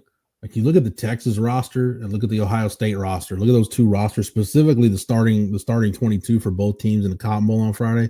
When those 2 teams meet in Columbus to open the season, it's going to look a lot different. It'll look totally different for both teams. Not just with draft departures. You're telling me Ryan Day is not going to have an issue with his roster getting picked off at some point, trying to retain guys. So, look, and Jake Bayless, I see your state. Look, to me, there's no point in naming names. We can all figure out who the guys are that are going to be approached by other schools that might want to try to. There are a few times in your life, in your career, your athletic career, where you legitimately have some leverage. And the 2 guys you mentioned right there, they've got some leverage right now. So yeah, I'm not going to fault anybody for trying to get some more NIL money or what. Even if you're just leveraging it to stay at Texas and you just want some more NIL money, great, good for you. If you're leveraging it to see really what your options are, great. That's awesome too. I don't mind that at all. And you've got a head coach in Sark who he may not like it, but at least he understands what the deal is. I said I'm pretty sure he doesn't like it, but at least he understands how the game is played right now. Yeah, and I don't think any, coach likes it. But with CB talking about Arch's odds on favorite to win the Heisman in 25, I don't know if CB was just, confident in letting us know, or if he was kind of saying like Texas should pitch that to guys. It is a good pitch, but unless you play running back, tight end, or receiver, you don't give a shit. Everyone nowadays, it's me, NIL. Yeah. And I don't blame them. Get your money. This shit isn't guaranteed. You can snap your leg and never be the same again, and they will never pay you the same again. So get what you can now. I don't ever fault. I think there are definitely shitty ways that players attain leverage or their agents do. But I will never fault a kid or his family for trying to get as much money as possible. Hey, we've talked about this, but I think especially in light of the Darian Mensah situation, the stuff that's come to light over that with his agent, I guess he's running the NIL side for Lil Wayne's agency now, telling everybody that, hey, 20% is what, that's the going rate for NIL agents. That there's got to be something done with that, Jordan. I still haven't watched that video. I've just seen like all the NIL people I follow just tear his ass to shreds on Twitter by quote tweeting it. But again, still haven't watched the video. Do you know how stupid you have to be to do that? Like, do you know how many agents were operating in 20% covertly and now their ass is exposed because of that? That, there's a reason you never really see agents' names out there or contract stuff. Everything is kept taboo. so that the fact that they were making 20% never really came to light or whatever. Mhm. And very few guys were actually charging 20%. And I mean, like I know, I don't know, a handful of NIL guys. The main one I trust the most, the one who has all the best clients, he doesn't even do contracts. It's a, hey, man, I'm going to help you out. We're going to figure this out. And he trusts that you'll get him right on the back end. Yeah. And he's come through, for the most part. I've never really heard anything bad about him, any bad interactions, and I trust him. Very few guys I actually trust in that space, though. But with Texas and Arch, like, unless you're a skill player on offense, it really doesn't affect too much because, and I'm sure, too, agents or whoever's advising people is like, look, man, these coaches can leave whenever. It's not like Sark's name has been tied to the Cowboys job a little. I don't really expect much to happen there, but I'm sure agents or other people in the circle are pushing that, look, these people can do what's best for them at any minute. You got to be able to do what's best for you at any minute. So, yeah. That's the freedom I'm glad players have now is, all right, I can look out for myself too. Yeah.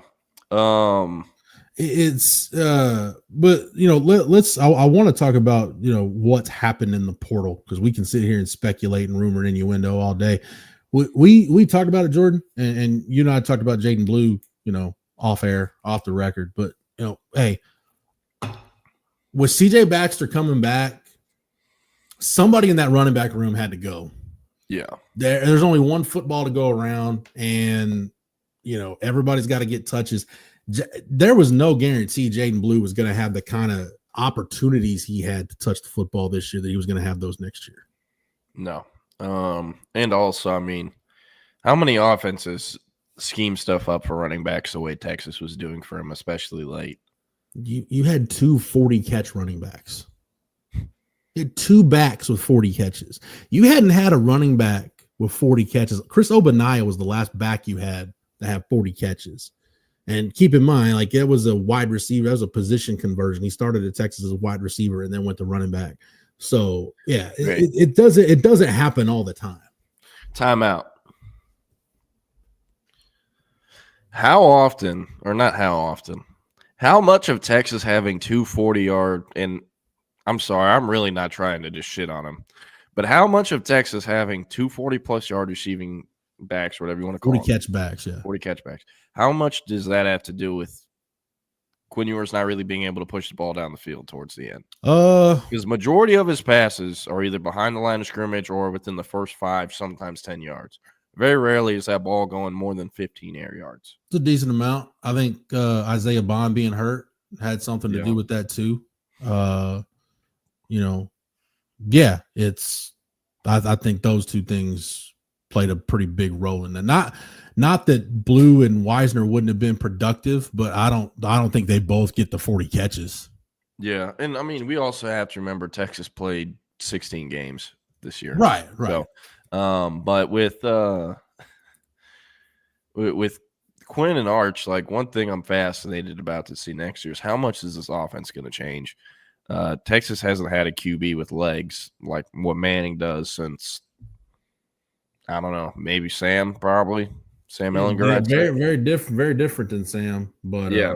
But I just meant in terms of like the speed shifting. Where the +1 element in the run game can be a part of your offense again. Yes. You could have done it with Casey, but Sark never really went there. No, Sark knew it. He had backing him up. He wasn't running his ass. And quite frankly, you could have done it with Hudson Card too, but you never really. So how much is it going to change? Are there going to be any new options? I doubt there'll be a ton of option calls each game. But having a mobile QB is going to open things up more for the running back and the receiving game. Yeah. Also, should help your red zone offense too. Yeah, in the limited plays, or not limited plays, and limited sample size we got this year from Arch Manning as a starter versus ULM and, coming in the other games. He started against Mississippi State too. Yeah, I was pretty sure he did, but couldn't remember if he actually got the start. Played most of the UTSA game. Yeah, so he showed he can throw a ball 20 yards accurately. Yeah. Texas, I think I brought this up yesterday. Every single receiver who ran track in Texas's receiving room went sub 11 with most of those guys sub 10.5, like I talked about with Bond. Mm-hmm. What is the point of having all that speed if all they do is catch balls behind the line of scrimmage, screens, slants, all that? You want them to run in straight lines on go balls, but Texas wasn't doing that because they didn't have a QB who could hit that. So you bring in a guy like Arch, or not bring in, he's been there, who can actually complete these passes down the field, and it opens everything up under the middle, underneath too. So I'm really excited to see that. I'm excited to see how much the offense changes in that way. Mm-hmm. I'm sure RPO will still be a big part of it. He has quick enough instincts, release, and all that to be able to maintain it perfectly. But Sark's offense will always be an RPO based offense until he just gets to the point where he decides he needs to evolve and do something else. I'm just very, very excited to see passes actually getting thrown down the field. Yeah. The cool thing I like about Sark's offense, Jordan, is you kind of see Sark's background, like pretty much the two, and he's said it, like the two guys that influenced him the most in terms of forming the foundation of his offensive ideology would be Norv Turner and Norm Chow from his time at BYU and USC. And you see that because you definitely still see, with the quick timing patterns where the ball comes out quick and those slants where guys are running the daylight. That's a big part of Sark's offense. That's that old school kind of Bill Walsh West Coast offense. With Norm Turner, I mean, you can go back and watch some old Cowboys tape from back in the day, Jordan. If they're asking Troy Aikman to throw the ball, he ain't throwing a lot of 5-yard hitches. He ain't throwing a lot of quick slants. It's, that's your 12 to 15-yard comebacks, your deep digs, your go balls. I mean, if Aikman's throwing the ball, I mean, it's run with Emmitt Smith, and then boom, we're going play action deep over the top, or we're going down the field, we're going vertical with it. That's that Norm Turner, Ernie Zampese offense. So I like the fact that you see some of that. I do agree with you, though. I think with Arch, I think you will see more of that downfield passing game, just because Sark wants that element, but that's also a really big part of what Arch brings to the table. Yeah. And I mean, I think they've always recruited receiver well, but like, for what Ryan Wingo is as a receiver, he will fit better in a more downfield offense. Same with Khalil Lockett. Same with Jamie French. Dalen McCutcheon probably fits the Quinn Ewers style offense a little bit better just because he's so quick in and out of breaks and cuts. But you need a variety of guys. Yeah, right? Like I've used the example. I'll use it again because I love telling this story. I mean, the Mac Brown staff got so obsessed with trying to find Lyman Swede that they realized at one point in time, we just got a bunch of big dudes that don't run very fast. Like and I feel like Tom Herman kind of pigeonholed his receiver roles to the point where, like, man, you're just kind of, if your starting H receiver gets hurt, it shouldn't cause your entire offense to just crater. Right. Yeah. So you got to have variety. And I think the ideal picture of what you want, like, granted, I'm not saying this just because, would you love to have 3 NFL receivers, like you had last year with Mitchell, Worthy, and Whittington? Yeah, you'd love to have it. But the beauty of that was those guys could all do different things. They weren't just one-trick ponies. I think you got a little bit of that. Not that you were all the way there this year, but I think there was more element of, okay, you knew Ryan Wingo just because of his age and inexperience, the scope of his game was going to be limited. Mm-hmm. Isaiah Bond getting hurt took out a really big part of what you wanted to do offensively. But you mentioned it yesterday, Jordan. We love Silas Bolden. There's only so many things Silas Bolden can do. And then with Matthew Golden, you couldn't really use Matthew Golden, I think, ideally like you wanted to, because whether he likes it or not, receiver 1. And I'm sure he liked it because now he's going to the NFL because of it. Yeah, he had to be wide receiver 1. So, in a perfect world, I think if Sark could recreate, and you can't do this at the detriment of bypassing guys who can play, but if you can recreate that versatility you had in the room in 2023, I think that in a perfect world, that's what he'd love to have. Yeah. Do you want to hear something funny, Jeff? We're going to circle back to the real world. Okay. But so I'm playing Dynasty last night, right? And this is I restarted a Texas one a few months ago. I barely played it. My coach's name is Steve Starkeesian, in honor of all the kids, parents, coaches who say Stark instead of Sark. His name is Steve Starkeesian. And I'm trying to run my program as accurately as possible to Texas in the real world. My first game back last night was in the semifinals. I was playing Georgia, and they beat my ass because usually, I got to ease into it and get used to the gameplay again. So they whooped my ass, but I was fine. I'm like, let's go into the offseason. Mm-hmm. I hit the portal. You want to guess who I got at receiver? Jonte Cook. No, Malik Hornsby. But, yeah, he's a receiver in the game somehow. I don't know how that happened. Where is he even going to school right now? Arkansas State. All right, that is something I didn't know. Okay. I don't think he's actually playing receiver for them in real life. I'm not sure. Shows you how much Arkansas State I watch, but I went and got him. I got Upton Stout. I get Upton Stout out the portal like every single year in that game. Out of Western Kentucky, former North Shore legend. But because I'm trying to run it as realistic as possible, I had to make Matthew Golden go in the portal because it didn't give him a good enough drafting to leave, and I had to put Quinn into the portal. Oh, no. Yeah. So it's like, are you sure you want to? And I'm like, yes, encourage transfer. And also because I want it to be as realistic as possible, I have like 8 D linemen on my roster, and 5 of them are true freshmen I just signed because I had to push everyone out. I want it to be as realistic as possible. But I just thought you'd find it funny that I pushed Quinn into the portal and Golden and all that. No, that's funny. They had to. Here's Coach Top. I love you, but here's where we're getting like they just let the stuff play out. Apparently, Malik Muhammad has taken Texas out of his bio on social media. Like it may be something, it may be nothing, but I'm not gonna lose my mind over. Like we said, the stuff is gonna happen. There's gonna be negotiations and stuff going on up until the 11th hour tomorrow. So like I would just say, just let it play out. Yeah. Jose has a really good question here. It says, good afternoon, gents. Been MIA after the loss and in a van down by the river. Feel that. Any idea what the receiver room looks like this spring if Texas doesn't get a portal wide receiver this winter? What does a wide receiver 1, 2, and 3 look like? I think Jeff and I are both in agreement. Ryan Wingo is receiver 1. No, I think even if you add a portal wide receiver at this point, since you didn't get Singleton, I don't.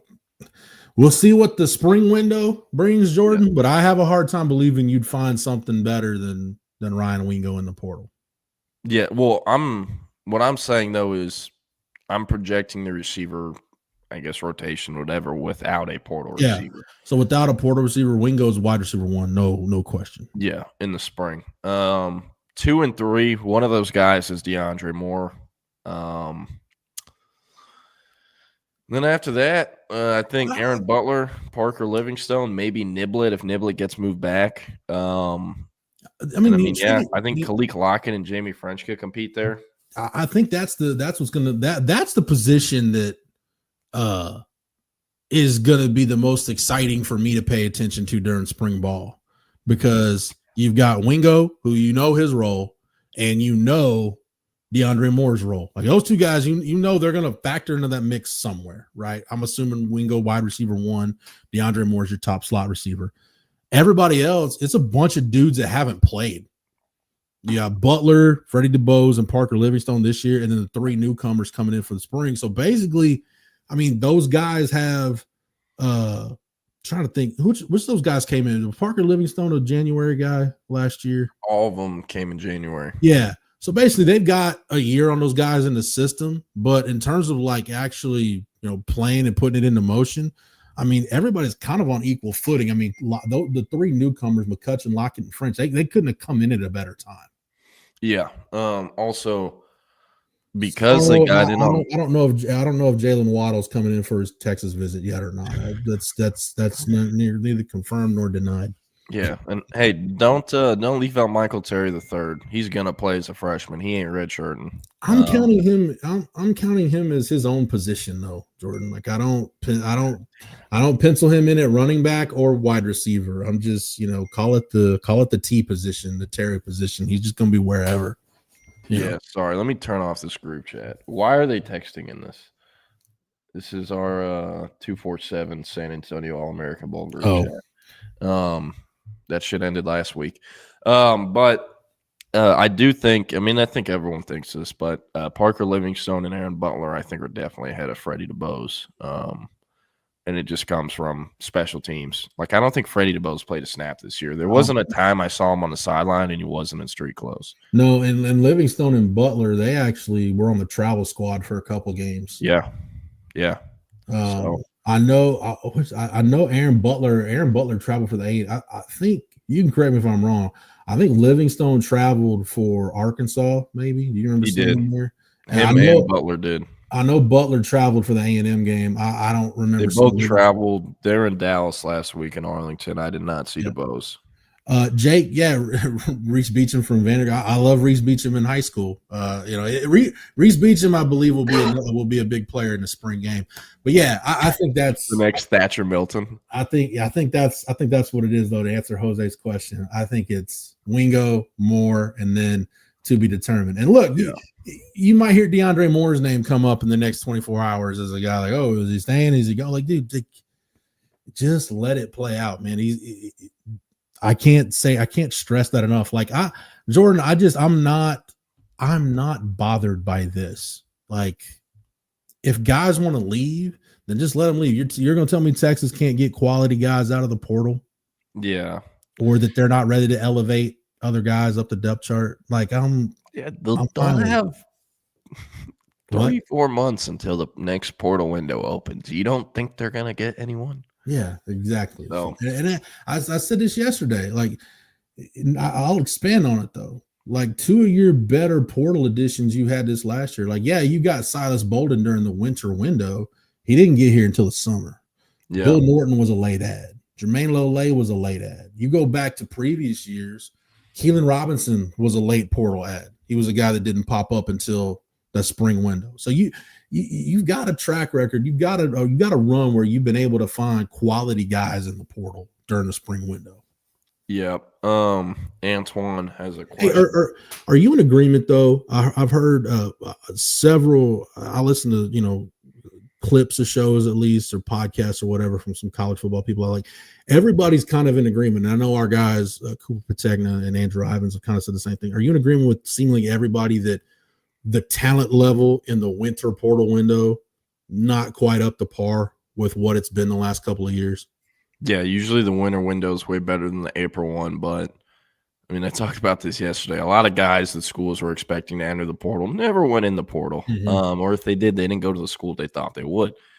So there's a lot of T wording left for every single school to do between now and April, and I think April will be the busiest April portal window cycle we've seen thus far. But Antoine has a good one. He said, how are we looking with Felix Ojo? He's a 5-star offensive tackle in the 2026 class out of Mansfield, Lake Ridge, and DF-Dub. They're in a good spot. I don't really think he is a true leader right now. I think it's still early. But, he's got 35-plus offers. And, John Turntine is the guy. What do you say? That's it, just 35. That's all. He's got a lot of them. I don't know what the exact number is, but I'm pretty sure it's north of 35. But with Ojo, everyone talks about John Turntine, and he's a really good prospect. But Ojo is just as good as, in my opinion. I really think they're that close. And again, I know Turntine is the guy. He's been the guy since his freshman year, whatever it was, and everyone's looking at him. Oh, Texas missed on Fasusi. They need to get Turntine. Again, Ojo is just as good. They can get both of those guys potentially. I don't really think it'll happen. I think they'll want to go to different schools, but they will have the shot to get both of them. And honestly, Ojo might be the guy, if I'm Texas, I try to put more eggs into his basket because he's a true left tackle. He's 6'7", 36-inch arms, about 275, like 11-inch hands, and he has like a +8 wing. Mm-hmm. He's longer, taller than Turntine. Now, Turntine is more powerful. He's 6'3.5", he was 305 in the spring. I think he's in the 280s now. He's lost some weight. And he also has 34-plus inch arms, but he's a much easier guard projection. Now, I think he could play tackle in college, potentially left tackle. Kelvin Banks is only 6'4", but in terms of NFL projecting that, Felix Ojo is an NFL left tackle. I do not think John Turntine is an NFL left tackle. So We're obviously talking college football and the Texas Longhorns, so NFL projections won't matter as much. But Ojo is just as good. I firmly believe that as Turntine. I think 24/7's higher on Ojo than anyone else. We have him like number 28 in the country. Still a 4-star because the top 32 haven't been given their 5 stars, but he's a 5-star recruit. Also plays basketball, also throws the shot and disc, and really good kid. And as far as the recruitment goes, Texas is in a good spot for him, but so is Michigan, A&M, Bama. He's going to have a national recruitment. USC's in there, and schools are now starting to hit him up more and more because he was an underclassman in San Antonio at All-American Week, and he did not play like an underclassman. So his recruitment's about to get a lot more heated.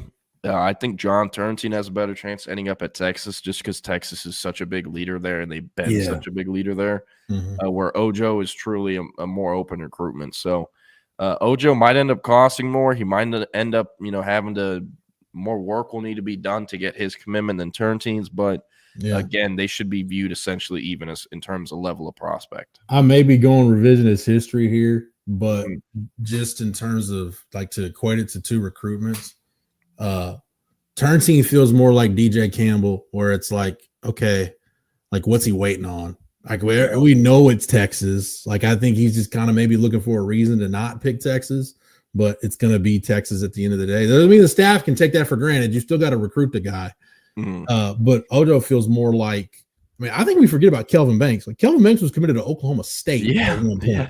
So it's like that dude couldn't be any more wide open with, hey, it's kind of a free for all, and whoever has the best relationship is going to get him. And I know you owe an assist to Miami for taking Mario Cristobal away from Oregon with Banks, but hey, not just Banks. People forget Cam Williams was supposed to be an Oregon Duck too. I here's why I would go after both of them, Jordan. I would sell both of them. Especially with the kid from SC going to Oregon. Texas doesn't take offensive linemen out of the transfer portal. No, they don't. They're not going to cut corners there. They want to develop guys. They want to do it in-house. And, they're going to see the results with Kelvin Banks going in the first round and some of these other guys that are going to get drafted too. I would just recruit them both and be like, hey, whichever one of you works out at left tackle, you're left tackle. The other one's a right tackle. You're both going to be NFL guys. So, hey, let's just go have at it. So that's how I would handle. That's how I would handle it if I were Texas, knowing that you don't want to go to the portal to get guys. Knowing the old line market in the portal, it's never been great anyway. So dude, just put all your eggs in the high school recruiting basket. Your NIL funds with the O line need to be and should be allocated to the high school market because I think Lincoln Riley has proven, man, if you're trying to put together offensive lines consistently through the transfer portal, more often than not, it's not going to work. Yeah, and the kid Texas had in on a visit from USC the other day, blanking on his first name, but last name is Pregnon or Prenon, however you pronounce it. Ended up committing to Oregon earlier today. I spoke yesterday. We didn't really have any amount of confidence there. That would be Texas. Hank has kind of been the one, responsible for that one at our site. But when I asked Hank, what's kind of the deal here, he was like, Texas can't really tell what he wants, if it's just a money grab thing or if he wants to go to a legitimate contender. But if it is a money grab thing, they're not going to win that. They don't want to win that. So they think it's probably going to be Oregon. And that's exactly what happened. So, if you're Kyle Flood, what would you rather do? Like let's say Cole Hudson is going to be your starting center. This is what I think. You do not need a portal lineman because if Cam Williams leaves, Goosby's the left tackle, right? If Brandon Baker is who he's supposed to be and Kyle Flood is who he's supposed to be as a coach and developer, Brandon Baker should be able to lock down that right tackle spot by fall camp at the very latest, if not spring ball. If he is who he's supposed to be and Kyle Flood or who he's supposed to be. Mm-hmm. So I don't think they need a portal guy. DJ Campbell, I really think he's going to come back. Spoke with a source close to him yesterday. Same one I spoke with a month ago who told me, no, he's coming back. That's a right guard spot. Center can be Cole Hudson or Daniel Cruz. I'm cool with either one. That would mean left guard is either Nato, Yumi Ozulu, or Cole Hudson. I'm cool with either one. And I think if you ask Kyle Flood, who would you rather have at left guard, Nato or Emmanuel Pregnon? He'd take Nato 10 times out of 10. Yeah. That's a guy that understands your system, understands the way you want things done. He's been in the program for 3 years now. Like, and he's waited his turn, paid his dues, and I think it's time for him to take his place at the head of the table. At least that's what I'd like to see. I want to see what he looks like running with that first five. Yeah. After all this time, he's been in the oven for a little bit, so let's get him out and see if he's ready. Yeah. Vinny has a decent question. He says, do any of these 5-star receivers have the chance to start immediately? So I've always thought that Khalil Lockett has a higher ceiling, but Jamie French is going to be more ready to play. After seeing them like work out in San Antonio for the week, I think Khalil Lockett is the guy for both of those things. Yeah. I think Jamie French is really talented, of course, but man, Khalil Lockett has a day one skill set too. I think both those guys could play day one. Now, as far as start, I don't know if Sark will trust them enough. We'll have to see. They're going to have to earn that trust, but I don't think either of those guys are redshirting. I think they will be rotating in, especially if Texas doesn't get a receiver transfer, but I don't think there's any way they don't sign at least one portal receiver. But nonetheless, I still think those guys will rotate, but not necessarily start unless injuries happen. I mean, you got to think But about I mean, hey, sorry, real quick. That's okay. If you had French or Lockett in 2022, they're starting like Xavier Worthy did. Yeah. You know, Worthy in 2021, they're starting like Xavier Worthy did. I mean, hell, Jonte Cook was a 5-star guy. One of the reasons why he's not at Texas, why he wasn't playing. Ryan Wingo was just better. Hey, that's another thing I forgot. Jonte, I didn't play him at all because in my dynasty, because for obvious reasons. You wanted him to go in the portal? And he ended up portaling for lack of playing time. I'm not joking. They have the reasoning. So I thought, and Isaiah Bond and Matthew Golden both had their thing super high where they were close to transferring because they didn't like scheme fit. Yeah. And I literally ran the Texas offense that comes with the game. So I'm like, EA needs to fix this. Yeah. But Bond ended up getting drafted. I pushed Golden into the portal in Dynasty, though. But the Jonte thing was hilarious to me. You think about it last year with the way the portal played out, that for the early weeks, and I love thinking back on this, and Jordan, I know you kind of don't like me telling this part, but I remember when Texas was going to play at Houston last year, Jordan, you're already hearing buzz that, hey, wide receiver 1 for Texas could be the guy that's wide receiver 1 for Houston right now. This was Matthew Golden.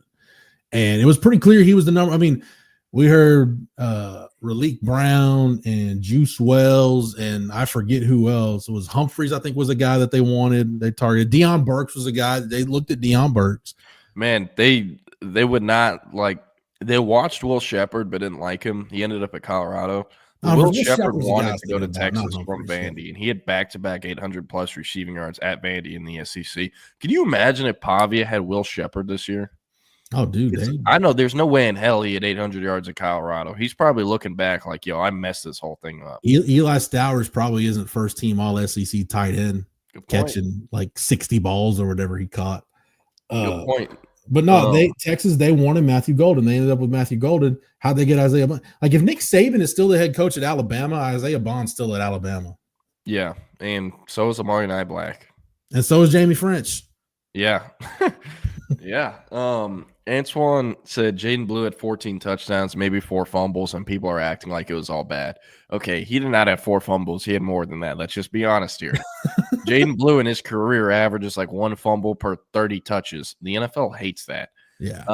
And the thing that I'm very curious about, the NFL isn't stupid. They know Tashard Choice is one of, if not the top running backs coach in college football. The last 2 running backs to go number 1 on, or the last 2 drafts, the number 1 running back pick has been a Texas Longhorn. Jonathan Brooks and Bijan Robinson. Now that streak is going to end this year. Jaden Blue is not going to be the first running back taken. But I do think eventually NFL teams are going to start to think, yo, if this kid has this fumbling problem and Tashard Choice of all people couldn't really, consistently coach it out of him, are we going to be able to do that? So, Jaden Blue is going to get drafted no matter what, but the fumbling thing is definitely an issue. You can't average like a fumble per 30 career touches. Yeah. That not be a problem. That's not a Tashard Choice issue because Jarrett Gibson had some ball security issues by the end of the year. By the end of the year, his ball security issues were cleaned up enough that they trusted him to be in a game on 4th and short. Yeah. And to touch the ball. Yeah. No, they should have trusted him more to give him there. If you remember, Jordan Trey Wisner had a couple of games in there where the ball got loose a little bit, but he cleaned that up by the end of the year. Yeah. Jack Burton says, honest question, did Arch Manning get knocked out or a concussion after that targeting hit to his head? I never heard that he did. I never heard that he didn't. All I know is, from what I remember, when there were media timeouts in that game and Quinn was off throwing to the side, Arch had a helmet on and was throwing with Quinn, from what I remember. So we were never told that Arch wasn't available or anything like that. Typically, Texas will put something out. Like if they know a guy is out for sure, they'll send something out. This is, hey, so-and-so is available. If it's borderline or whatever, they won't. I never heard, we never got word or heard that he was. Yeah. Jake Bayless says, what's the tight end position looking like for next season? I think it'll be Jordan Washington and Amari Nyblack. They looked at a portal tight end in Max Clare, but they didn't want to pay that number, and Ohio State did, so he went to Ohio State. Yeah. So Jordan Washington or Amari Nyblack. Imari Winston, I'm not super high on. I think he can eventually be like a decent gadget player that'll need to have scheme touches, but not till year 3 or 4 if he's still in the program. I think Nick Townsend could play as a freshman. He has a unique skill set that, is good enough to play as a freshman, but with Washington and Nyblack there, I don't know. I think Spencer Shannon this upcoming season will be the first year Spencer Shannon starts really getting snaps. I think they'll use him a lot as an inline blocker. Mm-hmm. I think you'll Will Randall, Imari Winston, I don't expect those guys to play at all next year. I'll be honest. I don't even know if Will Randall's on the roster anymore. He was at the game. He was at the game? Okay. Yeah. I haven't seen him in practice or anything in the practices I've been to. So he's probably on scout team. No. Well, yeah, he might have been on the scout team. He just has a different number jersey. But yeah, Will Randall's not much of a factor. But yeah, Spencer Shannon, it's kind of tight end is going to be it's going to be an interesting group because you don't have the gunner helm. You don't have kind of the well-rounded 5-tool, NFL, no doubt tight end this year. You've got guys that can all bring something different. I think the closest you're going to get to a well-rounded tight end is going to be Jordan Washington. It's just, is he ready to be that guy yet? Yeah. And I don't know. Yeah. No, it's a good question. They have the spring to figure that out. Because there's definitely like Amari Nyblack is going to be a receiving tight end all the way. And Spencer Shannon is the complete opposite. He's going to be an inline blocker all the way. Yeah. I did not see this, but Rick W. says, what are y'all's thoughts on Kevin Washington leaving Texas football? For the last year or 2 or several years, he served as the director of player development. I applaud Kevin Washington for doing something right because he's one of the few guys that Sark kept from the Herman regime. So he's a pretty big part of that organization. And then Jose Rodriguez, this is the last thing I'll answer, but it says, is Turntine a better athlete than most O-line prospects? Hefe, does his body translate to a player like Larry Allen, shorter but faster to pull?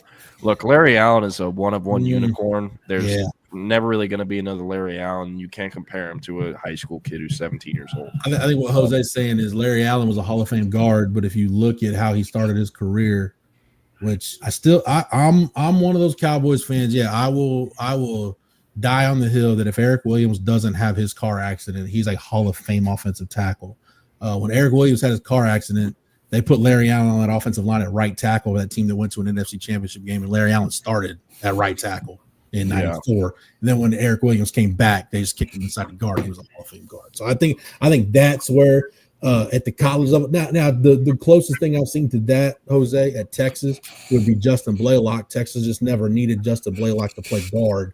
But I think everybody knew his NFL position was going to be guard. It wasn't going to be tackle. Yeah, and also one thing I forgot to mention about Turntine and Ojo earlier, Ojo doesn't turn 17 until July, and he's currently a junior. So he's going to be 17 when he enrolls out of school in January of 2026. And then Turntine, he turns 17 in like a week. So Ojo is 6 months, 7 months younger.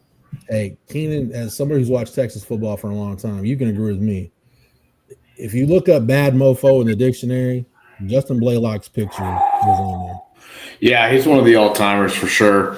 There were so many good linemen in that era too on both sides of the ball, but Blaylock definitely stood out as one of the best. And when I first realized like how good he was, because he played against OU and started that whole year, but Texas played Nebraska. Nebraska was like 10th, 12th in the country coming to Austin to play a game. Back when, Eric, Jordan, this is back when Nebraska, like, saying, hey, we're playing Nebraska this week. You gotta bring it. That meant something. Dude, Justin Blaylock just bitch slapped Nebraska all over the field. I mean, I just remember 63 just rolling dudes off the ball. He did them like you did Gerald when you were at Florence. See, there's no, you guys got to take my word for it. He was doing his Jeff Howe impersonation. Yeah, and he made Nebraska like on the ground looking like what they do in Gerald, rolling around with their sisters in the hay during the homecoming dance. But that's a different story. Justin Blaylock was a badass. Yeah, he was really, really good. Fellas, I was thinking, go for it. Can I read a tweet off to you guys? Keenan, Jeff, I know you guys are Cowboys fans. Jordan, I'm not sure. Are you a Cowboy fan or no? No, he's a Niners fan. Okay. Oh, that's right. That's right. This is a Coach Prime related tweet. It is not. It is. Well, it's related, but it's not. It's not. Okay. Jeff, do you see Shireen Williams, the great Shireen Williams, her tweet about Jerry Jones and buyouts yesterday? No. Okay. I just want to read this off for you because I'm not going to lie. I died laughing for about 10 minutes. So Joe Hoyt tweeted this out. He said, for what it's worth, Jerry Jones isn't like paying two head coaches at once. Not sure you want to cough up a big buyout for any coach, let alone Deion Sanders.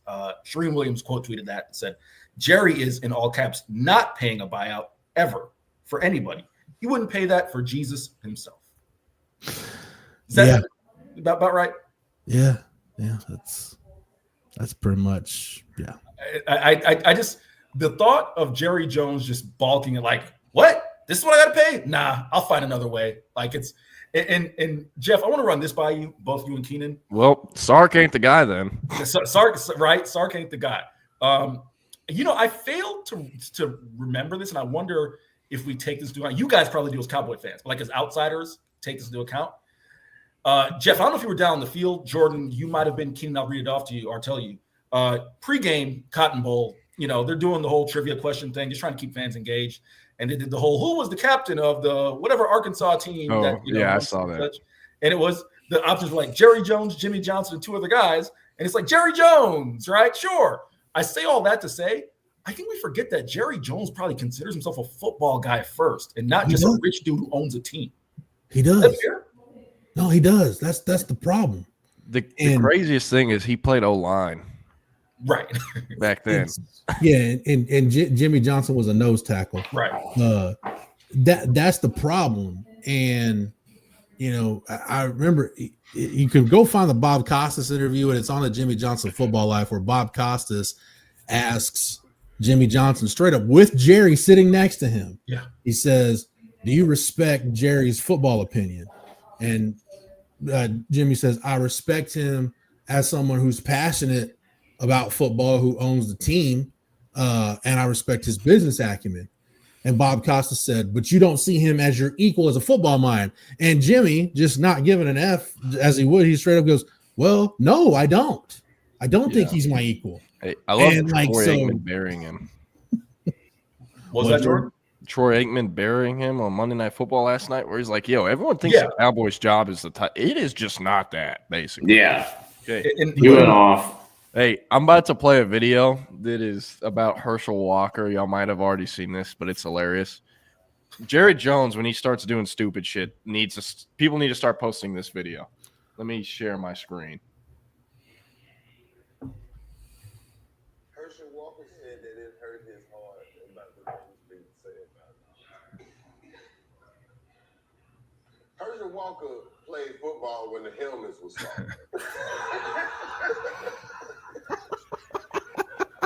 His word is scrambled.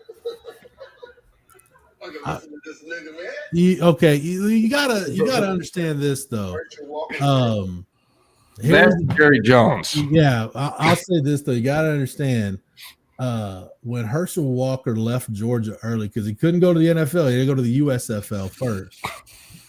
He had a personal services contract with Donald Trump that basically guaranteed, hey, if the USFL folds tomorrow, Donald Trump's going to make sure that Herschel Walker gets paid. So let's not forget why Herschel Walker is loyal to Donald Trump. Like, yeah, there's politics involved, but if a dude guaranteed to pay me millions of dollars once upon a time, I'll have some loyalty to him. Dana White too. If you're bored, find the Herschel Walker Wikipedia page. It is a roller coaster. Dude, I'm telling you, it is. But nah, man, that's the thing with the Cowboys though, is the Jimmy Jerry thing, it wasn't gonna last, and I understand that now, but it's Jerry constantly just he just the trump card is always gonna be. And I remember again, this is on the Jimmy Johnson Football Life, and I think this kind of sums it up. The last game of the 92 season, the Cowboys beat the Bears. They wrap up the division, so they get a first round bye. They get the wild card bye. They're going to the divisional round, and Jimmy's just getting ready to give his post game speech to the team, and the players are like, "Hey," and I've heard Aikman talk about this. Is like, "Yeah, this is the speech we've been waiting for, like through training camp and everything else. Like he's going to tell us he's proud of us, great job." And right as Jimmy's getting ready to start, he walks in the locker room with Prince Bandar, who was ambassador to Saudi Arabia, and starts introducing him to the team. Well, after that, Jimmy kind of gives a half-hearted, "Hey, we'll see you guys on Tuesday," whatever. Apparently, according to Larry Lacewell, Jimmy storms up to Jerry's suite, and they're like nose to nose, and Jimmy's like, "I have an effing rule. Nobody gets in the locker room until I address the team." And Jerry's response is, "Well, I've got an effing rule too. I own the effing team." So that's at the point where everybody realizes things weren't all good with those two. Jeff, two quick things, and I'll let you and Jordan get out of here. One, I find that so fascinating. It's the same thing as, and it's ironic, they both happen in the same time period. It's the Phil Jackson, Jerry Krause deal, right? Where it's the same deal there, where Jerry Krause thinks he deserves more credit, and it's funny. I remember in the Jordan doc, right, when Phil Jackson kicks Jerry Seinfeld at the height of Jerry Seinfeld prime, it's like, it's time to go. Time to get the locker room, right? Yeah. So it's that. And the other thing, which is just a completely random side note, so I'll let you guys get out here on this, is if memory serves me correct, Jeff, Jerry Richardson was the only former NFL player to own a team, right? I believe so, yeah. And even who again played, Jerry Richardson's older, or would have been older, I know he's passed, would have been older than Jerry Jones. But he won a championship, right? Like in an era, and even he wasn't the guy who was like, "Yo, I need my stamp on the team." He did other crazy bleep. You can go just Google Charlotte, the Charlotte Panthers for that, or Carolina Panthers, but still. And I think even if you take it down another notch, I think Jerry Richardson, Jerry Jones, and there might have been one other owner, I think, that even played college football. Right. Yeah. Because most of those franchises, especially like they get passed down to families and stuff. But yeah, I think that's right. I think it's Jerry Jones, Jerry Richardson. I thought there was one more. Somebody else had played college football. I don't think it's anybody in the Glazer family, Eric. I don't think the Glazer family played. No, if you've ever met the Malcolm Glazer or Brian Glazer or whatnot, they hey, BK gang. That's that BK gang right there. But they still own the which soccer team did they own? Yep. Yeah. Yep. I'm not a Premier League guy. So. All right, we'll leave it at that. Jordan and I will be back tomorrow. Continue talking about Portal Madness. Everybody stay tuned for False Start. Keenan and Eric have a great show. Everybody enjoy the rest of your Tuesday. See y'all. Happy Tuesday. Appreciate it, fellas. That's what that was. It's only an hour. Jeff Howe, Jordan Scruggs taking up to around midday. We are False Start, Keenan. I am finally here for a full show, or almost, because Vic Schaefer's presser starts at 1, so I'll hop off at like 12:58. But nevertheless, I'm here for a full show, Keenan. It's refreshing, my guy. It's an important day. It's an important day, I would say, for the show. An important day. As Keenan Womack says on this January 14th, 2025, don't rebuild, reload, Keenan. And that is an excellent tagline to set the table for today's show, because Keenan and I will be talking about two position groups on the 2025 Texas Longhorns who will look to reload, not rebuild. The running back room and the wide receiver room. That, of course, comes off the heels of the news that both groups will lose players. Jaden Blue, taking his talents to the National Football League, the NFL draft. He will depart after 3 years on the 40 acres, followed by Isaiah Bond and Matthew Golden. Actually, Golden announced first, then Isaiah Bond. The news was both reported by Pete Thamel first and confirmed by our sources at Horns 24/7. that they will be taking their talents to the NFL. We are going to jump into that in a moment. But Keenan, I want to ask you, how are you doing? How are you feeling before we have soon-to-be friend of the show, Ben McKee of Vols 24/7, who does a great job covering the Tennessee Volunteers. He's going to come on and talk about Texas and Tennessee on the hardwood from a couple days ago, and I'll ask him some thoughts on the Tennessee program as a whole. But Keenan, as Ben hops in the backstage area, how you doing, my guy? I'm all right. I think we're finally going to get better. I think tomorrow I'll be 100%. Going to nap a little more today after the show. And just this thing's been kicking my ass for like a week now. So hopefully tomorrow's a better day, but we're hanging in there, brother. Listen, Keenan, I feel like you've got to be doing better than Jerry Jones. You know, because Jerry Jones gets were you in the stadium when Jerry Jones was? Yeah, you were there because I was during the game. When they on the screen, he got booed. It's hilarious. Like I said to well, let me not say who I said it to because this person may or not work for the Cowboys. So, but I said it to somebody down the field pregame when they threw the Jerry Jones trivia question up there, and for the audience again, teams are going through pregame warmups, and it's like, who was the captain of the such and such Arkansas team that won the Cotton Bowl? And it was like Jimmy Johnson, Jerry Jones, and two other people. And you just heard an audible groan, Keenan. I don't know if you were in the stadium at that point yet during pregame. Just a groan. Like, is this guy this vain that he's putting this question up? It's not even like Arkansas's in the game. Yes, he is. It's not even like right, Keenan. If Arkansas were in the game, it'd be one thing. But he's just like, nah, just put myself in. Bring it back to me.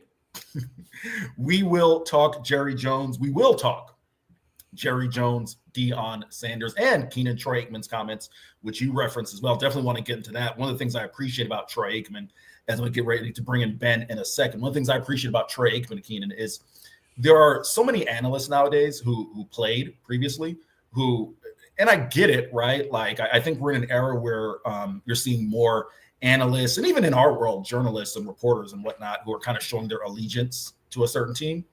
But Troy Aikman is like, yeah, Jerry Jones paid me a lot of money, but Troy also realized, yeah, I busted my ass and laid it all on the line for him as well. I don't have to just have Cowboys pom-poms on, right? Yeah. I can be an analyst. It's better that he doesn't. Right. No, I agree.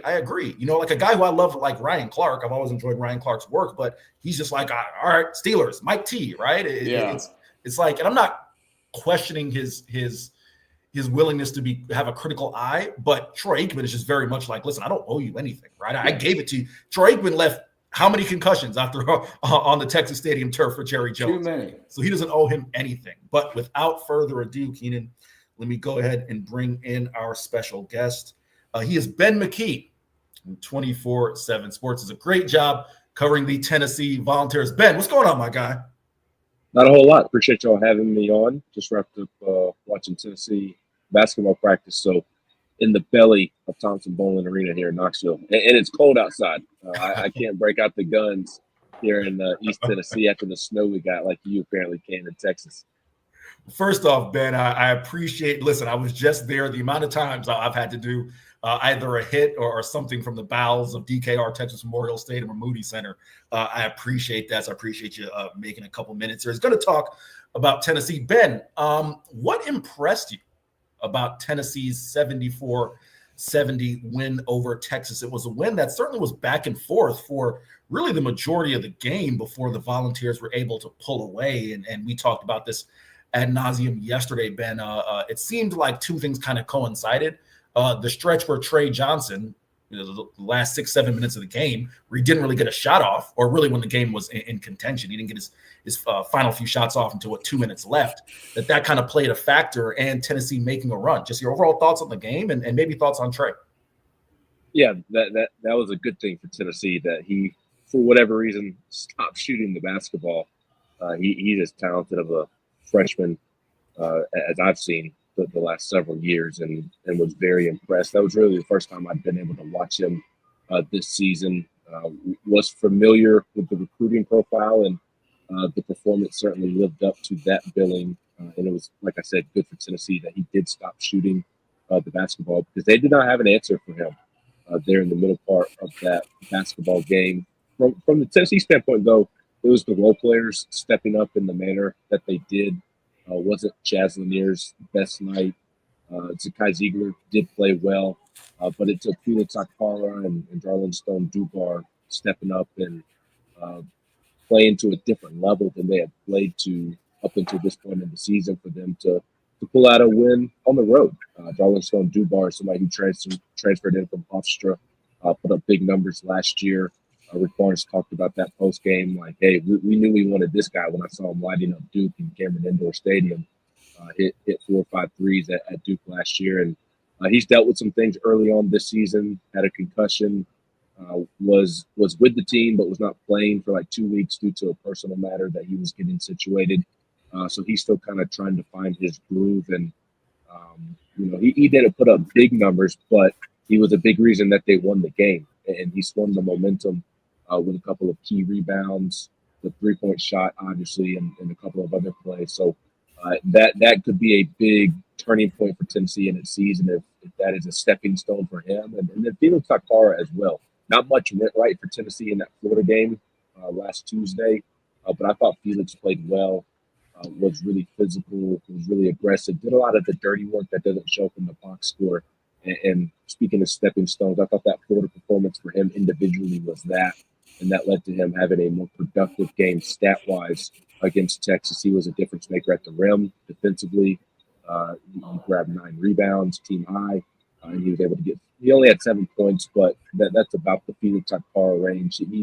He brings the juice with the rebounding and the blocks and kind of stuff in the stat sheet, and that's what he did. So as a guy, Ziegler hit a couple of big threes to help Tennessee get over the hump, but it was the play of the role players and kind of stepping up and maybe turning the page that I thought was the biggest difference maker, and it could be a big development for this basketball team.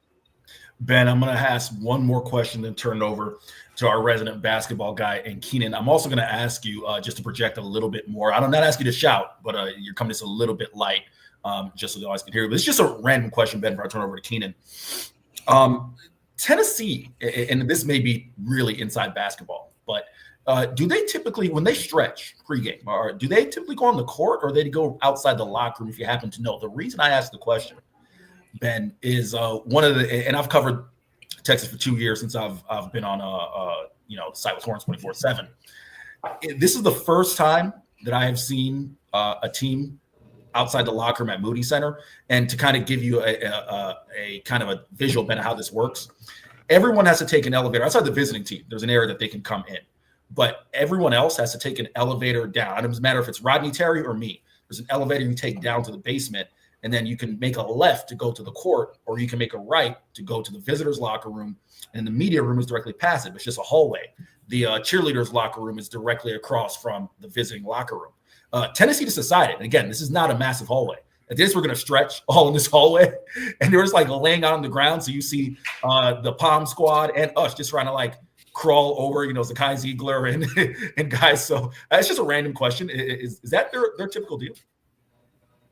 Yeah, it is. And I switched from my AirPods to my computer picking me up. So hopefully you can hear me a little bit. Awesome. Apologies for that. But yeah, that is what they like to do. They kind of have their own thing. And that is one of their quirks on the road. At home, I guess we don't really see what they do before they come out on the floor, but they like to use the scores table here in Thompson Bowling. But I've been on the road to where I'm having to crawl over them as well.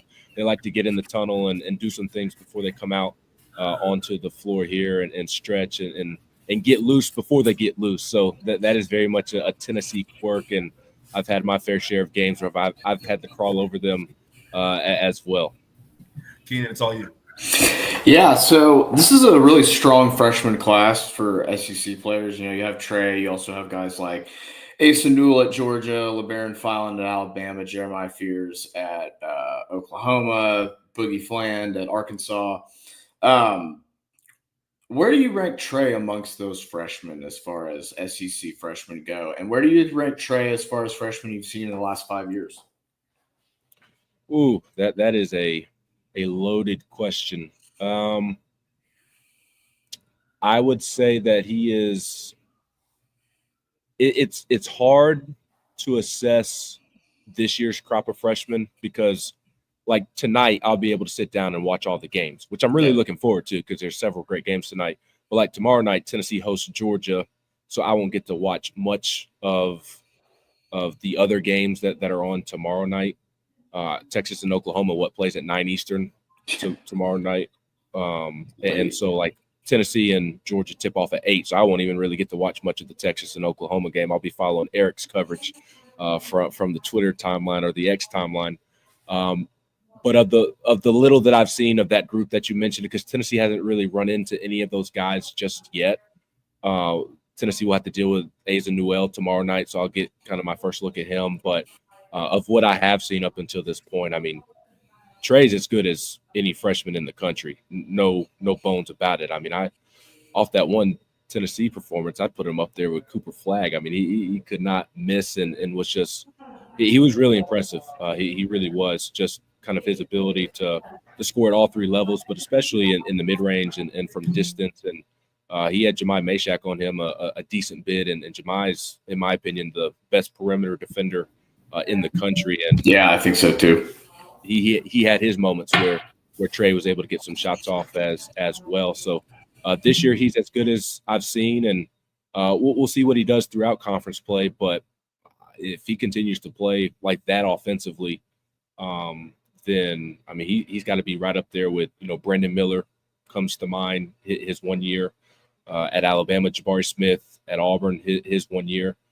He's probably more Brandon Miller than he is Jabari Smith from a position standpoint in today's positionless age of basketball, but he's right there at the top of what I've seen the last several years, and with this freshman class. I am curious to play a little bit devil's advocate just to see how he does throughout the rest of conference play. When I had looked going into the Texas game, I don't know that Texas had beaten anybody inside the top 90 of KenPom, so curious to see what his numbers become and how he performs as Texas plays better competition more consistently throughout conference play. But I was a big fan, and I'm excited to see what he does the rest of the season. Yeah, another question too is I always considered Tennessee, and still do consider them, one of the best perimeter defensive units in the country, not just because of Mashak, but Zakai Ziegler is really good too. And then you have a really good rim protector with Felix Okpara. What did you see out of Texas that makes you think maybe they're going to be a little bit better than people thought coming into this conference play? Because they get blown out by A&M, but they play Auburn and Tennessee pretty tight, and those were at the time the top two teams in the country. And for my money, I think Auburn is the best team in the country right now, if Broome is healthy. What do you think that Texas showed against Tennessee that maybe can translate to some other games? Trey Johnson, that guy. If Trey can pop off like that against Tennessee, then he should. I know I just kind of mentioned, like, hey, I'd like to see him. Not that he hadn't been doing it more consistently, but now that Texas as a team has taken a step up in competition, to see him continue to do it when you know he's at the top of the scouting report every night, because things change when you are at the top of the scouting report every night. That was something that Dalton Connect had to adjust to last year, coming from Northern Colorado to Tennessee. Chaz Lanier is going through that a little bit right now as well. So Trey will need to make some adjustments. But if he's going to have nights like that against the Jemai Mashaks of the world, then he's going to be able to carry Texas to some wins that maybe Texas fans or opposing fans are not expecting. Because, I mean, until Eric mentioned kind of his stretch of play there in the second half to where he wasn't getting shots off. I mean, up until that point, it looked like Texas was going to pull off the upset. And it wasn't really until he went quiet that Tennessee was able to add some or gain some momentum, and that carried them over to a win. But I wonder how much production they're going to get in the post from the outside looking in. That's a big question mark from me. It's a big question mark for Tennessee as well, and Tennessee was able to have some success in there. Are they going to have a consistent post player emerge who is going to help Trey Johnson? Jordan Pope looked good on Saturday. He had it going there for a moment as well. So that game is always a fist fight between Rodney and Rick because they know each other so well. They know what the other wants to run. That's what we saw in Charlotte in the NCAA tournament. It wasn't as much of a fist fight, but it was at times. So can they find more of a scoring punch? That seems to be the question from the outside looking in to go along with Trey. And if Pope can can add that consistently, then they are absolutely capable of beating some teams. And then last question before I throw it back to Eric.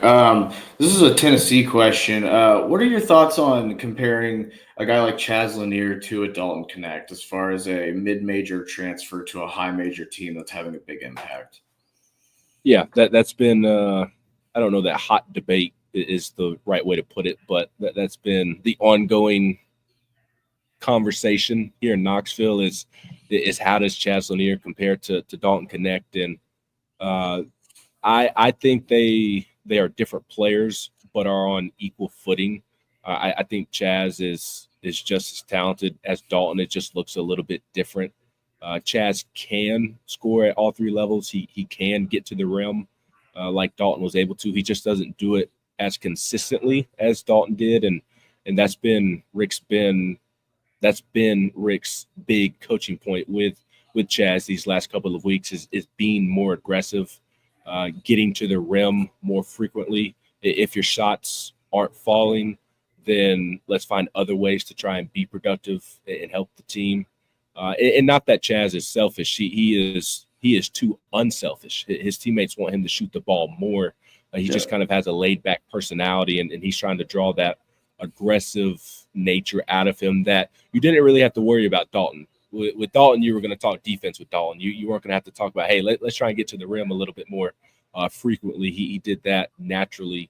And Chaz is more of a shooter than Dalton is in terms of he's going to take more shots further away from the basket than driving and trying to get something at the rim. Of course, Dalton's a great shooter as well. That's not what I was trying to say. But I think they're very similar. And I think Janai Bruin's probably going to win SEC Player of the Year. But if he wasn't going to win it in what seems to be a landslide, we'll see if his injury shakes things up. I mean, I viewed Chaz as somebody that was going to be in the thick of that conversation of SEC Player of the Year as the season rolled along. And that he was trending that way. He's had a couple of off games last week at Florida and didn't play his best game at Texas. But I think that's him trying to adjust to the league, continuing to learn what Rick expects from him, what Rick wants from him, and also adjust his game a little bit. He could afford to be more aggressive and not allow his laid-back personality to maybe impact him on the floor at times. But that's a work in progress. So they're similar players. I think I say they're similar in the sense of I think they're equally talented. It just looks a little bit different. Thanks, man. Ben, gonna finish up with you here, and we like to finish our interviews on kind of a light note. It's kind of a silly question. I have, from my time covering Conference USA, I have been to Nashville. I mean, I went to Nashville earlier this year for Vandy, but I've been to Nashville. I have been to Murfreesboro. Can you sell the folks on an inevitable, because at some point Texas fans will make the trip to Knoxville?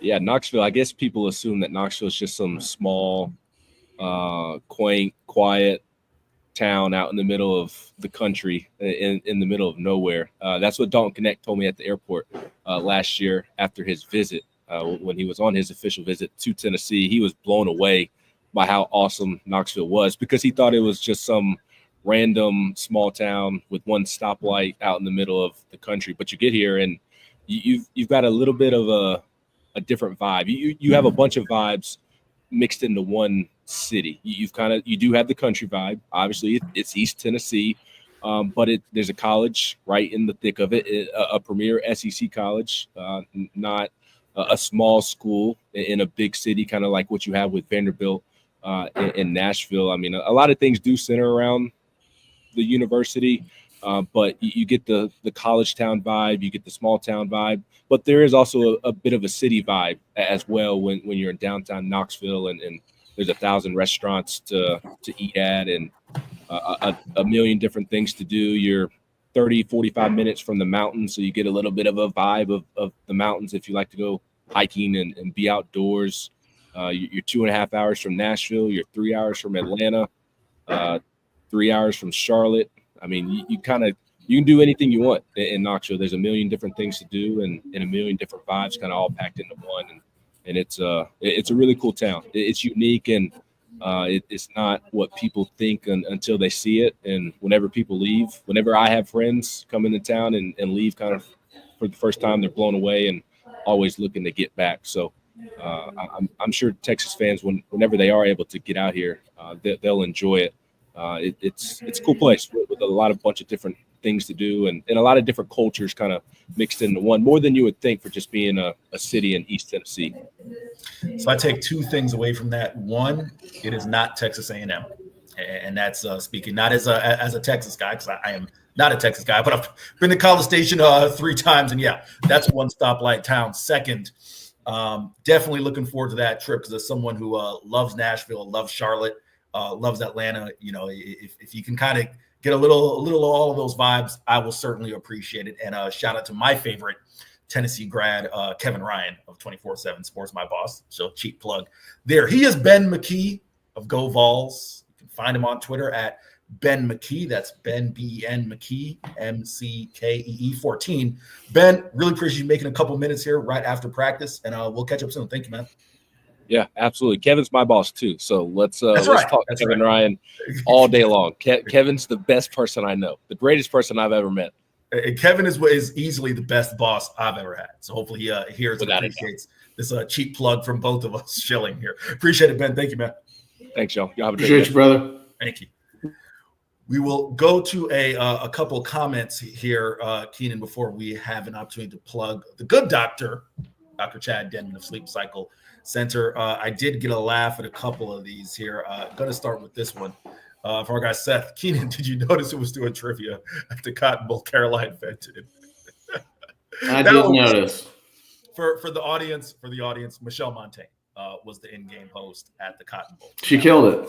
That one, yeah. I had a chance. Michelle was hustling. I saw her the day before at a media day and then did a great job crushing the in-game host deal. SD, as always, appreciate you rocking with us. Sums it up. Mega rich dudes can pretend to be a lot of things. It's usually how that works. It's usually how that works there. Jose Rodriguez says, just go find the meme of Jerry Jones with shoulder pads. This is F this. I'll handle it myself. That's funny. CB says Herschel Walker has more personalities and Eric has sleeveless shirts. That in fact may be true. And I'll go to one more here real quick. If I can find it. It was our guy, Jake Bayless. Jake Bayless says, I'd rather Ross Perot Jr. buy the Mavs than Jerry continue owning the Cowboys. And Keenan would not appreciate that. Keenan. Nah, I'm good. I mean, the Adelsons are, say what you want about them personally. They're willing to spend some money. At least willing to field a proper basketball team. Keenan, why don't you go ahead and let the fine folks know? Because as we've stressed, Keenan, and y'all know the deal, man, sleep, you need it. If you want to live a healthy, productive life, just day to day. I'm feeling much better because I've had 8 hours sleep for the first time in a while because I've been on the road traveling. I just got good sleep. And I'm always looking to enhance and improve my sleep, Keenan. Can you let the folks know how they can do that? Sleep Cycle Center is the only medical sleep office in Central Texas that provides the most technologically advanced care and screening, at-home testing, evaluation of airways, and treatment options related to sleep and breathing issues such as sleep apnea. Their focus is to educate on what is going on in the patient's body and to provide all possible treatment options related to that specific issue. Screening, testing, and treatment can be completed in person or virtually. They can eliminate snoring to sleep apnea. No longer have to sleep in a separate bedroom from your significant other. Individuals and families are welcome. 2 convenient locations, one in the Arboretum, the other in Lakeway. Patients of all ages from 6 to 106. They are family owned and operated. CPAP alternatives can be provided in most cases, though they do offer treatments that include CPAPs, as well as oral devices, epigenetic devices, weight loss, lasers, and radio frequency. They are in network with most medical insurances. So give my friend, the good doctor, Dr. Chad Denman, a call at 254-284-6812 or visit sleepcyclecenters.com. Tell them Texas Sports Unfiltered and False Start sent you. And we may have a special guest tomorrow, Keenan. Don't want to give it away just yet. Don't want to spoil it just yet. We may have a special guest in the house tomorrow at 12:40, correct, Keenan? 12:40. So And not that you shouldn't tune into the entire show, but you should especially be tuning in at 12:40. It is Sleep Cycle Center, sleepcyclecenters.com. Keenan, let's go ahead and talk about the Texas Longhorns. As I noted at the beginning of the show, they lost Isaiah Bond, Matt Golden, and Jaden Blue. First off, just your general thoughts on those guys before we dive into kind of the future of how those rooms may look. Yeah, I mean, Jaden Blue really came on strong the last few games of the season. A couple touchdowns against Ohio State, touchdown against Clemson. I can't remember. Did he score against Arizona State as well? I think it was Trey Wisener. I can't remember if he scored or not against Arizona State. I'm not remember off the top of my head, but certainly, had plenty of touchdowns. I don't think he did, actually. But, yeah, he had a lot of touchdowns in the last few games of the season. Actually, he didn't score. He didn't get Arizona. Yeah. It was 3 touchdown passes and then a yards rush. Yeah, I mean, losing Golden is tough. Obviously, he was the best receiver they had this year. Bond was so banged up, it's hard to really gauge his impact over the second half of the season, but I'm sure he will be an productive NFL player because of his speed. Yeah, I mean, those were big losses, but I don't think they were anything that are super surprising. I mean, I think after the way Matt Golden played the last few games, like, you had to know he was going to go pro. I'm very interested to see some of the guys who may enter the portal after the season ends. Well, I guess it's over, but you know what I mean? I've been hearing rumblings of guys. I'm not going to say any names because I don't have anything concrete, but I'll be interested to see who else is on this team in a couple of weeks. Yeah, no, I as well will have to. And usually I don't like to tease things if I can't follow up, but I will have to pull the Keenan there. And yes, I am hearing some things as well about a couple positions. Yeah, let me leave it at that. A couple positions that there could be some evolution there. So stay tuned. You'll probably get some developments here in the next 48 to 72 hours. Keenan, I want to jump right into it as far as the receiver room, because running back, I think you're fine, right? Even though SD CJ Baxter does have legs that are a little on the smaller side, but again, CJ Baxter is a big 220-pound back, so I don't think it's necessarily imperative that they get a running back. I think that room is quite frankly, Keenan, pretty set with CJ, Quintravian Wisener, Jarrett Gibson, the incoming guys. The only argument that you can make is that maybe you want a true speedster, right? Yeah, I think CJ Baxter is a guy who has the explosion. Now we'll have to see what it looks like coming off a knee, right? Because the ACL, I believe PCL and LCL as well, to a lesser extent. So, there's going to be some, a natural adjustment as you come back from that injury, right? So we'll see what that looks like. But I think they're set at running back outside of a speed guy. Wide receiver, Keenan's where I'd love your thoughts. I think it gets really interesting because I just wrote this up on the site. We will talk about the room as it currently is constituted. All right, as a little wink, as to what I was referencing. Right, DeAndre Moore Jr. It will be the starter in the slot. Right, and he was a guy who had 7 touchdowns. Ryan Wingo, Keenan, and I'm going to say this and then toss it back to you because I know how much you love Jeremiah Smith. Obviously, Ryan Williams was kind of the darling for a bit. He's only 17. Was kind of the media darling for a bit. Ryan Wingo, had Ryan Wingo seen the amount of targets that Jeremiah Smith and Ryan Williams had, he would have basically put up Ryan Williams' numbers, right? Ryan Wingo only had 55 targets.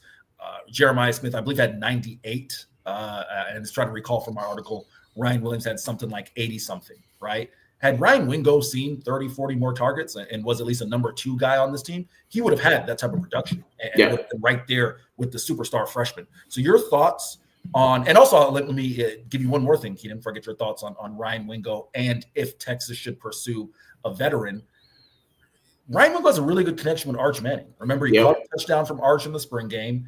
Over 34% of his production this year came on Arch Manning passes when Quinn Ewers went out, right? And that makes sense because Wingo probably getting a lot of run with the second team, which of course Arch Manning is there as well. So, Keenan, your thoughts on the Ryan Wingo aspect of next year, and if, as in your Texas fan heart, if you think they should pursue a vet? I do think they should pursue a vet, but I think Wingo has the potential to be wide receiver 1 next year. I think that Khalil Lockett's going to get some reps as well. Obviously, DeAndre Moore Jr. is back. and that's huge for your slot. Yeah, I think Wingo's talented enough to be the best receiver on the team next year and lead the team in receiving yards. We'll see how much they use tight ends and stuff like that in the offense next year, how much they throw to the running backs, depending on which running backs are there. But yeah, I think you do after a vet in the portal, maybe a senior. It doesn't even have to be your best receiver, but just a guy who can come in and provide some maturity and some knowledge on the back end as far as running routes and situational football. So yeah, I think you definitely pursue a vet in that situation as well. This is what's interesting as I'm reading a Daniel Jeremiah tweet, which is super interesting, and I think it's accurate. Daniel Jeremiah, of course, great NFL draft expert for NFL Network, said just finished studying the Matthew Golden tape. He could easily be the top receiver in this draft class. That's saying something in my mind, Keenan, no doubt. Steve Sarkisian was on the record. He said this many times in 2023. That the reason why guys like Jonte Cook and DeAndre Moore and Ryan Niblett weren't necessarily getting playing time, really Jonte, but to a lesser extent, was because he just has the trust with Xavier Worthy, Jay Witt, Jordan Whittington, to a lesser extent, A.D. Mitchell. Steve Sarkisian, I think the last 2 years have been very clear, right? Like he tends to trust veteran receivers. Now, it doesn't mean he's opposed to playing a younger guy. Look no further than Xavier Worthy, right? Who ended up being really the top guy as a true freshman and sophomore in terms of being the number one target. But both years, right, and you can correct me if I'm wrong, Texas had veteran guys around the roster, right? Whether it was them trying to bring in an Isaiah Nayor. Now we know what happened there. I know Casey Kane was a younger guy. Who was the other Keenan in 21 and 22 outside of Jay Witt? Who's the other veteran I'm forgetting right now? Damn it. Shit. Do you remember off the top of your head, Keenan? I don't. Sorry, man. I'm moving slow today. No, you're all good. I have to, because I actually wrote a couple stories about that. Nevertheless, they've always had a couple veteran guys there in the receiving room. So you got to think that Steve Sarkisian is going to try and make a move. Now, let's also call a spade, right?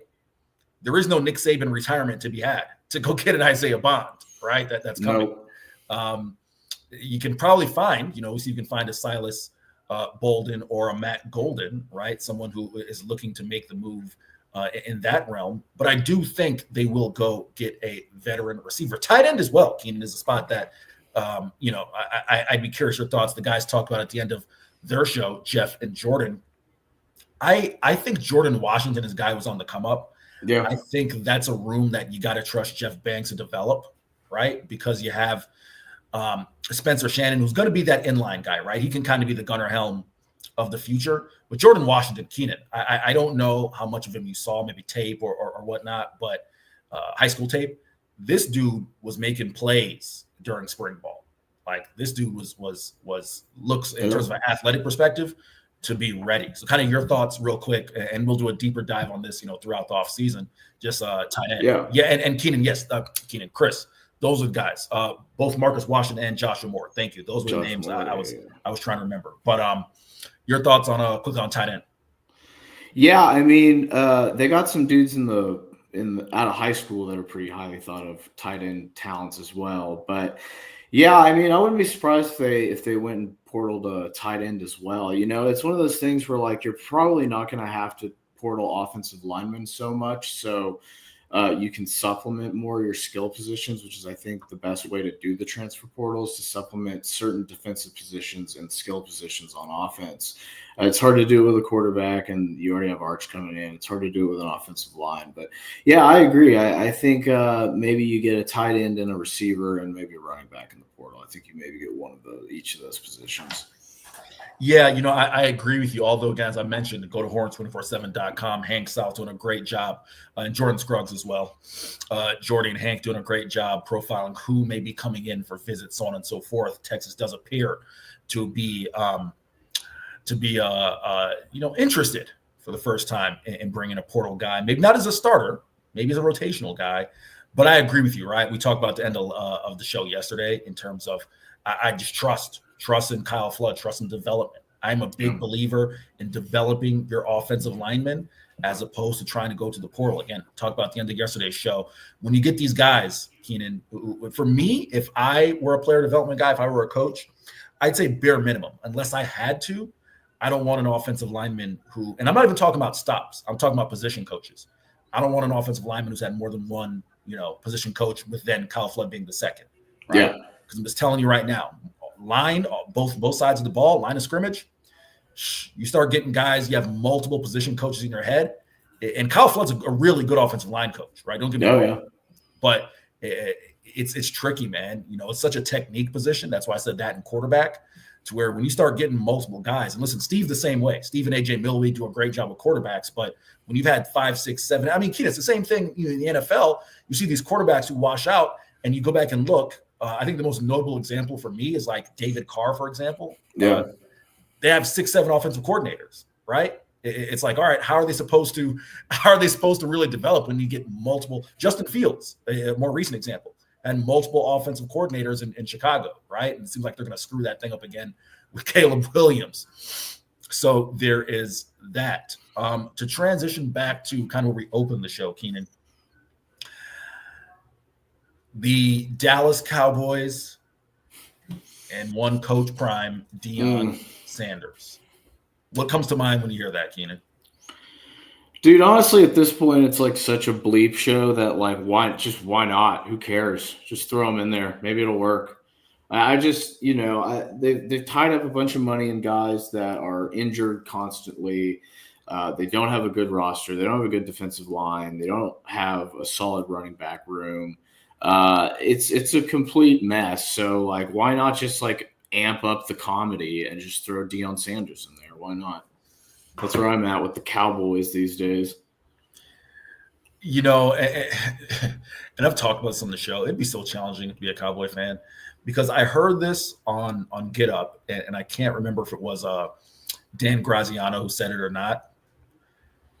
The Dallas Cowboys feel like a organization, and I hesitate to say this because I do think there's part of Jerry Jones that wants to win a championship. I think there's a lot of Jerry Jones that wants to win a championship. But I think there's a lot of Jerry Jones that wants to have his hand in it. Oh, yeah. And receive credit, and we know about that. But the other thing, and this is the one that would challenge me, it feels like Jerry Jones is just as interested in being talked about, being a reality show, right?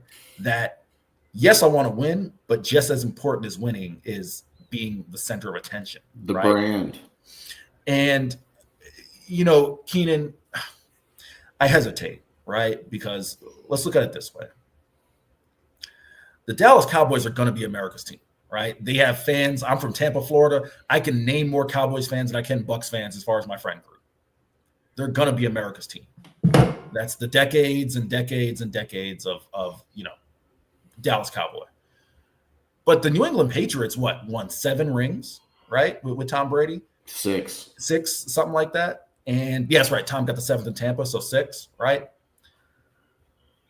The argument for Jerry Jones, Keenan, and I'm really curious your thought on this is, do people talk about / care about the New England Patriots the way they care about the Dallas Cowboys? Right? And maybe that has to do with the Patriots weren't really jack bleep until Bob Kraft bought the team, right? In the early 90s. Maybe that has to do with it, right? The Cowboys have a much longer history. Like the only organization that I can think of that people care about in that way is like the Steelers, right? Maybe the 49ers, because of the long history. Yeah. I can understand Jerry Jones' argument is like, listen, people care about us. Love us, hate us, win, lose, people care. Now, I think that doesn't do anything for you guys who are Texans and Cowboys fans. But what would you say to that, right? Because there have been organizations that have been more successful that people don't really care about. It's 90 Day Fiance. It's like it's a comedy of errors. It's funny to root against a guy who's just such a notorious piece of garbage. It's the fan base is extremely cocky for God knows why. so much attitude and terrible reputation. I mean, not quite Philly bad, as we saw with that video recently, but it's just funny to watch. It's very funny to watch the Cowboys burn consistently and not win and overpay and then just not compete and finish third in the division. And the Commanders and Eagles are in the playoffs and both won. I don't know. I just think it's like a train wreck. You just can't take your eyes off it. It's just too entertaining to watch. SD says, I think Prime might work better in the NFL. SD, I hate to be disagreeing with as often as I have over the past 2 days, but Keenan, I disagree. Deion Sanders is a guy who, I'm not even talking about for the Cowboys. And listen, I don't know Deion Sanders. I never met him. Well, actually, I met him once. I met him once in Florida. Nevertheless, it seems like he wants to have control over, the organization, the culture. And also, I think for all the things you can say about Deion Sanders, I do think he genuinely wants to have an impact on younger people. Yeah, right? I agree. Whatever impact that is, that's for other people to decide. I'm not judging either way. But I think his MO is, it's the reason he opened the high school, right? Or the prime prep or whatever it was and did that. I genuinely think he wants to have that type of impact on younger people in a way that, listen, let's just call a spade, Keenan. All that, and Coach Prime isn't the only one, right? He's not the only one to kind of fall into this trap, but the rah-rah speeches and the things of that nature, that stuff don't play in the NFL. These are grown men with jobs and wives and kids and all that stuff, man. That stuff don't play. Like, who's the last coach, Keenan, that you can think of? Because I can't think of one that sounded like Coach Prime or just some of these college coaches kind of do it that way. I can't think of anybody off the top of my head. Can you? No, they're all, in the NFL, it's all tacticians, and in college, it's more motivators, CEO types. Like, you look at like the best coaches in the NFL, like Sean McVay. I think he's the best, other than maybe Andy Reid. I mean, last night was a masterclass, and that guy was never a college coach. That dude went straight. He was an assistant in the NFL. Yeah, Pete Carroll is a good example, I guess. But there's very few and far between. Saban couldn't do it. Urban Meyer couldn't do it. I mean, there are guys who've made it as OCs and things like that, but I just think it's Prime makes sense to me as a college coach. And say what you want about the guy, but none of those players got in trouble this year. No, oh, listen. I mean, that. You know what I mean? Like, he's a good leader of men. I don't think you can argue that. Well, I agree, but I think there's differences in leading men from college. I agree. I think he's a college coach. Yeah. At the best way I can sum it up is I'm going to go ahead and bring Zay in right now. The best way I can sum it up is, in college, you can very much say, do this. Why? Because I said so from the coach. Even though NIL, you're in the NIL era, if you are a Deion Sanders, a Nick Saban, a personality like that, you can say, yeah, I'm the coach, do it.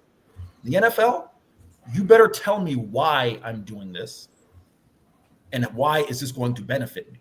Right. And I don't necessarily see personalities like that in terms of, the Deion Sanders or the Nick Sabans working in the NFL in that sense. Hell, you even see it in college now, right? Zay, Zay, I'd love your thoughts on this. We had this conversation with Jeff a while back, right? That I think, I'm 33, almost 34. I think I'm kind of like the last of that generation where it's like the coach says, do it. Why? Because I'm the coach. Okay, cool. Right. I'm still with and this, Zay, being around some of these younger cats, right? Like, you better give them an explanation as to why they're doing it. Because they're not just going to blindly run through the wall because your name is coach, especially in the advent of the NIL era. It's not just like, do it. All right, cool. Right. You better tell them why. And I mean, in their defense, I think a lot of younger people, right, dealing with some of the high school athletes, like, if you can adequately explain to them why this will help them, they'll do it. Right. And they'll run through the wall. But that generation of, I'm coach, do it. All right, bet. that's done. Yeah, for sure. I mean, you got to show that you care in all aspects of life, not just on the field or on the court. Like, how do you feel about my family? Are you asking about my family on a daily basis? You never know what a lot of these student athletes are going through. I mean, mental health, it's become a big thing in the last few years. It wasn't a thing back in the day. Like these coaches could care less what the hell's going on in your Don't life. care about your body either. Yeah, exactly. So now, you know, it's a different era, and coaches who adapt to that, like I showed Chip the other day, Mick Cronin, and his speech that he gave, complete BS, foul. Like that's just, come on, bro. Like you're above everybody in the locker room, including your coaches. You're the only one with heart. You're the only one with toughness. Don't be surprised if that guy loses his team. Meanwhile, he's coaching UCLA. They got bigger problems in Los Angeles. So for him to go out and say something like that in these times, nah, bro, that doesn't sit well with me. So yeah, you better be able to be relatable. I heard y'all talking about Dion a little bit. Like Dion ain't putting up with Jerry shit anyway. Like that's just not gonna happen. Like Dion has way too much backbone. Those guys would clash immediately. It would be a big problem. So, yeah. This is can't blame Mike McCarthy. You know, I think Jerry, he shot himself in the foot way too many times, and you know, Mike McCarthy's just taking the bullet right here. And Zay, can I just say something real quick? That was complete BS on Jerry Jones' part. If you know you're not going to bring him back, or the intention is not to bring him back, and I think that statement was BS, you deny the dude the opportunity to interview, right? Like that to me is that's foul. You know, like I've never thought of Jerry Jones as I wouldn't have classified anything as foul that he's done. Maybe not what I would do, but classifying as foul I wouldn't have. That's ridiculous if you know you're not going to bring him back. But Zay and Keenan, to your point, because I know people on that beat, I know you guys do as well. They talk about the fact that, what makes, you know, from a reporter's perspective, challenging about that beat is the game ends and there's the players' open availability, there's the head coach's open availability, and then there's Jerry Jones' open availability. And everything else, more or less, especially from the head coach, you'll probably get on the back end. It's the Jerry Jones availability you got to go to, right? Like, that would be challenging because y'all know this, right? Like when you're trying to communicate as a coach to your team through the media, you can't, when the dude who owns the team is like, yeah, I got my own press. I'm going to communicate a message, right? Like that would be a challenge, no doubt, as we await Chip Brown in a few. Zay, let me ask you this, because this is something we talked about on the show. Do you think that Texas needs to pursue a veteran receiver? Because now with Isaiah Bond leaving, I'm sure you guys will get into your show, so you don't have to give away too much. But Isaiah Bond leaving, Matt Golden leaving, Steve Sarkisian has been on the record adamant about him needing to have an established trust in his receivers, right? It's why Jonte Cook didn't see the field in 2023 and to a lesser extent 2024, because he trusted the veteran guys more. Do you think there's room to go get a veteran, or do you say, hey, Ryan Wingo, and as we talked about on our show, had Ryan Wingo seen the amount of targets that Jeremiah Smith and Ryan Williams from Alabama saw, he'd be thought about in that category. That's a fact, right? The numbers are there. Ryan Wingo only saw 55 targets. Do you maybe turn it over to him and say, yo, you and Arch have a rapport, have a connection, y'all go cook? Yeah. Well, first off, I love Keenan's reaction to the Jerry Jones talk. True DFW guy right there. I feel for you, K. Womack. But I think you do go get a veteran wide receiver if you're Steve Sarkisian. I mean, it's worked out in back-to-back years with Adonai Mitchell and then Matthew Golden. Wish it would have worked out better with Isaiah Bond, but, you know, due to injuries and stuff with that ankle, he just couldn't get right and get back to the explosive Isaiah Bond that we saw during the first half of the season. And I love Ryan Wingo. I think he has a ton of upside, but also you just never know. One wrong hit and a guy could be out for a crazy amount of time. So you want to make that room as deep as possible. Who knows what, you know, Parker Livingstone's going to bring to the table, and guys like Aaron Butler, all those youngsters that are just waiting their turn, like Ryan Niblett. Who knows what he's going to be? Is he going to be a running back next year, or is he going to come in as a wide receiver? So, you know, Jonte Cook, that didn't help nobody. You know, I wish Jonte was a little bit more patient and bought into, the process, because the guy did come to Texas to play with Arch Manning, to play for Steve Sarkisian. But as I discussed yesterday, and I'm sure y'all have seen Jonte on social media, I think he's got some serious mental health problems going on that are beyond football. So, yeah, I think Steve Sarkisian, does a good job of evaluating wide receivers, him and Chris Jackson. So, yeah, if I were them, I would go out in the portal and see what I could find. Yeah, that's one area I'm not super concerned about under Sarkisian is wide receiver. I feel like he'll always be able to get some guys that can catch the ball and make plays. But Broncos fan for life has an interesting question for you guys. Would Helm be a fit in Denver if Denver brings him home and they don't draft Tyler Warren out of Penn State? I wouldn't mind it at all. What do you guys think about Gunnar Helm to Denver? Hey, Zay, real quick, can you answer that? If Cam Williams is going to the draft, I got to get a shell out. So, Keenan, do you mind closing? No, go for it. Thank you. Hey, fellas, y'all have a great show. Zay and Chip. Yeah. Appreciate you, E. Henry. What do you think about Helm to the? I think it would work. I think Helm's an NFL tight end for sure. Oh, hell yeah. Like a good one. Yeah, for sure. He has tremendous upside, man. And, kind of what we saw in the Ohio State game, Keenan, like, he's that good asshole that you like. Yeah. The way that he pointed at Caleb Downs, which was such a weak call, that was dope. Like, come on, refs. Like, I don't know what they do in the ACC, but this is big-time football. You don't penalize a guy like that. It was just a simple point. I'm sure Gunnar Helm didn't say anything, but you need cats like that. You need toughness and guys that, hey, I'm better than you. I'm going to go out and show you.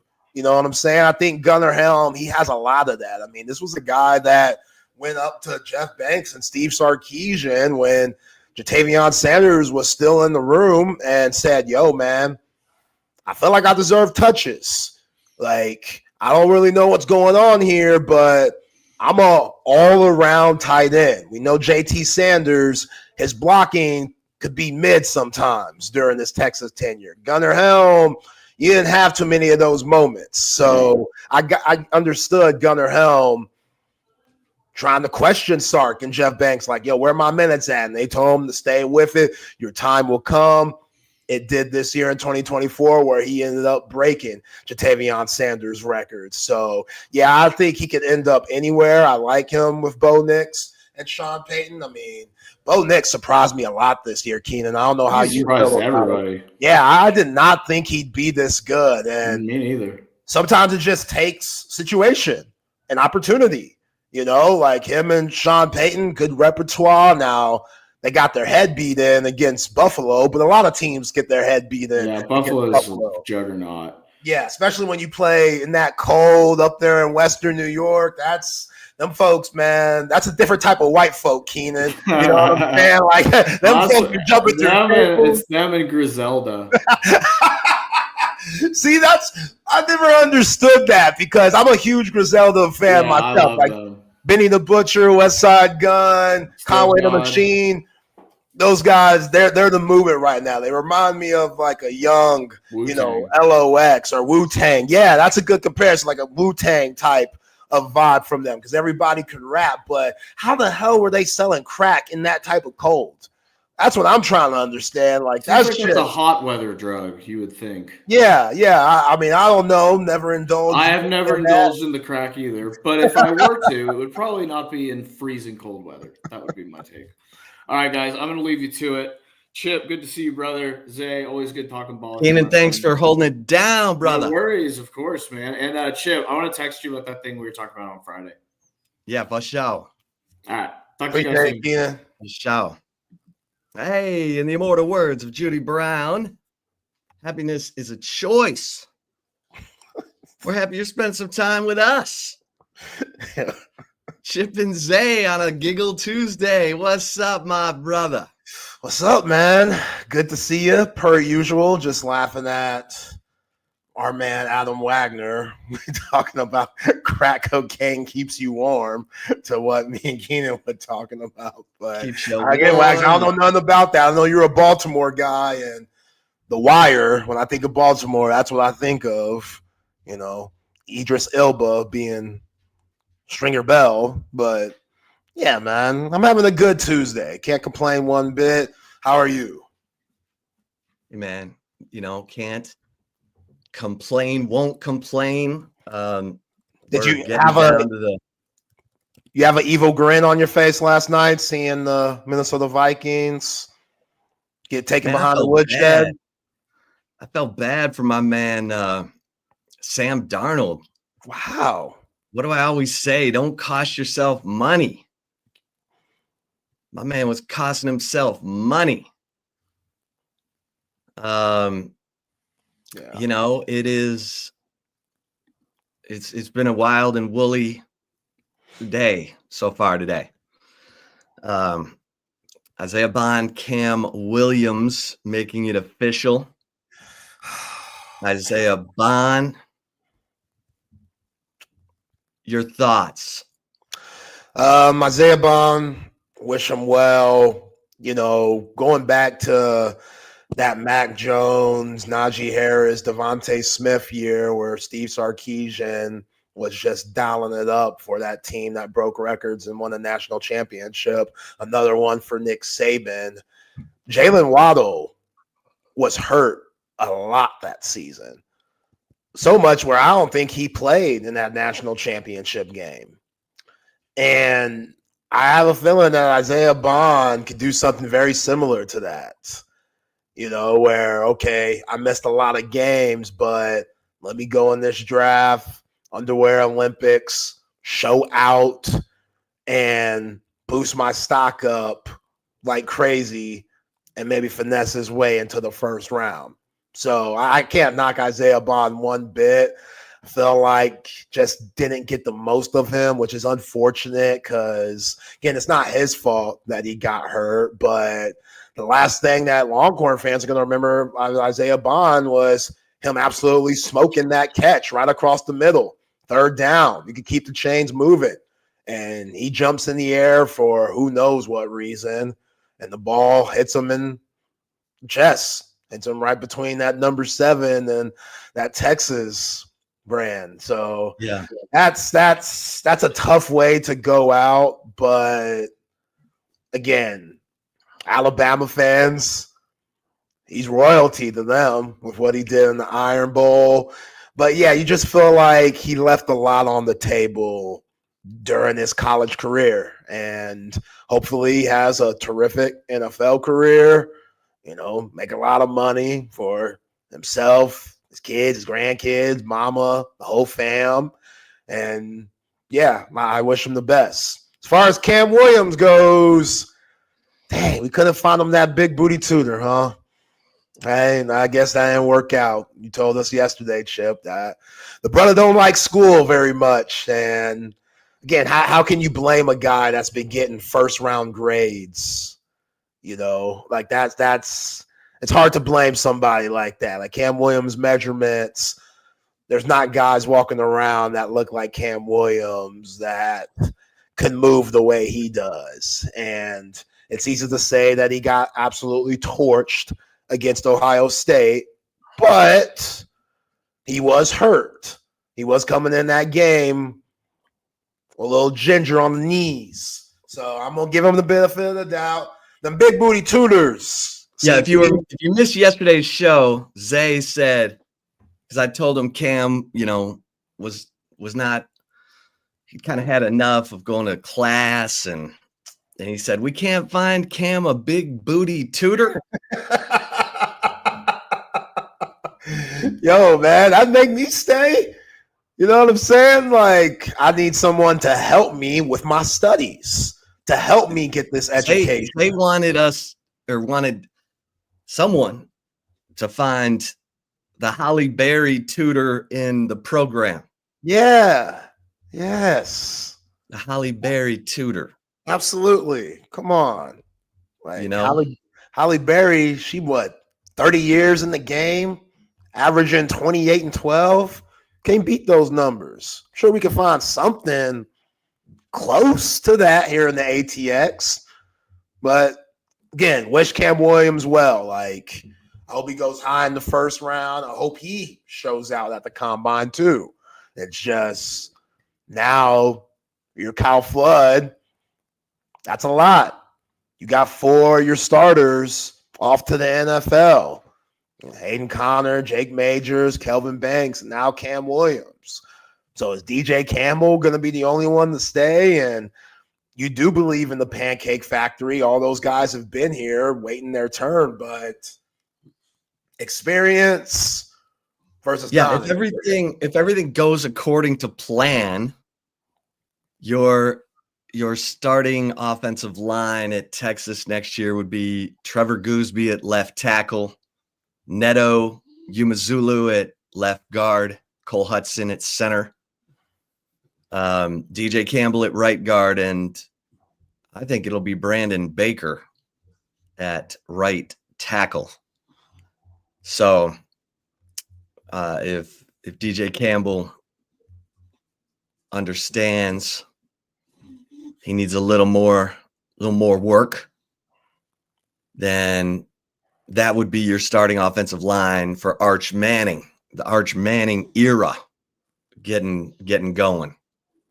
What do you think of that, Zay? I'm excited. I'm ready. I just need Texas fans to give Arch that same energy they gave Quinn. That's all. Same energy. Because y'all were wrong how y'all did 3, man. And I was harsh on 3 at times too. You had some moments where you're like, well, I don't know about that, Quinn. But he had some really good moments too. And like we talked about yesterday, a lot of people were quick to blame him for the loss against Ohio State, where we know who should have took blame for that loss against Ohio State. So, yeah, I just ready for the Arch show, but Arch has a lot on his plate. Like, to think that he's just going to come in and it's going to be smooth, like we said, the turnover on the offensive line, that's a lot. The turnover right now on the wide receivers, what's that going to look like? Because you're losing your top 2 wide receivers.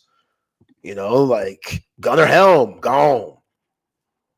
Like, that's a lot on Arch Manning, who's already the favorite to win the Heisman Trophy. Texas is already the favorite to win the national championship. It's like, damn, I mean, you want these kind of problems. These are nice problems to have, but also that could be a lot of pressure, and pressure bursts pipes. So it's so easy to look at him and be like, oh, that's Eli's nephew. That's Peyton's nephew. Them guys, 2-time Super Bowl champs, both of them.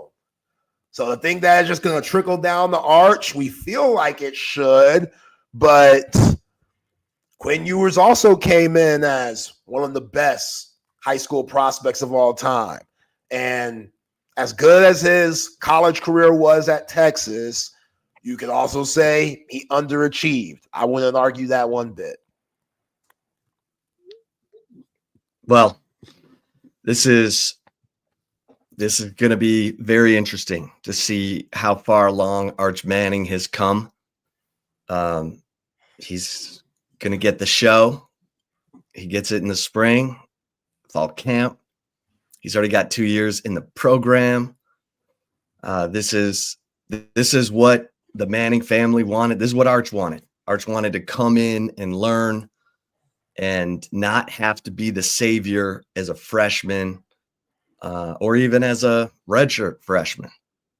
He wanted to learn the Sarkisian system. Texas was his school all along. And so now we begin that era. And the cool thing for Arch is he's got a relationship with a lot of these guys from working on the second team. Guys like Ryan Wingo, guys like Neto Umazulu and you know, Cole Hudson and Brandon Baker and Trevor Gooseby. So, you know, these are guys he knows. These are guys he's already been in the huddle with. And so let me ask you this, Zay, because with Isaiah Bond and Matt Golden both moving on, do you think they need a wide receiver transfer, or do you roll with the guys you have coming back? I think they need a wide receiver transfer. Yeah, I do. I mean, love Ryan Wingo, love DeAndre Moore, but after that, it's a lot of what ifs. Like, Jonte really screwed you, man. Like, he should have been next in line, and with all the hype that he got, it's a shame that he completely crashed out and just still don't really know what happened. I mean, all you could do is speculate with what you saw on social media, and then this dude, he ain't all there in the mental. That medulla oblongata ain't right. Something off. You know what I'm saying? Just so now he's at Washington. Wish him the best there. But you got two reliable wide receivers right now in Ryan Wingo and DeAndre Moore. Who's going to step up and be that third guy? It's going to be Ryan Niblett, Parker Livingstone, Freddie Dubose, Aaron Butler. All those guys have a lot of potential. What about the freshmen coming in? Jamie French, Khalid Lockett, Michael Terry. We know how versatile he could be. Dalen McCutcheon. Like, all these guys are going to be itching at the bit to show Steve Sarkisian and Chris Jackson, yo, man, I'm here. What's up? You don't need to go in that transfer portal. I got you. So is Sark and Chris Jackson going to buy that? I feel like they do well in the portal. These last 2 years, they've done really well in the portal. So, yeah, I would go in the portal first. Hopefully those guys develop, and you'd be all right. But, yeah, and that's true too, Rex. You could say that. You could say that Jonte screwed himself, but also, like, Jonte ain't no scrub. Like, that dude, he could have been a heck of a player. He showed some flashes this season. It's just, again, he went AWOL. So, but if he would have came back, then you had three reliable guys. He's gone now. So now you only have two. I also think Amari Nyblack's progression and development is going to be huge. That guy, I was saying it for the 2024 season. I thought he should have been a bigger part. But Gunnar Helm said, nah, Zay, shut the hell up. Like, Zay, that ain't a thing, Zay. That ain't a thing. That's not a thing. This. Yeah. Gunnar Helm, I apologize for even mentioning that early August. That's on me, because I didn't know. I didn't know you had that in your game. I wasn't recognized. You know, I didn't recognize your game. So I would go in the portal to see what's out there. But yeah, man, those guys that are in waiting, the Aaron Butlers and Parker Livingstone, Freddie Dubose, Ryan Niblett. Like, what's Ryan Niblett's, like, what's his role? We talked about that a little bit yesterday. Like, because you mentioned Jaden Blue. He could be that guy. Like, you still got him in the running back room. Yeah. I don't know. You gotta have that. You gotta have that Keelan Robinson, Jaden Blue guy who's out of the backfield with the great hands. I think Ryan Niblett's gonna slide right in there.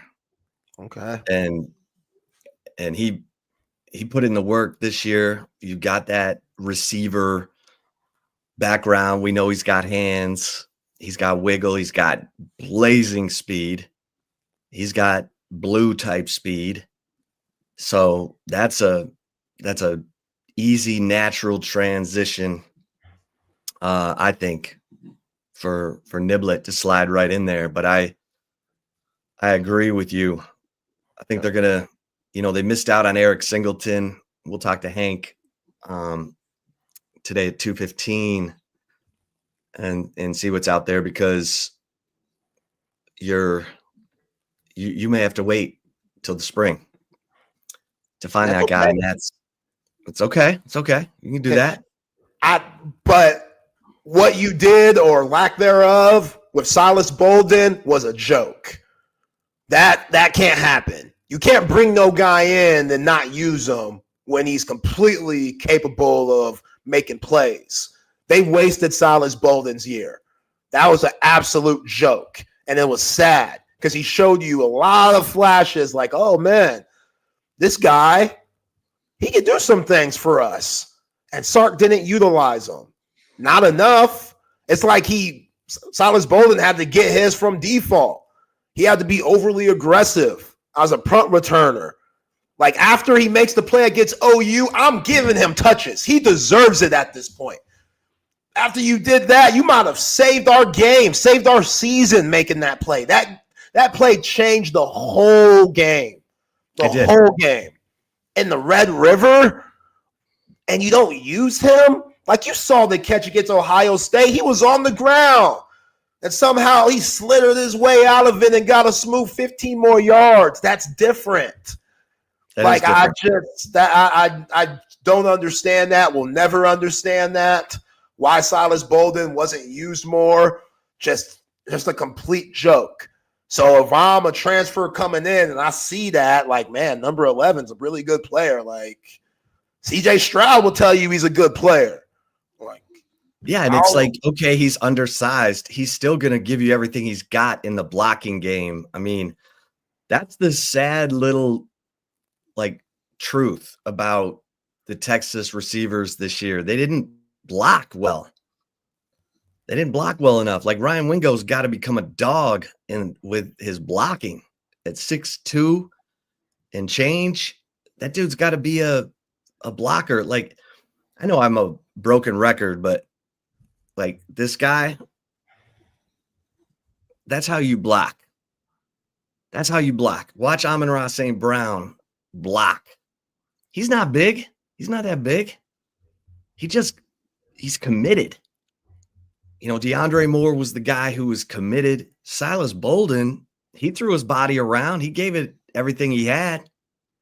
He did a lot better at times than Matt Golden, who gave up the safety because he didn't think Shamari Simmons was coming. What? You're on the goal line. So, yeah, Chris Jackson had a hard job this year. He had to sort it all out, figure out who's playing, who's doing what. And obviously, Matt Golden was special in the receiving game. They gotta get it figured out because they're, top 3 guys out of here are gone. They gone. Yeah. Matt Golden, Gunnar Helm, Isaiah Bond, they gone. James said Jonte's favorite player is Antonio Brown. Yo, James, you wrong, man. That's I wouldn't be surprised though. Like, both of them a little out there, but yeah, I hate that Silas Bolden wasn't used enough. That just grinds my gears a little bit, but hey, we are where we are now. Hopefully Sark can learn from the mistakes that he made this year because he made some. $10 million man, getting all these bonuses, winning the first 2 games of the college football playoff, which he better Dean Smith that thing. Like Dean Smith, God bless his soul, right before he passed, he sent out like $200 to over 150 players and told them, hey, one of your meals before I go is on me because they all meant so much to my career. I'm not saying I want Sark to leave us anytime soon. That's not what I'm saying. He just needs to give it out early because Sark, you got saved a lot from this team. This team was special in a lot of ways, and you didn't quite get the most out of them like you should have due to some of the decisions that you made, And then you go and blame them in a way in the presser, which still can't believe he did that, but whatever. Trying to turn a new page here in the chapter 5 for Steve Sarkisian, year 5. And again, he's done well in the transfer portal, especially for wideouts. So I have a lot of faith in him finding somebody that fits. And sorry, my man, be nasty. I ain't trying to make you cry. I'm still a little hurt too, but yeah, I do have faith in those guys finding somebody in the portal that fits. Let's just hope that they have a lot more confidence in that person than they did someone like Silas Bolden. Yeah. Yeah. And Bolden, I mean, he just loved the effort that he had on the punt returns. It was always an adventure, but that dude was fearless. And I just loved it. I'd go back and I know this is like water under the bridge and let's move on, but go back and go to YouTube and look at the Oregon State, Utah highlights for Silas Bolden. And you'll be like, dang, 6 catches, 100 yards, touchdown. And I think he had a 41-yard touchdown run on a 4th down. And he just dominated the game. He absolutely dominated the game. It was a low-scoring game, and he was the central figure for the Oregon State Oregon State Beavers. And he would have stayed. His dad told me he would have stayed if the coach hadn't gone to take the Michigan State job. Like, even with the conference blowing up, that's like how loyal he is.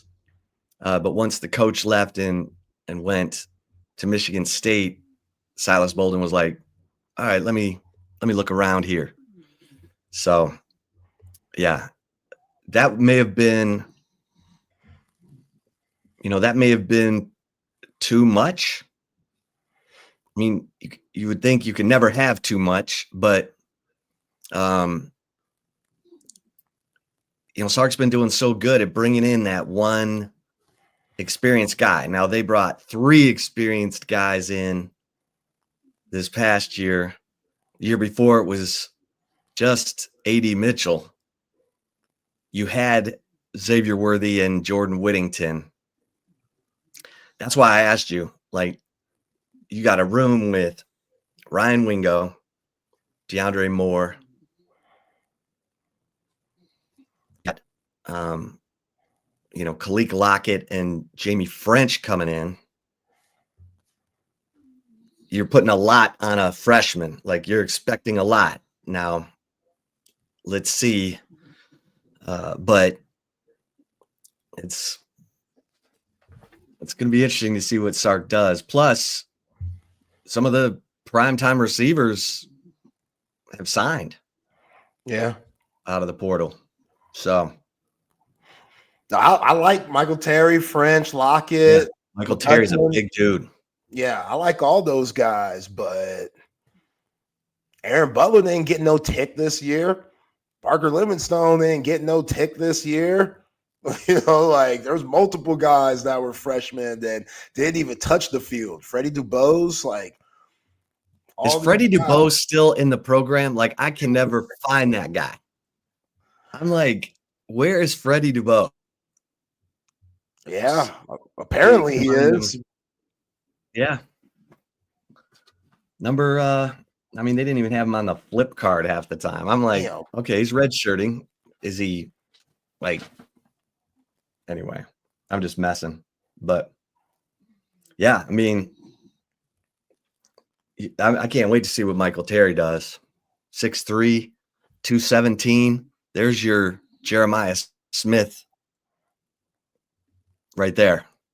If he can, I shouldn't say that because that's not fair. Because Jeremiah Smith is a unicorn, but usually Sark with receivers is pretty damn good. Just saying. No, I mean, this is the same guy that helped Devontae Smith win the Heisman. Like, Devontae Smith was what is he, like 6'3", $175? 6'1". Yeah, Devontae Smith? Yeah, he's smaller than that. Yeah. $170. He's still a wisp. Yeah. So will always be a wisp. But look at these early enrollee freshmen. Practically the whole class. Bo Barnes, the linebacker, Nick Brooks, the offensive lineman, Myron Charles at defensive tackle. That's huge. He's going through the spring. And he's 6'3", 322. Like, he's grown man big already. Not as big as Josiah Sharma, who's also an early enrollee, who's 6'4", 348. Damn. Torrey Becton will get him where he needs to be, but that's you got to have big dudes in the SEC. You just brought in Travis Shaw, who's 6'5", 330, and Cole Brevard, who's 6'3", 333. Those are your two experienced DTs that you'll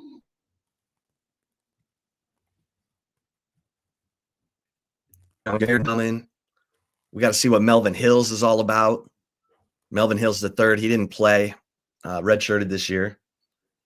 But, I mean, you hope you hit on all three of those defensive tackles because, Zay, you just lost 4 defensive tackles to the portal, 3 of whom you recruited, 2 of whom were third-year guys in Aaron Bryant and Jare Bledsoe. Sadir Mitchell was a second-year guy.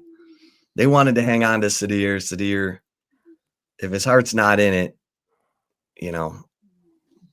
then toodles, because we gotta find the brother no pizza, like home slice hits. Maybe he needs to get out of his comfort zone via 313. I know Detroit's different than New York, but damn, man, we couldn't make him feel at home. Get him some gabagool, some fettuccine, something like ATX. We got good, culinary here. The food's on point. Like, he homesick.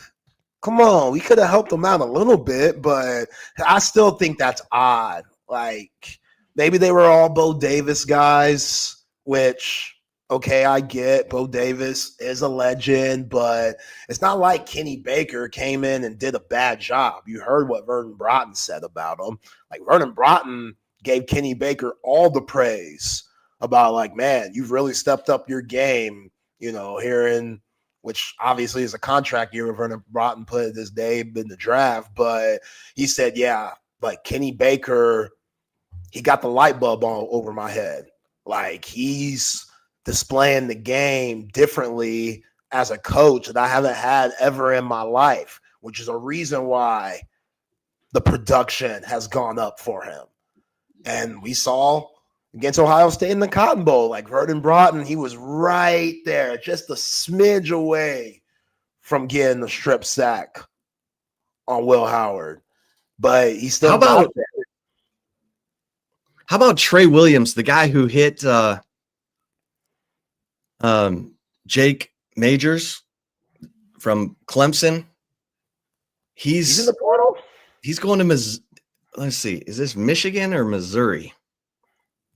Michigan. He's going to Michigan. I mean, and Damon Payne from Alabama is going to Michigan too on the defensive line.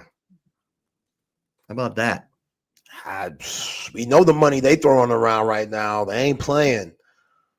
Portnoy and homegirl that's married to the trillionaire dude. That trillionaire just wants to make his woman happy. Happy wife, happy life. And his wife said, yo, I'm a Michigan alum.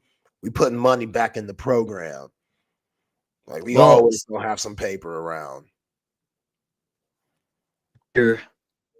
Sadir ain't going home. He's going to LSU, so he is going with Bo Davis. Yeah, he's going Bobo. And Jare Bledsoe is going to Mississippi State. And I don't know if we know where Aaron Bryant is, but yeah. Shout out to Justice Finkley. I saw that he's signing with Kansas. Guys just want an opportunity to play some football. You don't have much time in this sport, and if you're not getting any clock, then that time could pass you by. So I don't, knock anyone for not being loyal in this era of college football, college sports in general. You don't got to wait out the year like you used to. Now, I know some folks feel different about that and want to bring back the 1-year rule. But to me, if coaches are able to leave anytime they want, then players, they should have the same luxury. So, yeah, again, that's why you're getting paid the money you're getting paid, Sark. That's why your assistants get paid what they get paid. Like, convince these guys to stay, or convince these guys to come in and want to be a part of the culture that you've built at the University of Texas. Like, it's not just X's and O's, like it's 365 type of job. So we'll see how it goes, man. Like, I'm sure all the players that are currently here that are big time are getting tampered with. I'm sure Colin Simmons, everybody trying to call him. Everybody. Like, Everybody. Yo, Colin, man, you happy where you at? That money looking right? Because we got it over here in Ann Arbor. We got it over here, Coral Gables. We got it over here now, Chapel Hill, North Carolina. You come play with the GOAT, play for the GOAT that knows everything about getting you to the NFL. Oh, Barry. Hey, Barry, we love you, man. And Baron, Baron Sorrell, man. great career. Make sure that son of yours gets you something nice with that new contract he about to get, because y'all deserve it. That dude, talk about leadership. See guys like that, man. Baron Sorrell. That's why it makes this loss so much harder. Like, you don't get guys like that often, Steve. Guys just don't come around that often. Not this many.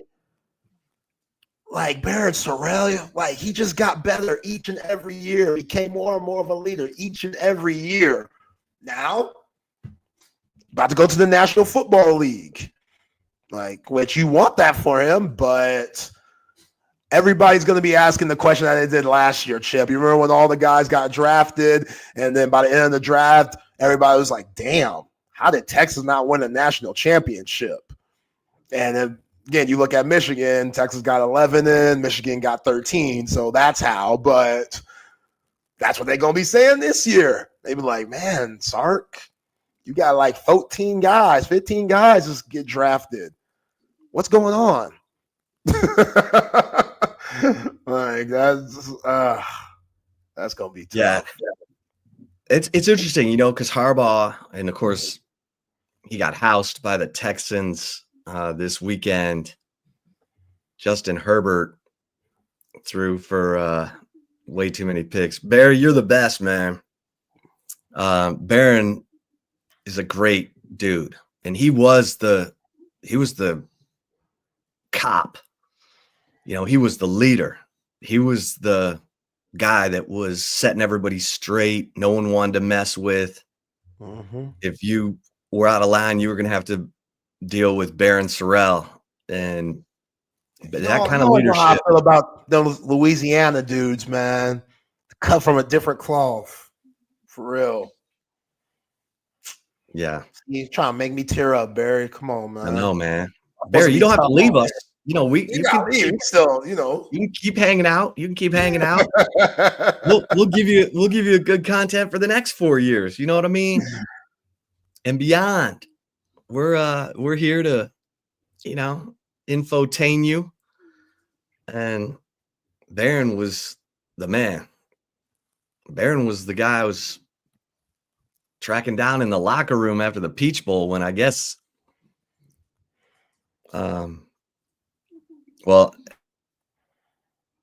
because he's the voice of reason on that defense. Yo, my man Rex Cole, boy. Rex said all this doom and gloom is soft. Yeah, it sucks we didn't get it done. Shit happens. All we could do is reload and give it another year. I wish it was that easy. I wish it was that easy to say, yeah, this team's going to be right back in semifinals, playing the Cotton Bowl with a chance to get to the national championship, man. Well, it's been 20 years. This is the 20-year anniversary. Let's see what Jonah Williams is all about. Let's see what Terry's all about. Let's see what, Kalik Lockett and Jamie French are all about. Arch Manning, what's he all about? Amari Niblack. I like Spencer Shannon. I hope they give him a chance. I mean, he's huge. You do like Spencer Shannon. You've been talking about Spencer for a while now. Yeah, he came on our show, did a good job. He's Grompik. He's 7'2", 255. I hope they give him a chance because he's probably not as athletic as Gunnar Helm, but let's see if he can catch. Because if he can run a good route and he's got good hands, then you got your two-way guy. But obviously Jordan Washington's super athletic, and I think he'll, you rise when it's your turn. When you've been grinding in camp and spring, it's like when, Albert Collins and Vernon Broughton were finally the guys. Man, they played to it. Alfred, those guys are Alfred especially because he's huge. But Vernon Broughton's gonna get a chance in the league. And oh yeah. I think it's gonna be interesting what Trey Moore does, because I've heard both sides of this. I've heard, oh yeah, he's gonna go. I've heard he's trying to rustle up some NIL deals to see how much he could make if he comes back. I think he's going to be interesting, because I do think you've got, Ethan Burke will step in for Baron Sorrell, because he'll be a senior and he's been through it and he's got experience. He's made plays. It should be Burke and Vasic over there, and then it'll be Colin Simmons and Trey Moore, or Colin Simmons and who? So that'll be interesting. But yeah, Colin Simmons, everybody's checking to make sure he's happy. Everybody's checking to make sure Anthony Hill's happy. Everybody's checking to make sure that those dudes are happy, because I'll be hitting up Manny Muhammad too. Like, Manny still has a ton of potential. They are. And Manny might be. I'd flirt. Ain't nothing wrong with flirting. You know what I'm saying? How much do you love me? How much do you love me? Yeah, take me out for a little bit. Wine and dine me. Sell me. Somebody take me out for a steak dinner. Somebody tell me how much you love me. Yeah. Because I got some people over here saying they love me a lot. Yeah. I'm with it. It's like, you play that game on the 10th, right? And then boom, everybody's agent is like, okay, blah, blah, blah, blah, I got this. What do you got? What's the deadline again? Tomorrow. Damn, tomorrow? Well, for Texas? That's for the underclassmen. The port, I think they get 10 days. So the 20th. Okay, that's a little better. Because the guys who play in the championship game get like 6 days. Yeah. It's tight. So yeah, you might have to start doing some mingling now. Like, if you're playing in that game, oh well, sorry. This is the hand I was dealt. Like, don't say I'm not focused on the game or nothing. I'm just, you got to worry about you sometimes. I know it's not normal and it could be frowned upon for Notre Dame or Ohio State to be doing that, but they made the rules like this. So how can you blame somebody for seeing what's out there already, even though they got another big game to play? So at the coaches convention, the coaches just voted. This has literally just happened, to reduce the transfer windows down to a single 10-day period in January, in an effort to preserve the integrity of the bowl season and put guardrails.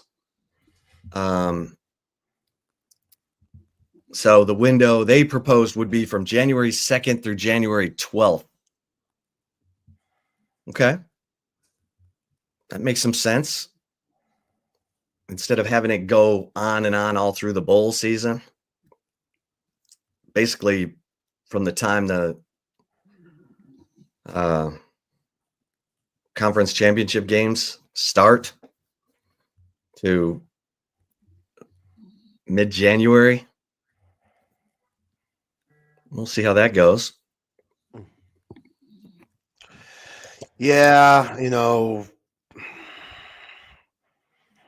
Trey Moore would be huge. Get him back. He was just starting to find his groove, man. Took him a little bit, but I think he could be the ultimate player next year, especially if him, Colin Simmons, Ethan Berg, Colton Vasek. You bring all those edge rushers back, still be a big top four. Like, the defense should still be good.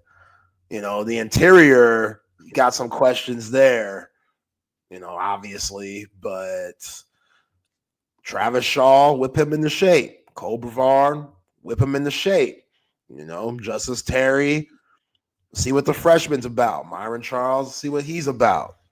But I still think the defense could be really good. Maybe not as good as this past year, but I think this defense could still be really good. And offensively, should be able to put up points too. It's just all that experience that's leaving. Like, that experience seriously meant something this season to help get you over the hump. And you play in a lot of tight games, and we're in a lot of pressure situations, like you brought up yesterday, with just all the big-time goal line stops and big-time plays on fourth down. Like, that was experience. That's leadership. Guys communicating the right way and stuff. And those 3 5-1-2 guys on the back end, which hope one of them gets to come back, and Mookie Taft, that'd be absolutely lovely. But I couldn't knock Mookie Taft for wanting to leave with his stock being as high as it is, even though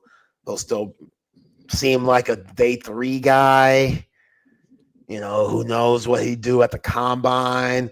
Mookie Taft could shock the hell out of us and run a 4-4. Mookie Taft runs a 4-4. Here's my thing about Michael Taft. He's not the biggest guy. Like, and he throws his body around. Like, this year, he was way more physical than he's been. They list him at 6 feet, 190. I'm not totally sure he's even that. I just wonder if he's gonna keep playing football. But the thing is, with the NIL, you have to make it where it's more worth his while to stay in school than to go make a rookie minimum deal, a 4-year, $4 million deal. And you don't get all that good money at the beginning. You get the good money late. So you graduate. It's like $600,000 up to $1.4 million to total $4 million in 4 years. And if you're a free agent, you can sign whatever the hell deal you want. But I just wonder about that, because like, I almost think of him like a running back. He's only got so many reps. And you know what I mean? I mean, yeah, I hear you, but your boy Harrison Smith for the Vikings, I think he played his last game last night. He's been in the league forever. Yeah, but he's a big dude. He's big. Like, he like 6'2", like 215. Yeah. Who can put that on? Wake up in the middle of the night, eat that PB&J every night. Go get him a big mashed potato every night. Yeah, mashed potatoes, eating good. Mookie could put that on. One wide safety leaves, another one comes in. Why not? Ike says, what do you think number one portal concentration is for this team? I think you probably need one more defensive tackle. That'll probably come in the spring. I think you do need a veteran, blazing fast receiver. I don't think they're going to do anything about tight end. People have said, what about running back? I'm like, you got CJ Baxter, you got Christian Clark, you got Jarek Gibson, and you've got you got Quintravian Weisner. So I don't think you need to do anything at running back. And you got Ryan Niblett, who could slide into that Jaden Blue role. So yeah, James Simon, Ricky Stewart, they just touched down on campus. They'll be freshmen. Running back room is fine. Now they brought in a kid from USC on the interior of the offensive line. So maybe they feel like they need depth there because you got Cole Hudson, you got Neto Umazulo, and then we got to see if DJ Campbell is indeed coming back. That visit from the kid from USC, Emmanuel, I always want to say Emmanuel Lewis, but it's Emmanuel Pregnon. Yo, is Emmanuel Lewis Webster? Yeah, you don't want that. You don't want Emmanuel Lewis at offensive guard. You do not want that. Oh man! But Emmanuel Pregnon, who came in for a visit, that tells me okay, they want a little insurance in there because I think Daniel Cruz is going to become the next center. He was a freshman this year. I don't know how close he is to understanding everything. I mean, you just lost a fifth-year senior at center who was super smart and was, in charge of calling out the protections for the offensive line. So they have not gone to the portal for an offensive lineman in Sark's 4 years. They've said we want to grow those guys in our program. And so yeah, that Emmanuel Pregnon, yeah. Pregnon, Oregon committed today. Oregon's getting after it. Oregon is getting after it. They let's see, Oregon in the transfer portal. Let's see who they've signed so far. Phil's already told you I ain't got many years left. Who? I know Phil Knight. He already told us. They signed Bear Alexander from USC. Oh man.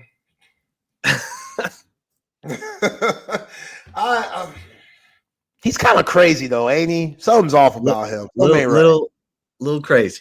Yeah. Little crazy. But Dan Lanning's crazy too, so he'll fit right in. Let's see here.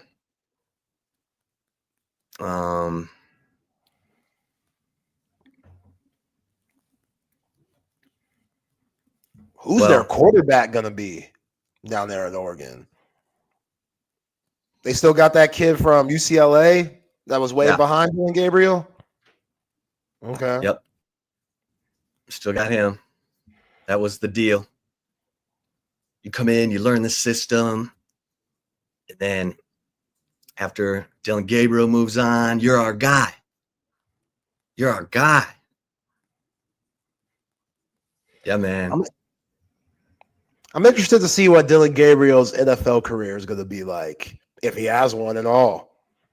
Like, he does some good things, man. And you know who he reminds me of? Who? Case Keenum. That's not bad at all. No. I take that. Case Keenum won a lot of games, man. Played a lot of years. Stole a lot of money. Earned a lot of money. I'm sorry, Case. Earned a lot of money. My apologies. But yeah, that's a good comp. A lefty Case Keenum. And the short fella, that's played out. The short fella that can't play quarterback in the National Football League.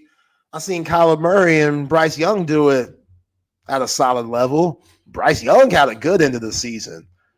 For him to get bent. Baker's not that tall. Ooh, Baker. We ain't talking about Baker yet. Baker. Come on back to the ATX. You hating on Baker? Yeah, I'm hating. You kidding me? Yes.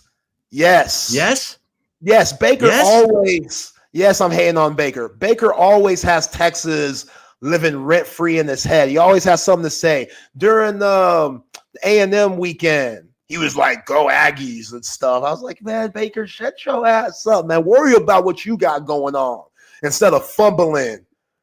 See, that bums me out because Baker was such a good story when he was at Lake Travis. Like, all that kid did was win. And no one recruited him. And he bets on himself, goes to Texas Tech, becomes the first true freshman walk-on to start a season opener at a Power 5 school. And then bets on himself again, transfers to OU, wins the Heisman. He's been bouncing around the league. This is his 5th team. He's finally stuck, and he's led Tampa to back-to-back playoff berths. But yeah, he does kind of throw shade at Texas every chance he gets, doesn't he? Every chance. Why? Every chance, bro? Like, I get it. We get it, Baker. You went to OU, but you don't see Collier wilding like that. And it's Collier. He could. Collier ain't like he a saint, which Collier, he's done a lot better. He's matured a little bit. You know what I'm saying? He's still not, or he's not that same Call of Duty Collier that came into the league where he felt like his ish don't stink. But he don't be acting a fool like that. Call of Duty Kyler. Yeah, Call of Duty Kyler. Yeah. Is that his video game? He's always playing it. Like, he's a big Call of Duty guy, which it's a cool game. I get it. I see the wave. But, yeah, Baker, every chance he gets, he has to hate. And then, during that bye week in 2023 where, again, he had a bye, but this fool was down at the Cotton Bowl for Red River, and he was hating there and stuff. And it's just like, dude, you need to worry about yourself, man, instead of fumbling in clutch time. Shout out to my man, Jaden Daniels. Yeah. Which, dude, let me ask you this, Lions fan. Are you a little worried about that? Yeah, Jaden Daniels, that dude's special. I told you, he's one of the few guys I would pay to see, like, in all of sports. Jaden Daniels, that's how special I think he is. Like, that dude thinks he's going to win every game. That dude thinks he's going to win every game. He doesn't care what the rest of his team is thinking. He just wills his team to win. That dude's cold, man. Yeah. 4th and 2, goal line. Need a completion to take the lead. It's Terry McLaurin. Like, it's nothing. Terry McLaurin, man. He's the most underrated receiver in the league. Oh, he's a savage. Yeah. Yeah, man. The Redskins. Wow. Or, sorry, Commanders. Wow. Oh, man. Oh, cancel. Hey, I'm old. You're asking a lot. For what, a couple years, they were just the Washington football team, for God's sake. Oh, man, you're offending me, Chip. What's going on? Commanders, they got Austin Eckler. Mm-hmm. Austin Eckler's another underrated dude. Yeah. I think part of the reason the Chargers are done is because they didn't re-up with Austin Eckler. Yeah, I like him. Bobby Wagner. Bobby Wagner. A lot of maturity there. They picked up Marshawn Lattimore, who did get torched by his nemesis, Mike Evans, in the game. But, hey, who's moving on and who's not? Mike Evans, the Aggie, which talk about underrated receivers. That dude, he's going to Canton. Oh, yeah. As an underrated receiver, which is every year he's been in the NFL 1,000 yards. That's ridiculous, man. Every year. With all those quarterbacks. It's not like he's had consistent quarterbacks, Tom Brady, that was pretty consistent. But besides Tom, which Tom wasn't around that long, dealing with Jameis and Baker, and he's making those guys look good. So I don't give Aggies much love. Y'all know that. But Mike Evans, he deserves it for sure. But, yeah, you have every right to be nervous every right. Which that ticket, that's a hot ticket right now. They said the cheapest one's about 500 and something. So, Do you see Baker Mayfield truck Bobby Wagner? Yeah. I was like, dang. Baker put Bobby Wagner on his ass. Baker was up for I don't know, you probably don't watch Good Morning Football on NFL Network, but they do. Kyle Brandt does the angry runs on Tuesday, and Baker was in there. Baker was in there this week for that hit. You know where else Baker is at this week? His couch. Like you and I. He'll be watching the games just like you and I this weekend. Like, yeah. Baker with his hating self. That's gonna be a hell of a game. That's gonna be a hell of a game because Jaden Daniels can run around. So, like, that's kind of the worst nightmare for the Lions because the Lions, they don't have all their weapons. They don't have Aleem McNeil. They don't have Aiden Hutchinson.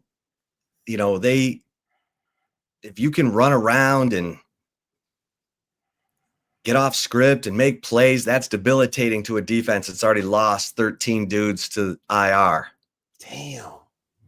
So I almost said it again. The Commanders' defense is what I'm looking at because the Lions' offense is a lot to deal with. So, and they get David Montgomery back this week, so they'll have Sonic and Knuckles. I thought Homeboy was out for the year. MCL. These guys, David man. Montgomery is back. That's a soldier right there. Yeah, that's might be the dopest nickname in the league. Sonic and Knuckles.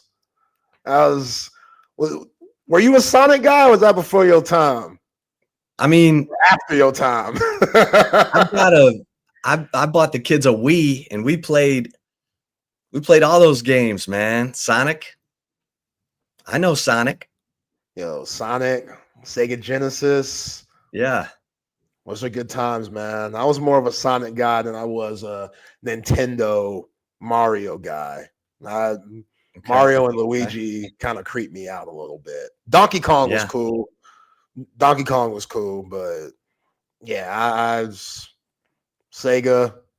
That was the wave right there. But yeah, I like your Lions. Hey, still. I appreciate that, Rex. I think you're calling me a dinosaur, basically, but I appreciate you. There ain't nothing before Chip's time. Chip's so old. He remembers. You were on that Atari with the Pong. That was my first video game, Pong. My sister and I are like playing that going, oh, wow, look at this. That ball's going boop, boop, boop, boop. We're just trying to measure up. And yeah, that was terrible. All right, let's get a couple mentions in here before we bring in our man, Hank South. We got a lot to talk to Hank about. A lot of hell. Texas is in NIL free agency. And speaking of NIL free agency, if you're a Texas Longhorns fan and you want to help out with NIL, then get to passes.com/Texas One Fund. Texas One Fund is the NIL collective for the Texas athletics. And they're coming up with ways for you to be interactive with UT student athletes for a little piece of change, like $25 a month. You get the Wheelin' and Dealin' podcast, which has the, podcast with UT student athletes all throughout, every week. It's constantly updated. They've got a podcast with Arch Manning that will be available, I believe, starting next Wednesday after the national championship game. So get over to passes.com/Texas One Fund. You're making contributions to help Texas NIL, but you're also getting something in return. And passes.com is a great platform, to check out all the celebrities and all that. But Bookmark passes.com/Texas One Fund.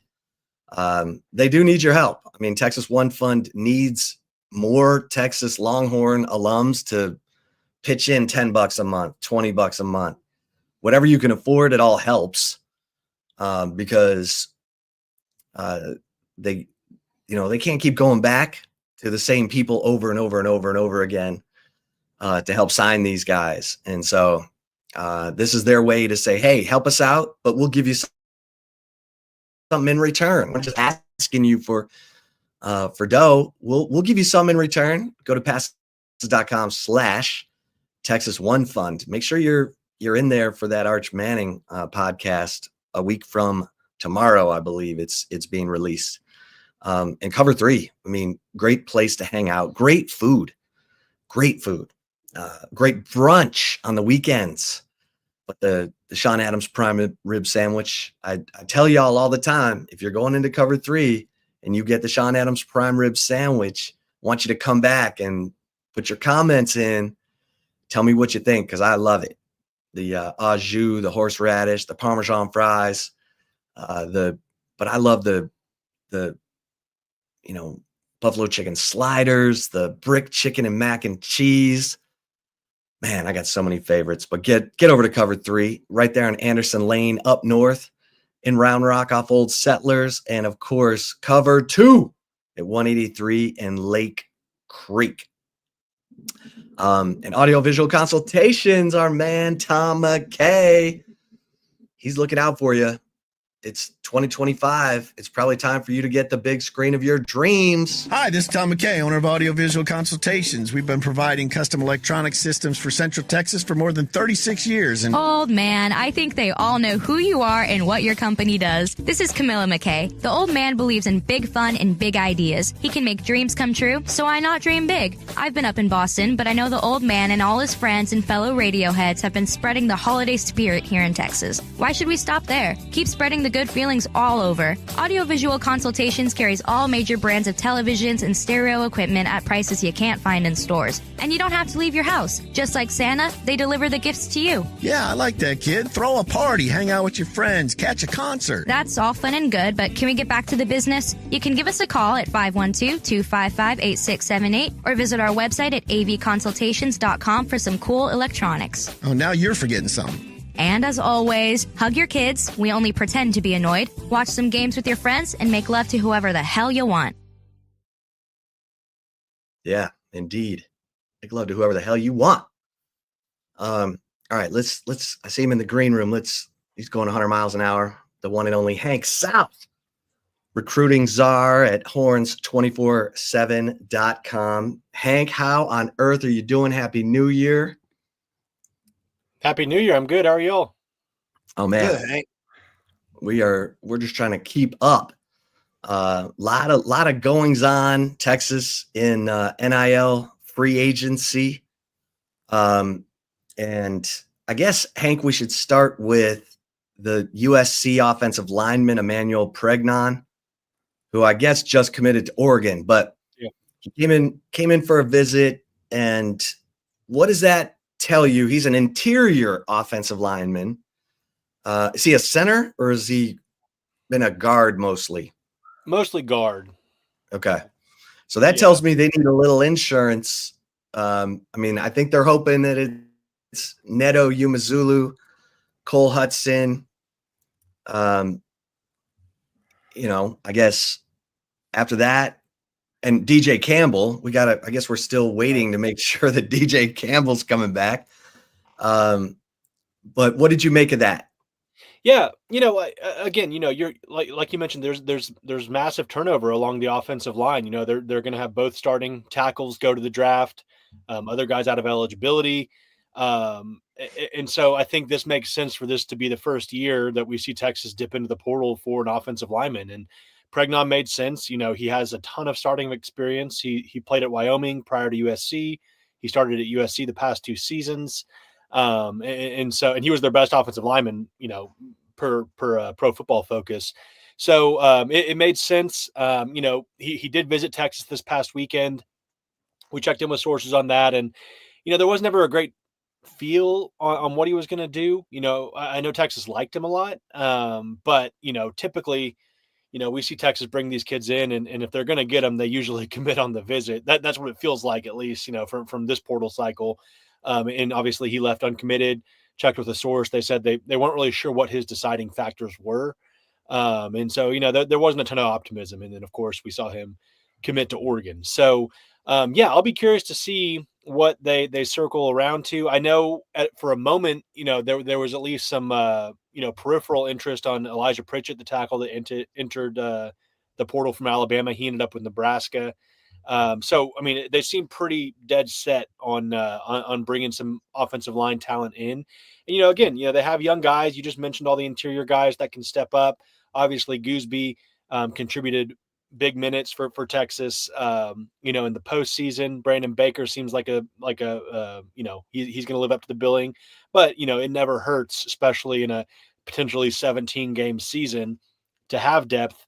To have a veteran presence there to help those guys along, and at the very least raise the competition in the offseason. So I'll be curious to see. I don't have any names right now. I would imagine Texas is actively looking, and obviously there's still guys that are probably going to look into the portal or into the portal, whether from Ohio State and Notre Dame or the spring window. So there's still a lot of time left, but yeah, offensive line seems like an area they're going to try to address. Yeah, Hank, I mean, as you just mentioned, it's getting a lot thinner for Kyle Flood's group. And the Cam Williams going into the draft, that's a little bit of a shocker just because, I mean, yes, he has a pretty high draft grade right now, but it's based off all potential. I mean, the dude led nation in penalties. He had a horrible game against Ohio State, which it ended in Jack Sawyer completely smoking him to get to Quinn Ewers for the scoop and score. But again, the potential is the potential. Are you shocked with what Cam Williams has done by entering the draft, or did you see it coming? Yeah, no, I don't think we're shocked. I know Jordan Scruggs on Horns 24/7 was doing some good reporting on that. Yesterday he had a note saying, that the expectation was pretty much he was going to go pro. I think when you see your name, and obviously mock drafts don't really mean anything. You have to get the grades from, other people. But, if you have an opportunity to hear your name pretty early in the draft, I think it makes sense. I'm not shocked. But yeah, like, I mean, he like you said, it's a lot of potential. It's a lot of the traits. It's a lot of, the unknown with Cam Williams. So, can't blame him for wanting to go get paid, make it to the next level. But I think he definitely would have been served, better coming back one more year. But, Texas now has a great pitch. Obviously Gooseby's probably locked down one of the spots. And then, they've built this pipeline along the offensive line, in recruiting cycles. But yeah, the first year where there isn't, the depth is kind of thinning out a little bit along the offensive line when in the last few years that's been kind of a stronghold of a massive talent. So Hank, where else do you think Texas is looking for help in the portal? Yeah, I think I think we always started with defensive line. I think they want more help there. Wide receiver, I think, is becoming increasingly a need. We went from this past offseason where it's like, how are all these guys going to get looks or get catches? And then to the college football playoff semifinal where it's like, well, who can play right now? Because, they had Silas Bolden out there. Obviously, Golden got banged up. He was able to come back. But, Isaiah Bond, he missed that wide open catch. He wasn't performing at a high level in the playoff. And then DeAndre Moore. But, I think that's an area, we saw both Bond and Golden declare for the draft. They're going to need somebody because really, you got Ryan Wingo. Obviously, he's a star in the making. But they're going to need somebody else, if not more than that. And it really shouldn't be yeah. Oh, go ahead. It really shouldn't be a hard pitch. It's like, hey, come catch passes from Arch Manning for a year, boost your draft stock, probably make some good money. So we'll see. Texas is being very picky at the wide receiver position, though, and maybe rightfully so. They've got a lot to offer, but they didn't really make a push for Zachariah Branch. They didn't really make a push for Noah Thomas from Texas A&M, who ended up at Georgia. I know I saw comments too, and I saw it right before I came on air that Amari Evans from Penn State just entered the portal. I'm not sure if he's a guy they're going to go after, but, it might make sense. He's from Killeen, Texas. So, a starting wide receiver in Big Ten play, had about 500 yards receiving this year. Maybe he's a guy they like to look at. I know Jordan reported Anthony Evans from Georgia, who's another that's one that, that he reported that he's heard from Texas. I'm not sure if there's like a press being made there because, again, he's a guy with very limited production at the college level. He's kind of all, he's a speed receiver, but, we haven't really seen much from him at the college level. So I think receiver's a spot. I think running back now that Jaden Blue's entered the draft, I think that could be an area. You got two guys coming in, freshmen, but you don't really have that speed, slasher guy that Jaden Blue filled for you. So maybe, all along in this portal window so far, we've been hearing, they're happy with the guys they have.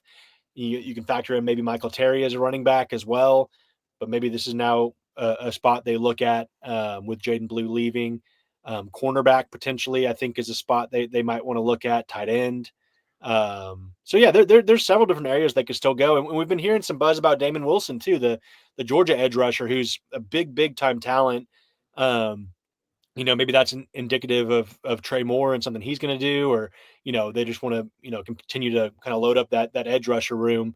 But Damon Wilson is a guy they've been in contact with. He's looking at Ohio State and Missouri as well. But an elite talent from Georgia. We already saw Texas host one edge rusher in Marvin Jones Jr. a few weeks ago. He ended up committing to Oklahoma. So seems like they're pretty, they're working on that position as well. So I think we're a long way from being done, with this portal window and who they're going to bring in. What do you think of Ryan Niblett in the Jaden Blue role? That's interesting. I was kind of bummed this year. We didn't. Obviously he moved to running back earlier in the season with all the injuries, and we saw him a little bit kind of early on, and when they were up by a lot, but we didn't really get to see all he could do. And testament to Jaden Blue and the other running backs, but yeah, I kind of like that idea. They might need him at wide receiver though if they need some more help there if they're not able to get any portal guys. So we'll see, but he could certainly, fit that billing in terms of that speed guy that can burn you on the edge. So yeah, I like that. I mean, Damon Wilson, that dude made life hell for Texas in that October 19th game. Yeah. He's a sophomore. Yeah. Yeah. Wow. Yeah, he's a big time player. I think he's probably a guy that, depending on what Trey Moore does, like he could come in and start at Texas, like no question.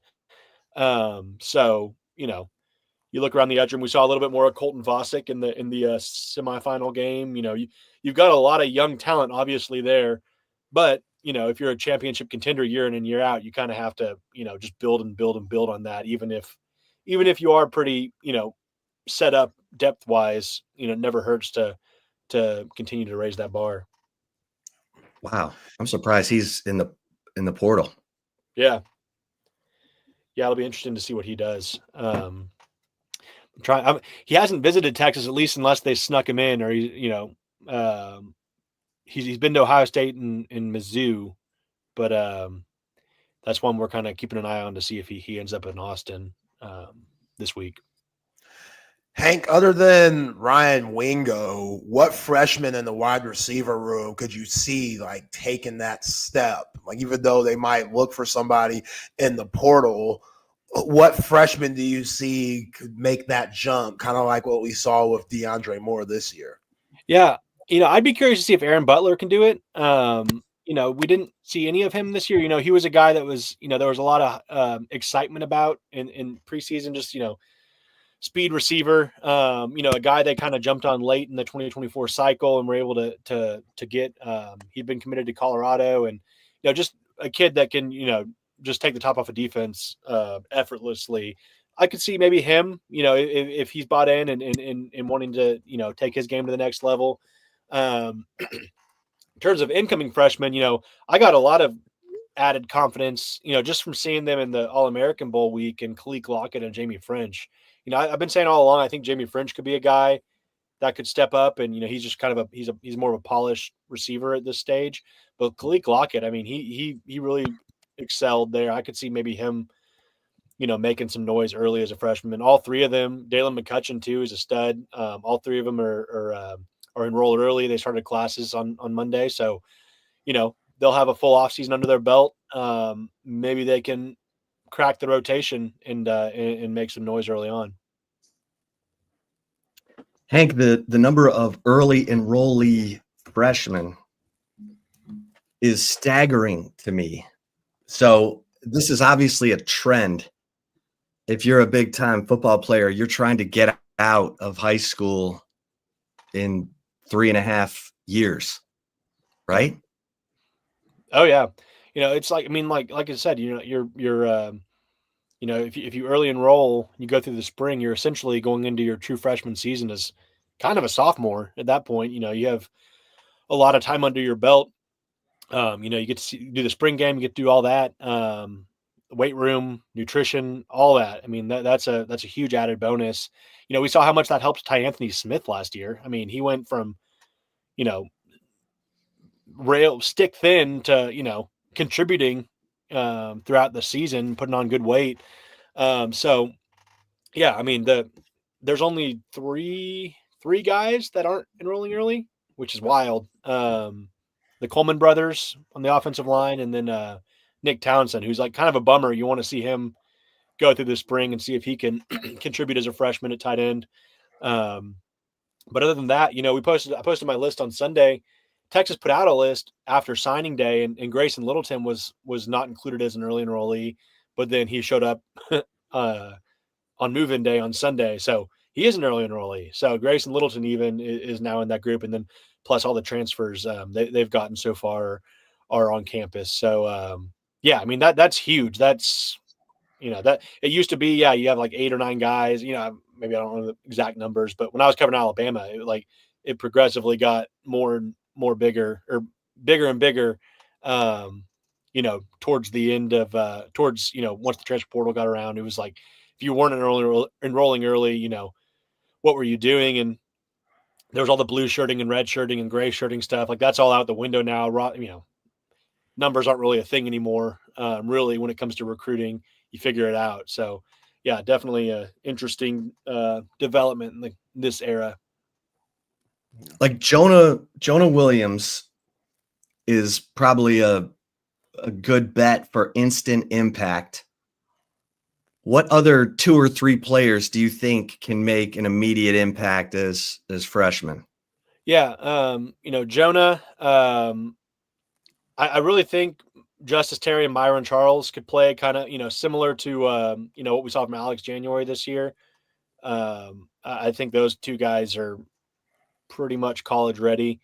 I'm really curious, sorry, maybe I'm jumping the gun a little bit, but Cade Phillips, I know we talked about him last week. I mean, he's got insane length. And obviously Texas loves, size on the boundary.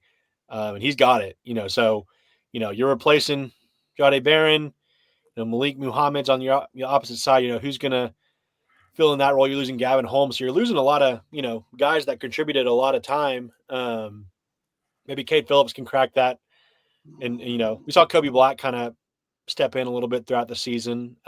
So Cade Phillips, maybe. I think the receivers we mentioned can step up. But other than that, it's probably in terms of instant impact where I'm at right now with this group. Do you like Jamie French more than Khalil Lockett or Michael Terry or who would, like, if you had to rank them just based on your, like in terms like the receivers? Yeah. Yeah, I'd probably go French first. I just think, he does things really, he's really fluid. He's just a really polished kid. He runs his routes really well. But Khalil's, 1A, 1B, he's close. And Khalil's hands are like, he's got huge hands. Like he's not going to drop many passes. Oven mitts. Yeah. So, I'd probably go Jamie French, Khalil, McCutcheon, Michael Terry in terms of wide receiver. And I say that no slight to Michael Terry. I just think Michael Terry's. I think he makes more sense at running back personally, but we'll see. He can do a lot of things, but I would probably rank it like that right now. Shout out to our guy Jose, always coming in with the great questions. He asked Hank, any chance that a Texas starter that leaves enters the portal instead of the NFL draft? That's a good question. I have not heard of that yet, but again, we've seen that happen. Carson Beck just did it. Cam Moore did it last year. It worked out for him. Obviously, I think the big question would be, would Quinn Ewers do that?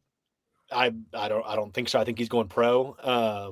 So beyond that, it would have to probably be a pretty hefty NIL situation to get somebody that's doing that. You probably look at the draft eligible guy, like a Matthew Golden or Isaiah Bond. Can someone convince him to, come to their program for a year for a big, a big payday? But I haven't heard of anybody that's considering that route.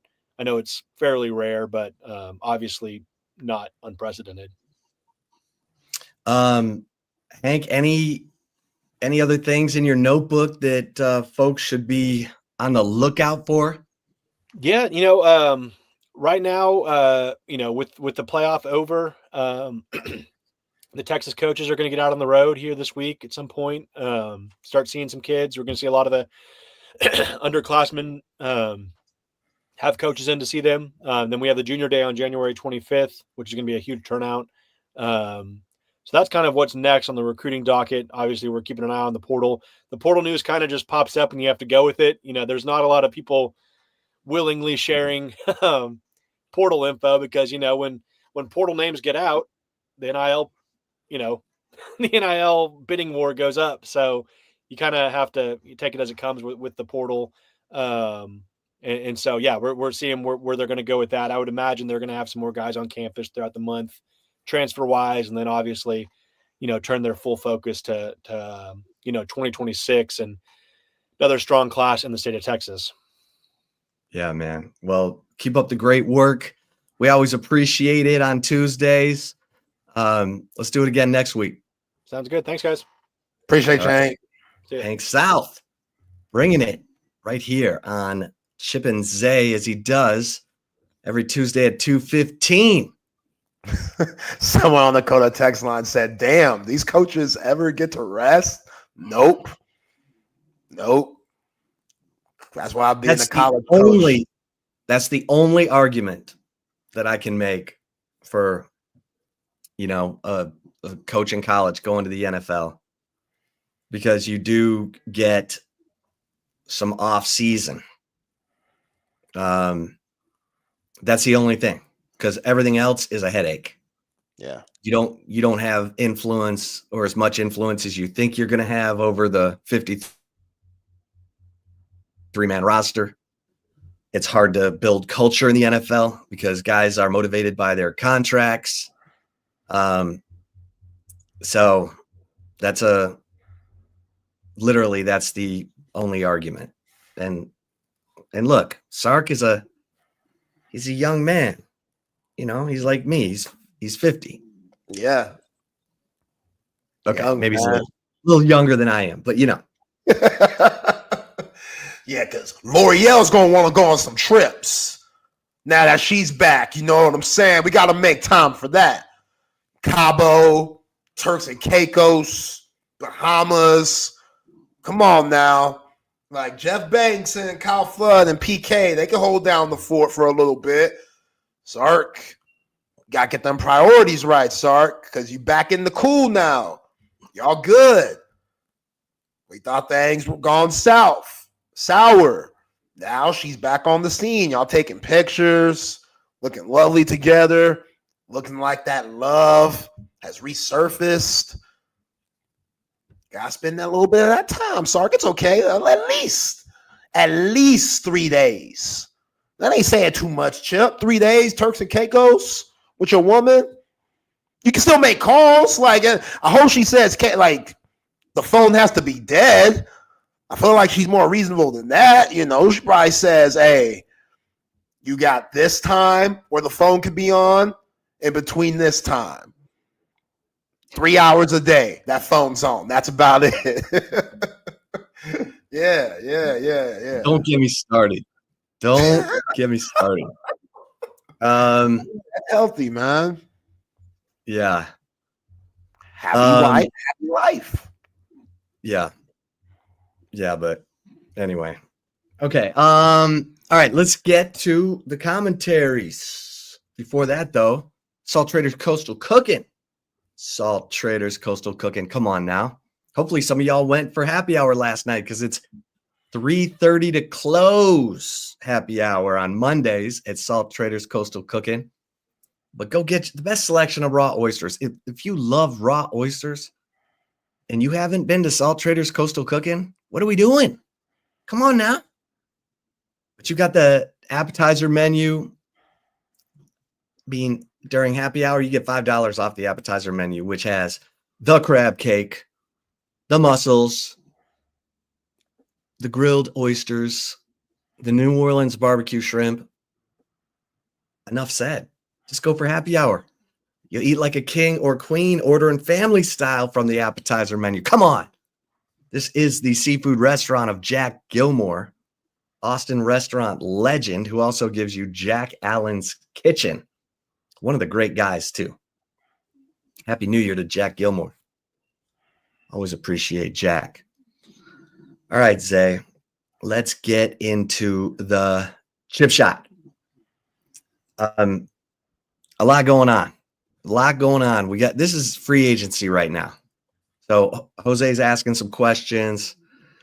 You know, there's some rumblings about Manny Muhammad because he apparently took his Texas stuff out of his IG and put his NIL rep.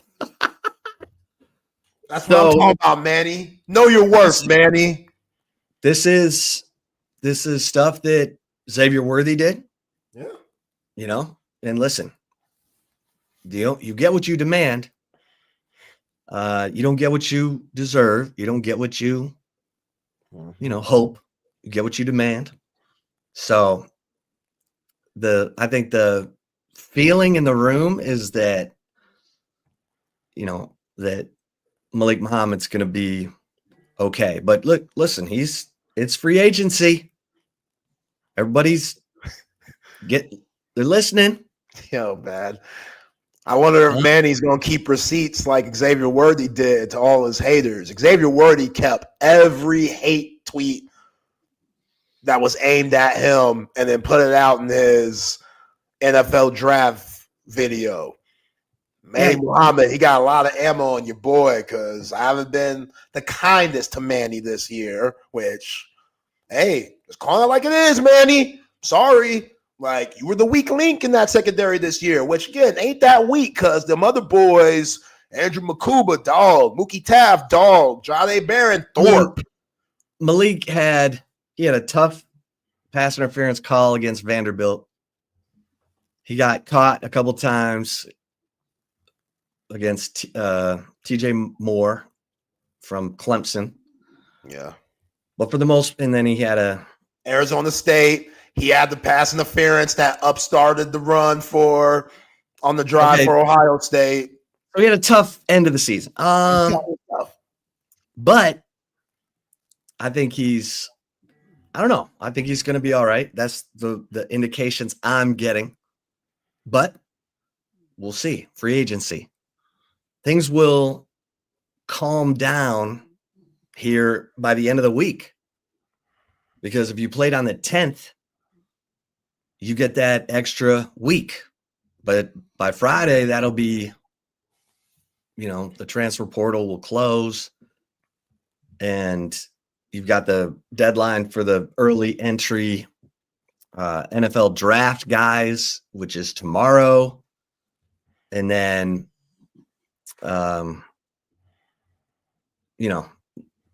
you'll have the April portal window where if you didn't get what you wanted, and again, the guys just need to get into the portal. Schools don't need to sign them by that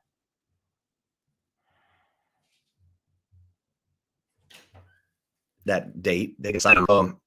It is NIL free agency, everybody's like, I must have been asleep or just way too busy on Texas. Damon Wilson? What the hell? Like that guy's kind of a foundational player at Georgia. Like with Michael Williams moving on. Isn't Michael Williams a senior?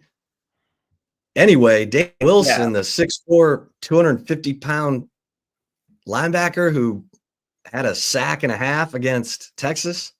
Hey, just like Manny Muhammad, price went up. You can't. You can't afford Trey Moore and Damon Wilson. I might be telling Trey Moore, hey, I think you should go to the.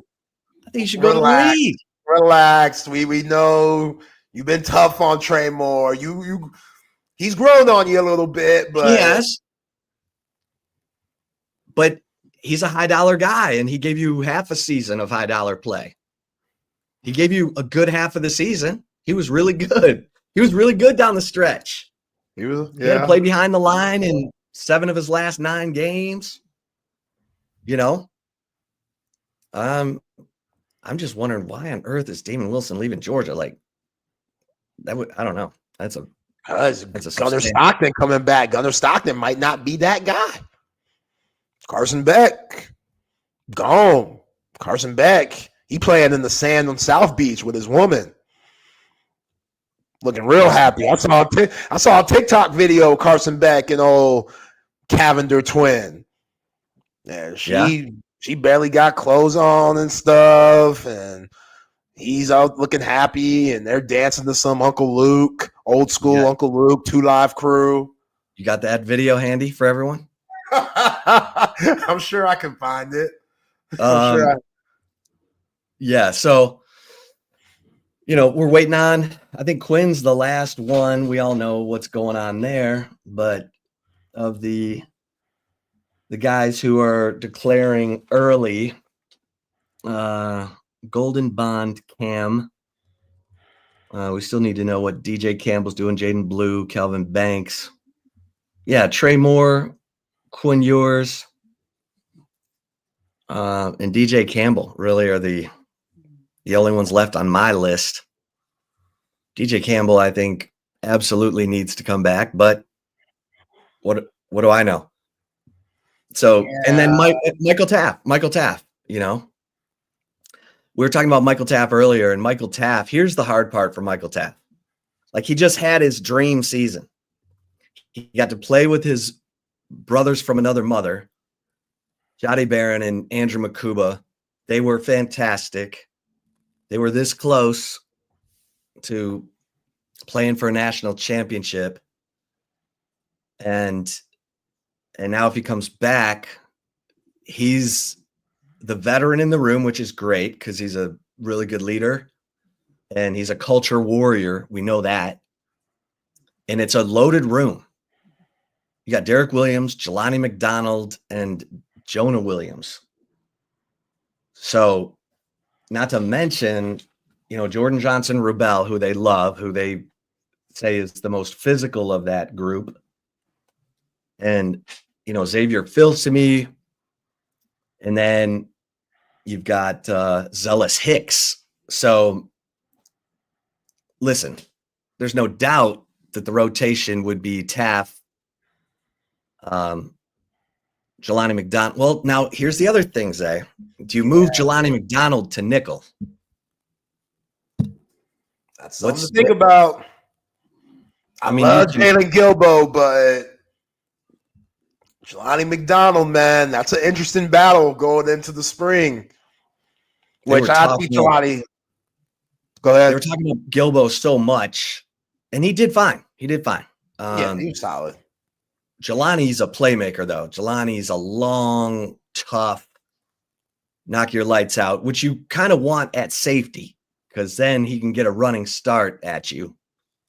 But you got Derek Williams, you got Jelani McDonald, and then depending on how good Jonah Williams is, and everybody says he is a walk-in day one starter. And you're talking about in the nation. in the 2025 recruiting cycle. Can't wait to see this guy too, because he is 6'3". But he's with Schloss right now. He's not going to be playing football anytime soon. Well, still. He's working on that swing. You know what I'm saying? That's never really happened at Texas. Yeah. You know what I mean? I know. You're either baseball or you're football or you're, I don't know. Don't make them choose. Kyler kind of did a little bit of both. He played a little bit for OU in baseball, but he was Jameis. Huh? Jameis Winston. Yeah, Jameis. Both of those guys. Not at Texas. I know, but that's quarterback, though. All the responsibility at quarterback compared to safety, you won't have as much on your plate. Okay, well, I trust that this dude can handle anything. That's what I'm going off of right now. So, I think, listen, I want Michael Taft to be happy. Come back, Mookie. Come on, bro. He wants to walk out with his boys and go see what the NFL life's all about. Or if he wants to be a Longhorn legend. Yes, he already is. But yeah, you could elevate that. Come on back, Mookie. Oh, that'd be big time if he came back, man. He put his life on the line this year. Now, we ain't playing him in the spring game at all because we got to preserve that body because Mookie took some licks this year. We mentioned he ain't the biggest fella, so we know what he could do. We don't need any of that. Kind of like how they did Jade last year in the spring game. Jade ain't even touched the field. I need the same type of energy with Michael Taft. Like, you know what you're going to get out of him. Let's see what all these young whippersnappers, what they about. But, yeah, bring Mookie back. Play him like a white Caleb Downs everywhere on the field. Do whatever you want, Michael. Whatever you want to do. Roam. Make plays. Whatever you want. We trust you that much. You know, you got that big of a football IQ. You know what I always say, Chip? This guy – he going to be a coach someday.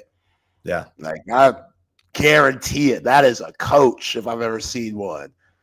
So, yeah, that coaching time ain't here, though. I'm interested to see what kind of energy Arch brings to the team. You know, because Quinn's a low-key guy. You love his cool under fire. He's got a resting heart rate of like 50. I mean, that dude is just always, unless he throws a touchdown on 4th and 13 from the 28, then he's like, I don't think he showed much emotion after that either. I know. He's probably like, whoo, relieved. All right, let's get to the right call. Let's get it. Before that, though, got to get to some of these terrific mentions of ours here at Texas Sports Unfiltered, like McCall Custom Homes. Dining room, living room, kitchen, bedroom, bathroom, it doesn't matter. McCall Custom Homes will hook you up. They're all about renovating your home, and you got to trust the experts here in Central Texas that have been doing it for over 40 years. This family-owned and operated company. It's all about quality. It's all about craftsmanship. The father and son team combined experience of over 50 years, and they know what it takes to turn your existing home into something truly special. Plus, they're Austinites. You can't beat that. And, hey, again, they know what it takes to make a house have just a high quality rate in this city. That's why McCall Custom Homes are your guys. Check them out at their new website at McCallCustomHomesATX.com. Hit them up on Facebook or Instagram at McCall Custom Homes and give our boy Mike a call at 512-633-9580. That's 512-633-9580, or shoot him an email at mike@McCallCustomHomes.com. It's McCall Custom Homes. We build value into your home. And Covert Bee Cave, Covert Automotive Dealership, that have been doing it in the greater Austin area for over 100 years. Wifey and I are both Covert Bee Cave people, love our Buick Encore, and you could be like us too when it comes to new or pre-owned vehicles. They have outstanding customer service and just outstanding service in general that will leave the customer absolutely satisfied. 7 terrific brands to choose from: Buick, GMC, Ram, Jeep, Dodge, Chrysler, and Cadillac. New, pre-owned, it doesn't matter. Check them out at covertbcave.com to see all the latest specials and inventory. Nobody beats a Covert deal. Not now, not ever. And look, some of you guys, when it comes to that decoration in the crib or outside, maybe on the patio, it could be better. I'm not saying that it's bad, but it could be better. Hit up Leaf Landscape Supply, full service wholesale, retail, plant nursery, and landscape supplier here in Austin. 2 terrific locations up north off of Pond Springs and down south off of Monterey Oaks and 290. Whether you're looking for large quantities of supplies to fulfill any landscaping job, specialty plants, trendy house plants, rare plants, doesn't matter. They're your one-stop shop for everything you need. So check out their website at leaflandscapesupply.com. And when you make a purchase, let them know that you heard from your boys at Texas Sports Unfiltered, and you get 10% off. 10% off. Can't beat that at Leaf Landscape Supply. Yo, Rex, man, don't be trying to put me on blast, bro. I ain't part of the TikTok movement. I'm a part of the X-Twitter movement. And if there happens to be a video from TikTok that gets put on there, like the Cavendish sister and Carson Beck, doing their little dance or whatever, it might come across my way. That ain't on me. That's just what it is. But here's that video for you, Chip, of Carson Beck and Homegirl dancing. Like, Carson Beck, man, I hope he understands the luxury that he has right now. Because, again, he ain't the prettiest guy. But that woman, hey, he bagged her. That's why we got to give Carson that credit. Got to give him that credit. And that's why it was a smart move to go to Miami. Oh, we don't know who your wide receivers are going to be. Doesn't matter. I'm committing. I'm signing. And I don't care. Like, you see my woman, like, it doesn't matter. I'll be fine. Life will be good. So I don't care. All right, Chip. Time to get a little more petty here. So, do you know a woman named Sydney Thomas? I've mentioned her before on this show, talked about her a little bit, but she's the it girl of 2025. Yeah, the it girl. 2024, the it girl is probably Sydney Sweeney, the Euphoria star who shows her bosoms a lot when it comes to Hollywood and stuff. Has a good following. Well, 2025, it's Sydney Thomas. And she got famous because she was one of the ring girls in that bootleg-ass Mike Tyson-Jake Paul fight. So that's where she was discovered. She the blonde? She's the blonde, yes. She was discovered there, and now she's supermodel. Everybody's Hawk Tua girl ain't it. Y'all know how I feel about Hawk Tua girl. Hawk Tua girl's a fraud. She's an absolute fraud that steals money from people. She ain't in the same category here. All right, back to Sydney Thomas. So Sydney Thomas blowing up in more ways than one. She's come out and said recently that after the fight with Paul and Tyson, an SEC coach slid in her DMs. Now, everybody is speculating that's my man over there. And he said Lane Kiffin, yeah, my man in Oxford. I don't think that's fair, but hey, Lane, we know how he rolls. That's what I'm saying. I don't know. Now, she didn't say head coach. She just said coach. Okay.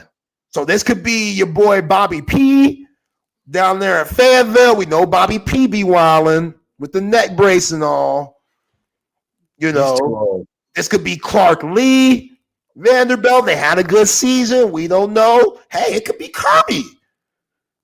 I ain't gonna put that on my man Steve Sarkisian. We know Steve likes his chocolate. Steve's all right. Steve ain't got to worry about that. Steve, we ain't gotta put him in this. Steve ain't a part of this. You know what I'm saying? All right, keep going with your story. What did the coach say? No coach has said anything, but no. What did he say in her DMs? Like, let's get together. She didn't say all that. She just said slid in the DMs. That's all she said. That's all we got from here. But this photo was taken a couple of days ago of Sydney Thomas and the GOAT at a golf event. Yeah. Go, Nick. Yo, Miss Terry, watch out. Watch out. My man on the prize, he got a lot of time on his hands. I'm just saying. He got a lot of time on his hands, which Nick, he ain't about that mess. He can't handle all that. But he can't even handle sitting next to Pat McAfee. Yeah, so I don't know who it is. Sydney Thomas, you know, she got people's ears buzzing and stuff, and everybody's curious now, but Lane Kiffin actually commented on this picture and was like, oh, we know who it was. We know who slid in those DMs because Lane, he ain't got no sense. But I mean, yeah, man, that is hilarious. Oh, Sydney That's Thomas, hilarious. man.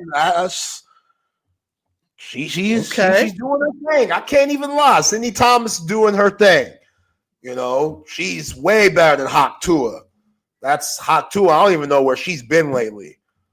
That fraud. That scam artist.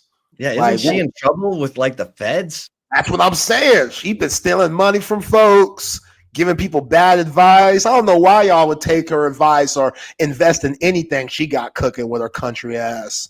That ain't a move. That is not the right move right there. So, yeah. If we're in competition, Cindy Thomas, baby. Kidding me? Yeah. Come on, man. All right, so we talked a little playoffs. You're a little concerned about the Commanders. I get it. Jaden Daniels special. That makes sense. But also, man, the Vikings, shout out to my grandpa-in-law, Grandpa Dick, my wife's grandpa, who's lived in Minnesota his whole life. Minnesota Vikings fan through and through, in his 80s now. Come on, man. This was the year. Dick's been through some tough times, man. Real tough times. The whole family, you know. My mother-in-law, she got about 8 siblings. Like, there's a ton of them. They all Vikings fans. They thought that this was the year. They thought that Sam Darnold was going to get them over the hump. And after y'all took the life out of them for the division title last weekend, they came into Arizona just as flat as I don't know what, which, hey. Well, the Rams saw, man, we just have to get pressure on Sam Darnold. You know? Yeah. I mean, Sean McVay, elite. Like Matthew Stafford, a Super Bowl winning quarterback now. I take the better quarterback in the playoffs 80% of the time. That's just me. But good show, my man. Let's bring in the SEC Unfiltered crew. Chris Phillips, Lucas Hill. Gentlemen, what's up? I just came in. Name that hasn't been mentioned yet about who potentially hit up Sydney Thomas's DMs. How about the late Mike Price? Ooh. Yeah, because she didn't say football coach, did she? Like she said just SEC coach. SEC coach. Hey, Mike Price got a rap sheet on him. R.I.P. Mike Price. We're talking the same Mike Price that was out late at night at these Tuscaloosa bars and was trying to hit up on young women and had him a receipt for about a couple grand within a very nice young lady. Damn, yeah, I mean that was an all-timer. He never coached a game at Bama because he got caught with a couple of hookers. They had warned him about that too. Warn them? They had to warn him about it? Yes, he had been doing that at Wazoo. But they threw it under the rug because he was winning. Hey man, Pullman, Washington, you got to have some side chicks, I guess. Yeah, I'm just laughing at Jack Burton's comments. I'm like, what did I just come into, man? Got the Hawk Tua, the talking about putting cheeks on Saban. Yeah, because you've seen the Sidney Thomas. No, I did. I did. Mm-hmm. Oh, I did. Yeah, that's good on you. Good on you, Nick. Yeah, listen. I just think it's wrong for everybody to assume Lane Kiffin did it. Come on. If it's not Kiffin and it's not a football coach, I think it's Tony Vitello.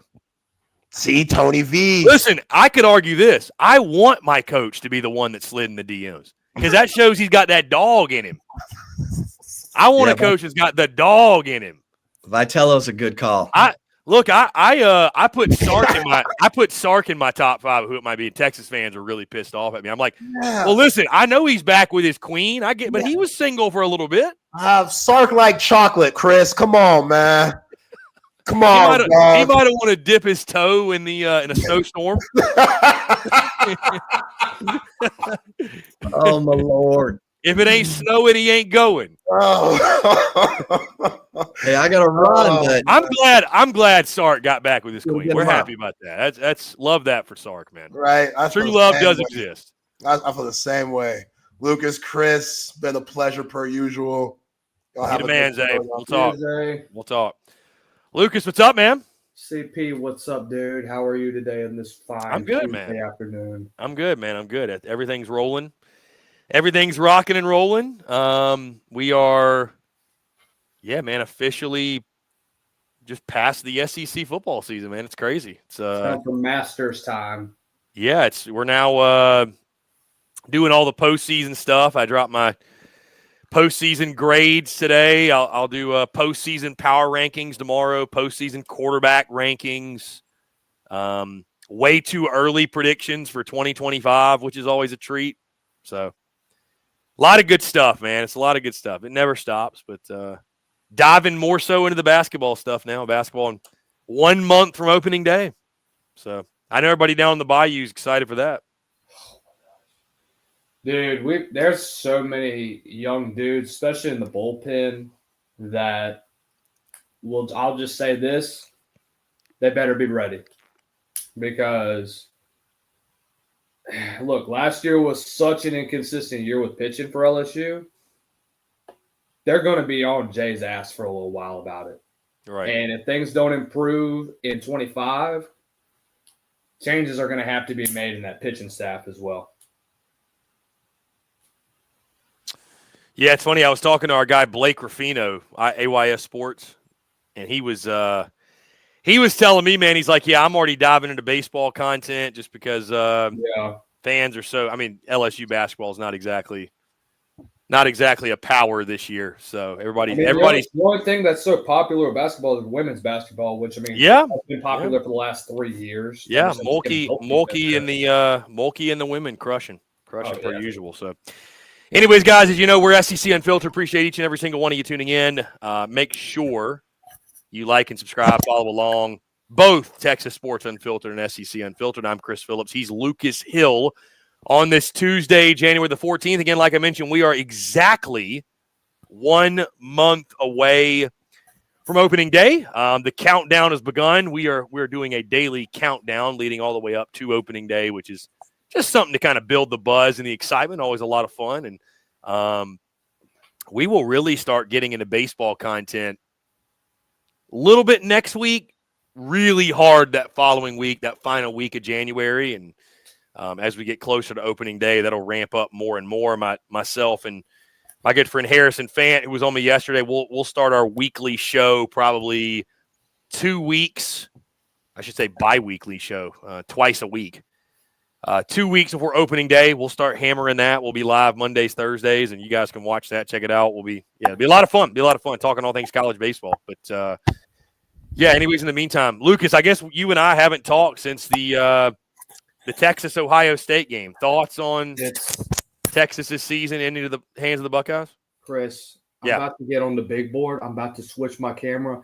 This play pissed me off.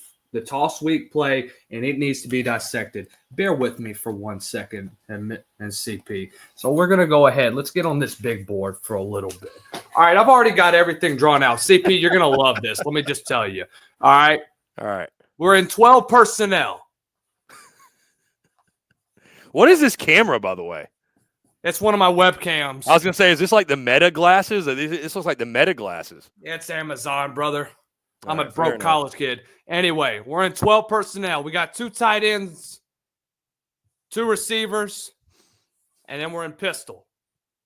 So this is the sweet play, I'm assuming. This is the sweet play indeed. This is the sweet play. Okay. CP. But this was such a freaking disaster. It's not even funny. And look, we knew about Texas's red zone efficiency, especially what happened last year, 120th going to 50th this year. Bit of an improvement, but really, Texas thrived on the big play this year. Red zone-wise, they didn't have to worry about it because they didn't really need to be in the red zone a whole lot during this year. So they motioned this F tight end across to get him on the line of scrimmage, and we turned it into a semi-tight trips. Gunnar Helm is right here. He's just going to be your standard blocking tight end. We're just going to reach block. We call it kind of spider toss. SP meaning slide protection. So your offensive linemen are going to reach block all the way across, except for your tackle. So this is going to be Kelvin Banks. Your F tight end is going to be the one that's going to try and kick off this defensive end. Your tackle is going to pull and try to attack this corner. It's just poor execution, and this is where the back is supposed to follow. He's supposed to follow behind Kelvin Banks. But Ohio State just does a great job of being able to what we call cross-face. So we're trying to cross-face on our offensive linemen. We're not getting reached.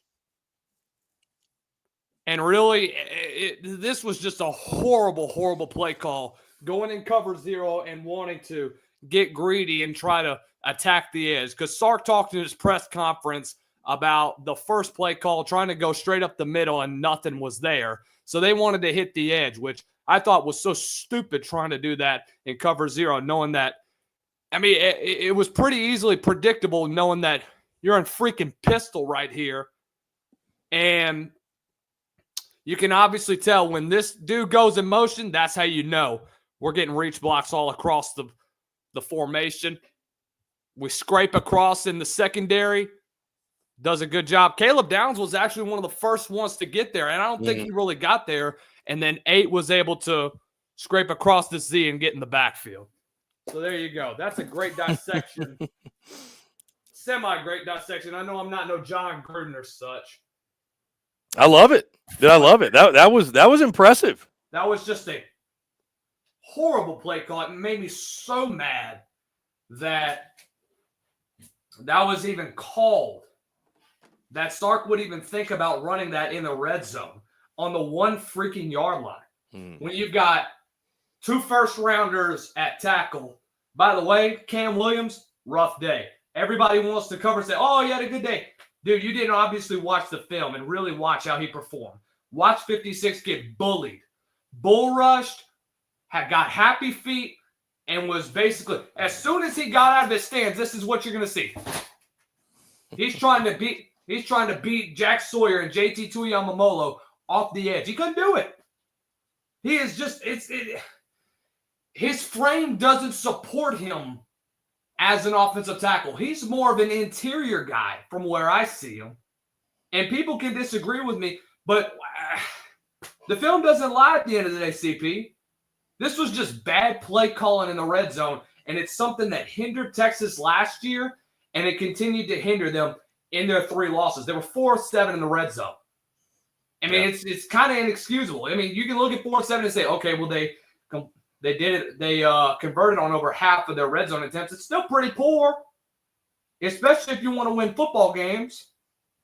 I mean, you can't have that in big-time games against Georgia and against Ohio State. And even against Arizona State, you weren't able to do anything in the red zone. You struggled against that defense. The only way that you were able to stay in this football game is that you were able to capitalize off the turnovers. You weren't able to generate any momentum. And that's just one of the big examples of just piss poor play calling in the red zone and something that has hindered Texas going back to last year, and it's still a smell. You know how Cole talked about that Texas A&M loss where you could still kind of smell the Jimbo Fisher and the Kevin Sumlin that was still in the room for Mike Elko to try and fan out. Same still says for Texas's red zone efficiency. And it's crazy to think, Lucas, second straight year that red zone woes have ended Texas' season. Yeah. Had an impact in their season. Yeah, it was embarrassing, to say the least, especially against a defense that you felt like you were able to kind of exploit and really kind of catch them off guard. Because I thought, despite the running game having their woes, you did a great job with getting Jaden Blue and Trey Wisner out and involved in the pass game. You were able to get them out in space, get them on wheel routes, lead check downs, screen plays. You just, on defense, you just got hammered. You played too high going up against Jeremiah Smith, but at the same time, you left the little check downs wide open in the middle. The tight end, Tate had a big game. Emeka Egbuka had 3 catches to start the game off. He had 2 the rest of the way, but still, he was able to help generate some big plays that sparked that Ohio State for opening drive touchdown. So I think there's a lot that Texas needs to do. First of all, you're going to have to replace your receiving core. You lose Matthew Golden and you lose Isaiah Bond to the draft. But that's just a frustrating way to lose a playoff game, in a frustrating way that really you thought all the momentum would go to you once Travion Henderson had that unsportsmanlike.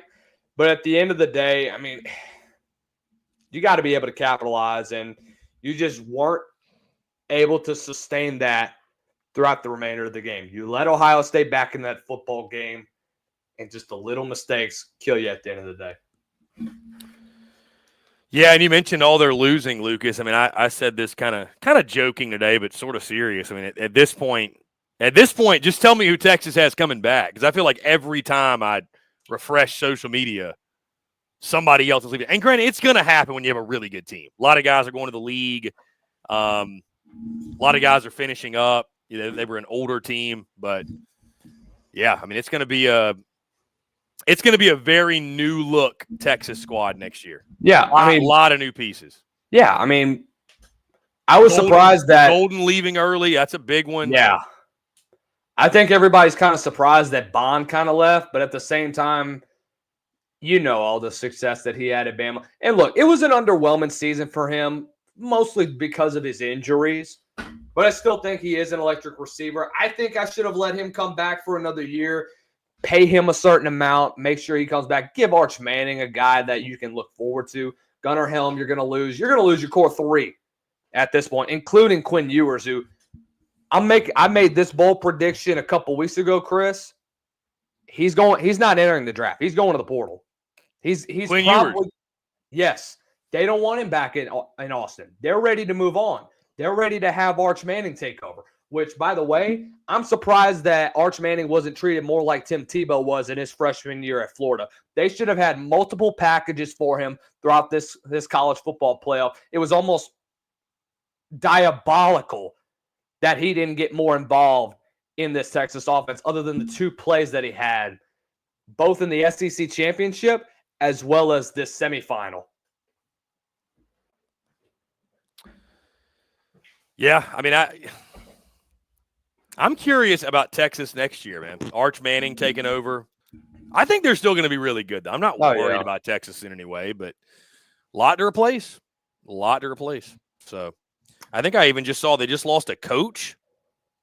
Coach Washington. Can any Texas fans fill me in on this? I think I just saw that. Yeah. I'm looking right now for bro, I just saw something on social media. I could be wrong, but could be wrong. Let me see. Maybe not. If one of these Texas accounts hasn't posted it, then I could be wrong. I thought I saw something though. I'm not really sure, to be honest with you, but anyways, it's going to be a new look group, but lots of talent, tons of talent at Texas, tons of talent. So I know it's not SEC, Lucas, but any thoughts on the national title? You got a pick for that game? I honestly, man, haven't even. I mean, it's not SEC, so I haven't done any sort of deep dive or anything like that. We on the College Football Nightcap talked a lot about it over the last couple of days. I've had multiple insiders that I've been in contact with. You know, I think with Notre Dame losing their starting right tackle, and I think with just how they play, I mean, they were gifted that football game against Penn State because Penn State led them right back into this football game. They did it to themselves. They shot themselves in their own foot. Notre Dame was able to generate turnovers, but I just think Ohio State's too hot right now. There's no way that I can see a scenario where Notre Dame makes this a close game. I think Ohio State manages to cover that 9.5-point spread. And I think they managed to hang that Michigan loss, throw it out the window, and not let that define their season. And it's truly amazing how the tides turn from people ready to be done with Ryan Day and people be ready to move on from him after, fourth or fifth straight Michigan loss. And just fourth straight, yeah.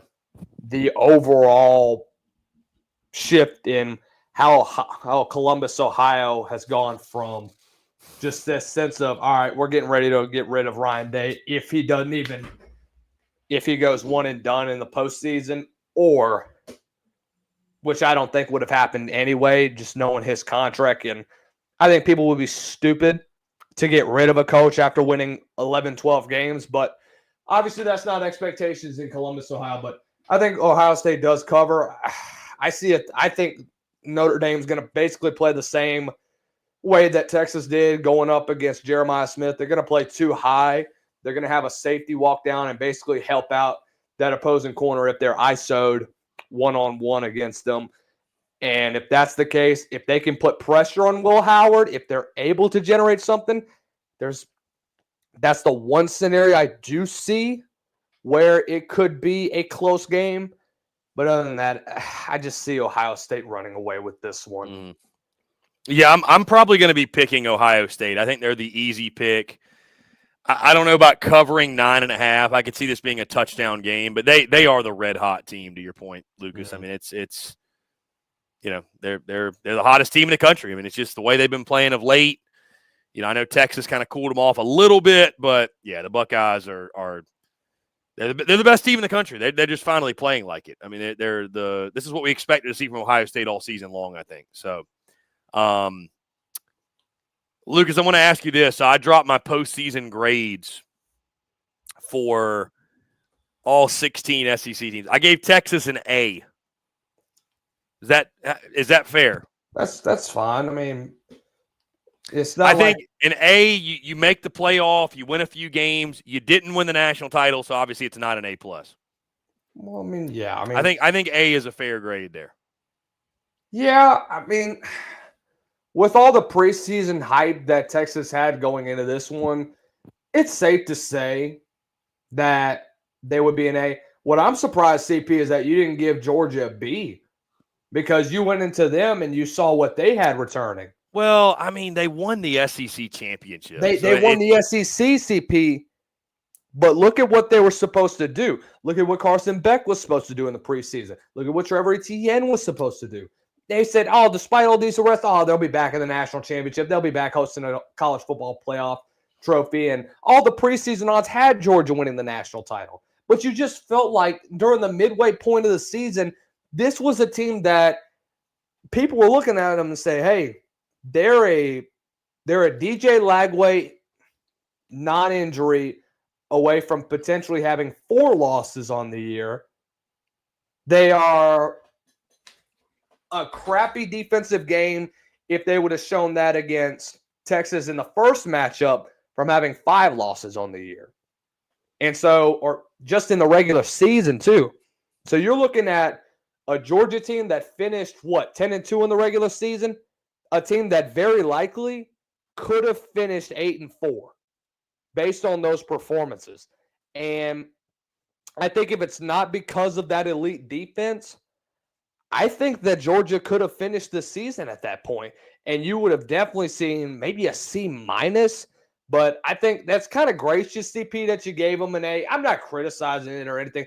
I'm just telling you my opinion on what I would have given Georgia. Yeah, just that's because fair. of the missed expectations of what they had in preseason and what they shown during the season as well. I mean, Mike Bobo's offense was so inconsistent. It made you want to tear your freaking hair out so bad, dude. Yeah, I mean, I think it's fair. I think it's fair. If you want to argue that, give them a B+. You know, I think I looked at it as like Georgia overcame a lot of adversity, tons of adversity. And I still personally put a lot of weight on winning the SEC title. Yeah. I just do. I think that's the big thing. Like it's really hard for me. Like I could go to A- pretty easily. But yeah, dude, it's hard for me to go down to to jump out of the A range when you win the SEC championship. That's my big thing. And I mean, here's the thing. Georgia's losses, I mean, they lost at Alabama and at Ole Miss. I mean, it wasn't like they had a bad loss. Now, they didn't look the way we all expected Georgia to look. I agree with you there. They didn't meet those expectations that we expected, but at the same time, who did? I mean, you had a few overachieve, right? South Carolina and Vandy were really the two teams that you're like, man, they really overachieved this year. And I gave South Carolina an A, and I gave Vandy an A+. And the only reason I didn't give South Carolina an A+ is because they lost the bowl game. Yeah. You could still argue they deserved an A+ to me when their expectations were to win 4 or 5 games, or not expectations, but what was expected of them from the conference-wide national perspective. And then obviously Vandy. We talked about this after that game against Old Dominion. I'm going to continue to remind people. We were talking about South Carolina potentially being the worst team in the SEC at that point. Yeah. I'm looking at the rest of your grades right now. I gave LSU a C+. Is that fair? Yeah, I can see that, honestly, with just how they performed throughout this year. Dude, that 3-game stretch was god-awful, dude. I mean, that basically took them down from an A to a – dude, I would have even said at that point they would have gotten a D. Yeah. If they didn't win those last 2 games the last 3 against Baylor, against Vandy, and against Oklahoma, they would have probably gotten a D from me. Yeah, I mean, that 3-game stretch killed them. And I think for LSU, too, you talk about falling short of expectations. I mean, missing the playoff alone was falling short of expectations. But I think also the other things that were really damning that took LSU's grade down, the losing streak, yes, but it was the fact you lost to A&M. Yeah. You got killed on your home field at night by Alabama. And you lost another season opener. Another one. I don't see LSU winning a season opener until probably 2027. I'll tell you this, Lucas. I had LSU fans commenting saying I was being too nice with a C+ grade. I was. I agree. A C+ nonetheless. I would have given them a C-. I mean, I gave them credit for beating South Carolina. I gave them credit for beating a top 10 Ole Miss. I probably gave them a little too much credit for winning the bowl game for Baylor and how good Nuss played. You know, You I don't gave think it. Missouri a B plus. What would you give them? A freaking C, Chris. A C. Wow. Oh my They, God. bro, they still won 10 games. You won 10 games on the worst, and it was the worst 10-win season that you've ever seen from a team. I mean, look, what is your best win on the season? Against Lucas. Here's what I'll say. I gave him a B plus because if you polled Mizzou fans right now, I would guarantee you, I would bet you the majority of them would still say it was a successful season for Missouri football. They won 10 games. A 10-win season in Como is a success. I mean, listen, here's the thing, though. Here's the thing, too. Mizzou, before the season, they were expected to be 9-3. 9-3 or 10-2. That's where some people had them 8-4. They kind of went exactly as now. They got killed by A&M. They got killed by Bama, and they lost to South Carolina in the final seconds. I mean, it's not like they had a disaster. I understand the schedule stunk. I know the schedule stunk. I mean, what was their best win? Probably it's either the bowl game or it's against Arkansas. The bowl game was a good win, and that helped bump their rating up. But I mean, you and I are way different. I mean, I think Mizzou had a fine year. It was a very underwhelming 10-win season for sure, but they still won 10 games. They won 10 games. Winning 10 games at Mizzou is a big 7-6. Listen, 9-3 with a 10th win coming in a bowl game may not be a good season at Texas or Georgia. It's a really good season at Mizzou. That's why I gave South Carolina for 9-4 an A. I mean, bro, like South Carolina, that was their 8th season winning 9 or more games all time in their history of their program. How could you not give them an A? Jose says, I was surprised South Carolina didn't win their bowl game after Illinois head coach teabagged their head coach on the field. Old Brett Bielema. I mean, I think what you saw in that bowl game for South Carolina was how critical, I could say Kyle Kennard, but the defense still played well, how critical Rocket Sanders was of that team's success. Because he didn't play in that game, and guess what? They got down to the red zone, I think it was 4 times, and scored 3 points out of it. They couldn't punch it in. No. They didn't have that guy. So, goes to show. Jose says, if Ohio State wins the Natty, does it help Volunteer fans cope from the blowout? Yeah, I think so. You don't think so? I mean, you lost to the national champs.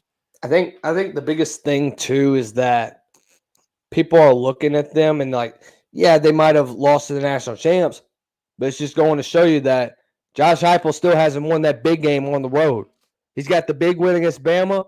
Other than that, what do you have to show for your on-the-road success in big-time games? And look, if we're going to hold Ryan Day to the same standard as what Urban Meyer had and what Nick Saban has and all these high expectations, why not we do the same with Josh Heupel in the SEC? Because where are the people that have been kind of critical about Josh Heupel? I don't hear those guys. I don't. And I love Josh Heupel. I love his offense. I think he's a freaking revolutionary with what he's been doing to quarterbacks. I love what he did with Joe Milton. And look, people can criticize Joe Milton, but the guy put up pretty good numbers after losing a guy like Hendon Hooker. Look at what he did with him. Look at what he did at UCF with Dylan Gabriel while he was there, with Mackenzie Milton. Look, Nikom Eamaialava, I'll say this, is still a work in progress. One season really isn't going to define his career. He got his feet wet in the SEC in his first full season. I think he does take a step up from this year, but obviously you're losing a lot of talent, a lot of experience on the outside. Let me see what you gave Tennessee. You gave Tennessee a B+. I mean, I don't really have a problem with that. I would have been giving them a B, if I'm being honest. But you just got to think about yeah, 10-win season in the SEC is good. You beat Bama, but you felt like you were a couple games away. You were a pretty bad offensive performance from Arkansas away from an 11-win season and potentially a berth in the SEC. And then just against Georgia, you just feel like you can't quite win the big one on the road. And that's what's haunted Josh Heupel. Next year's definitely going to define him with this recruiting class coming up. The only reason he's not really people are firing him for it, which I think would be ludicrous anyways, is because of what he's been able to put on the field and what that program was at 5 years ago. Go ahead, CP. No, I was just going to say, I mean, I think a lot of the points you make are valid. I think most of the points you make are valid. I feel good with a B-plus grade. I think 10-win season, college football playoff, I'd have given them an A and they not gotten blown out by Ohio State. Even if they just lost respectably, I would have given probably at least an A-minus. But, you lose by, what was it, like 30, 40 points, whatever it was. You lose the way they did in Columbus. Yeah, hard to give them better than a B+. Yeah. I think a B+ is fair. Like you said, I mean, it's the Arkansas loss was tough, but, I mean, outside of that, you lost to Georgia and Athens. I mean, whatever. Is what it is. You beat Bama. You beat your rival Vandy, which this year was something to hang your hat on. So, yeah. Hey, the other one I got pushed back on was A&M. I gave A&M a B-. Texas A&M. I mean, 8-5, 5-3 in conference. Did lose 4 of their last 5, though. That one I can understand. I'm gonna let you go, and then I'm gonna give my reasoning why I gave a B-. I can reason with that, knowing that you've got a new roster, knowing what you had to do midseason. You still got a lot to work on with Marcel Reed and with Colin Klein's offense. But I think overall, year one, you still, like Cole mentioned in the post-game show after the South Carolina or USC game, there's still that stench of Kevin Sumlin and Jimbo Fisher in the room. You can definitely still taste a little bit of that. And it's just that inability to finish games, the inability to recover after a big game. And that's what's been Texas A&M's Achilles heel for the last 10 years, is that they'd have these great starts, be a top 10 team, be a contender for either a college football playoff / BCS title, and then they'd fall apart once they got deep into SEC play. About around that middle of October all the way through the rest of the season is where they started to have their downfall. About the same time when they lost to South Carolina was when they hit that downfall. But, man, I mean, you got to think about where this team could have ended up and just where this team can head in the next few years. I think that there's still a lot to work on with Texas A&M as a whole. You got to place a lot of stars on that defensive side of the ball.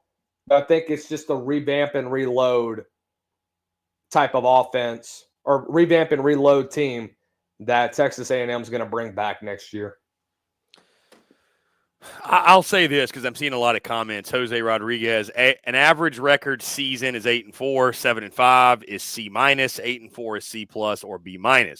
Jake Bayless says, and I love this subtle dig at A&M, 8-5 is who they are, so I'd give it a B. He's not totally wrong. Here's the only pushback I'll have for like Jose saying that 8-4 is an average record season. Well, you can't, maybe for A&M, but you can't apply that to every team. 8-4 for Vandy is not the same as 8-4 for Texas, right? It's just different. No. Preseason expectations also dictate the grades a little bit. I gave A&M a B- just simply because I came into this season with very realistic expectations for A&M. I picked them to go 7-5, Lucas. I mean, I am, and this is a whole separate topic and conversation. I'm sure many folks tuned in, many in the comments, many listening to our voices right now. I'm sure that many are going to be like, yeah, we agree with you. I don't understand, Lucas, why we, as a college football community, not just SEC Unfiltered, everybody that covers the sport, for the most part, I just don't know why we do this every year with A&M, where we put these crazy preseason expectations on A&M. Brother, they haven't won double-digit games in a season since Johnny Manziel. Why would you pick them to do that? I mean, listen, I'm going to drop way too early predictions. Probably tomorrow. Sometime this week. Either way. Either tomorrow or Thursday. Dude, I mean, picking A&M to be 8-4 is about as easy as it gets. Yeah. I just don't know why people talk about A&M like there's some double-digit win per year program. And I'm not even saying this disrespectfully. I would say this to the A&M people. It's like, you've earned nothing. Yeah. You've earned nothing. But we give every offseason. So that's why, for me, when it comes to the grade, I picked them to go 7-5. And I was like, hey, listen, why don't we for once set realistic expectations for A&M? Let's allow A&M to overachieve just one time. What happened was, Lucas, because here's the thing. Let them overachieve in an actual season, not no BS 2020 season. Yeah. They still had a good year. It ended poorly. You lose 4 of your last 5. The way you lost to Texas. God, the bowl game was just nauseating. I understand that completely. I get that. It ended poorly. But at the same time, like, you went 8-4 in year one of a new head coach. I think that's a success. Again, expectations got completely reset and thrown out of whack when they started 7-1. That's what happened, right? Mm-hmm. That's really what happened. But I think 8-4 year one of Elko, you laid a solid foundation. You know, yeah. I mean, you laid a solid foundation there, I think. You did. So I look at it, I gave him a B- because of the fact it was a solid year. The way you finished was disheartening. The way you finished was extremely disappointing. Losing at Auburn was ridiculous. You had a chance to go to the SEC title. You fell flat on your face. You let Texas come in your house and punk you, not playing for 13 years. They come in and punk you anyways. And then you lose the bowl game. So B- felt fair. It felt fair to me for what they did.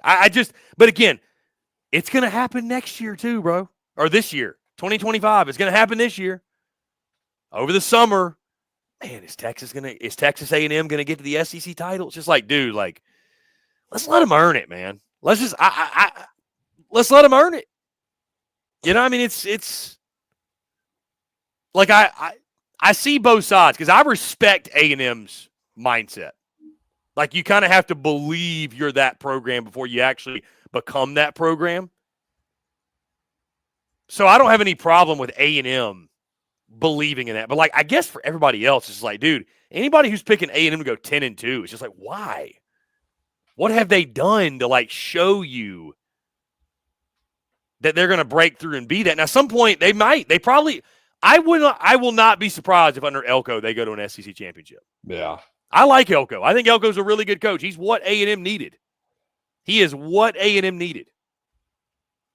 But you just got to earn it, man. You got to earn it. So, again, B- for A&M. I feel good about that. Solid year. It ended with a nasty taste. Now, that's the problem. It ended with that nasty taste. But, yeah, B-. Solid. So, Jose says, Chris, you had a chance to go into the Hall of Champions. They got nothing in there football-related that doesn't have any dust. He also says A&M is classic vacant until you make it, or fake it till you make it, except they've been out of it so long. They're now in midlife crisis mode, and they're balling and having a Porsche. Yeah, I mean, listen, to Jose's point, I got to tour the facilities and everything, and dude, I'm telling you, man, God, you go in those facilities. I mean, they got it all, dude. They got it all. They got everything but the trophies. I mean, it'd be hard as a recruit to go visit A&M and not go there. That's how nice everything is. I mean, they got the cash. They got cash for days, man. They got cash for days. So I'm glad you mentioned cash, Chris, because I just paid for school today. All $4,300 of it. Anyways, beauty. You were about to get me riled up when you started mentioning that Auburn game. Because it's a John Gruden favorite. Spider 2Y banana. Slide protection. You slip the tight end out into the flat, and you straight up drop the football with Terry Buzzey throwing you through the football. The perfect play call.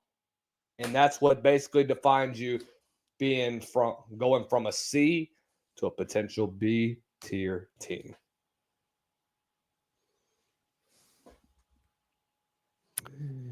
Yeah. I mean, yeah. Lucas, I'm trying to think of some of the other ones I've got on here. Let's see. Some of the notables. I gave Mississippi State an F. I don't think that's unfair. 2-10, 0-8. Gave Auburn a D. Bama a C. Yeah. Yeah. Oh my gosh, yeah. Again, I gave higher. That's just being too nice. Gave Ole Miss a C. Yes, absolutely. I mean, preseason expectation go to the national championship.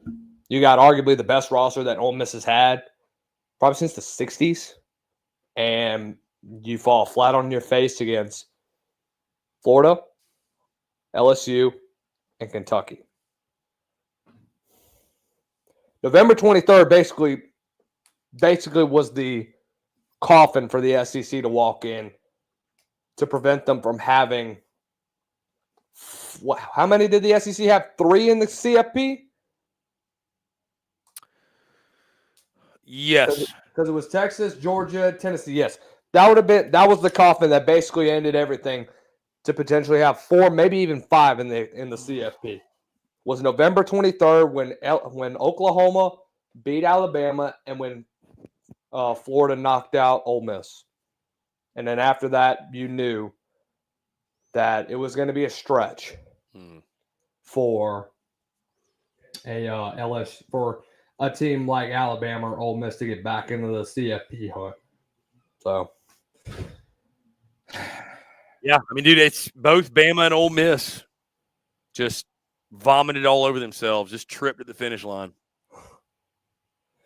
Jake, but $4,300 for one semester is freaking cheap, dude. For myself, bro, like one semester of college for some dudes is like at LSU, it costs close to $8,000. It's ridiculous. But that's you know where I went to college, Lucas. It was $16,000 a semester. Oh my god! You went to a private college then? Yeah, I went to a private college. There you go. Yeah, and I only went because of baseball, so I obviously didn't pay that. But yeah, what are you majored in? Communications? Yeah, sports communications. Nice. Hey, speaking of the devil, March 28th. Keep the date. We're going on our UFL World Tour. CP, you inspire me to go on a world tour now. So appreciate you for going on the SEC U Tour. I'm going on the UFL Tour, going to different UFL games. March 28th, Friday Night Lights. Going to Tedeschi Stadium out in the University of Houston. St. Louis Battlehawks, Houston Roughnecks. Going to be a good one. But so do you cover UFL? Pretty much. Yeah, sure. Really? Who for? Just yourself? Just myself, honestly. Really? Oh yeah, dude. It's a lot. I can't get into the spring football leagues. Man. It's fun, dude. Like the thing about UFL too is that they are desperate for media attention. So it's pretty easy to get your name out there as well.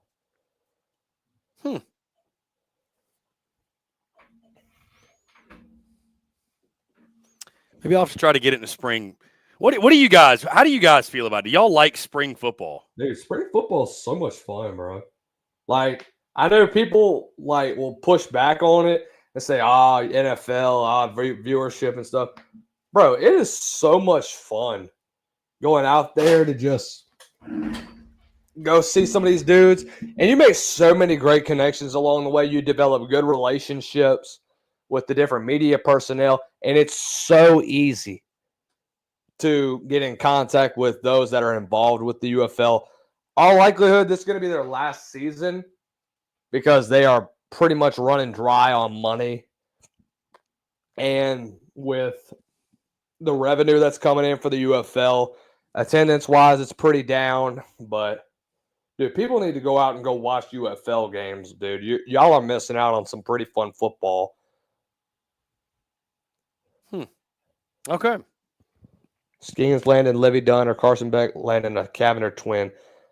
I'm going to go Skeens landing Livy Dunn. Yeah, that's a tough one for me.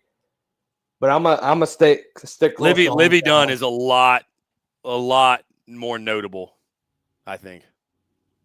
Than Hey, if he's not that notable, then you got a queen, bro. I'll say that. That's all. I'm gonna leave it at that right there. So Carson Beck got a real one. She is very, very pretty. I'll just say that. I mean, yeah, they both did well for themselves, but I'll go Skeens with Livy Dunn. So it was interesting, man. Our buddy Blake Ruffino that covers LSU, dude, I knew about that like months before that actually got out. Because he was telling me that like in Omaha, when LSU won it all, and nobody knew they were dating, that Livy Dunn was there and they were hanging out and all that. So yeah. That thing's been going on ever since. Yeah, probably going into the preseason, all likelihood of that 23 season, because I remember I went to a couple of baseball games and saw Livy in a couple of midweek games, but no, it was. That's probably one of the most high-profile social media couples that's out there in the sporting world. Yeah, he's doing well for himself. I'm excited to get to the box, man. I'll be it's it's king cake season, right? Yeah, you go to Oak Point. What's dude? Give me the story behind the king cake thing. What's up with king cake? Chris. I am Lucas. All right, let me lay this out. I'm gonna put all my cards on the table. I'm very, very uncultured when it comes to Louisiana. I have never had gumbo. I may have when I was younger, but like I don't ever recall having crawfish. I don't think I've ever had crawfish, like really had crawfish, like suck the head, the poop line. None of that. I've never done any of that shit. None of that. Yeah. Never had king cake. None of this. So I literally just pulled this up because I got no freaking clue. You don't know about the king cake tradition?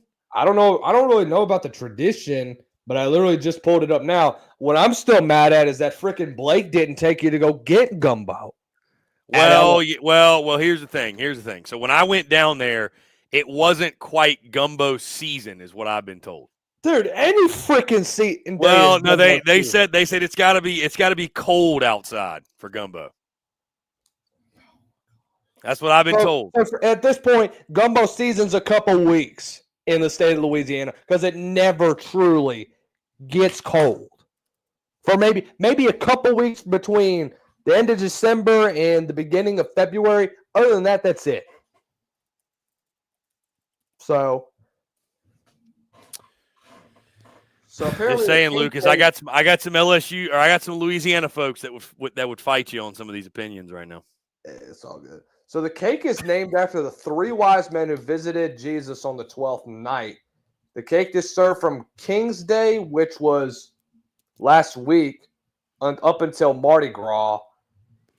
It symbolizes the unity of faiths. The cake is often iced in purple, green, and yellow, and contains a small plastic baby. I knew about that. That symbolizes Why is there a? Well, hold on. What does it symbolize? Go ahead. Jesus. So I think it's pretty cool. It symbolizes Jesus. Yeah, it's a baby in the cake. Yes. I didn't know that, dude. I thought That's that was insane. And then, so what do you do with the baby when you've eaten the cake? I don't know. Do you eat the baby? I don't know. It's a plastic baby, CP. You think you're going to eat something plastic? No, But they say that the person who finds the baby is said to be lucky and prosperous in the coming year. And the person who also finds it is responsible for providing the king cake for the very next year.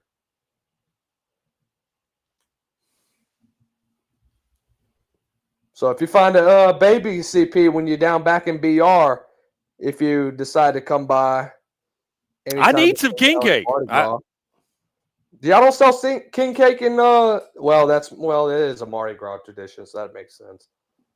I'm hoping to get down there, man, before the season. I mean, I'm.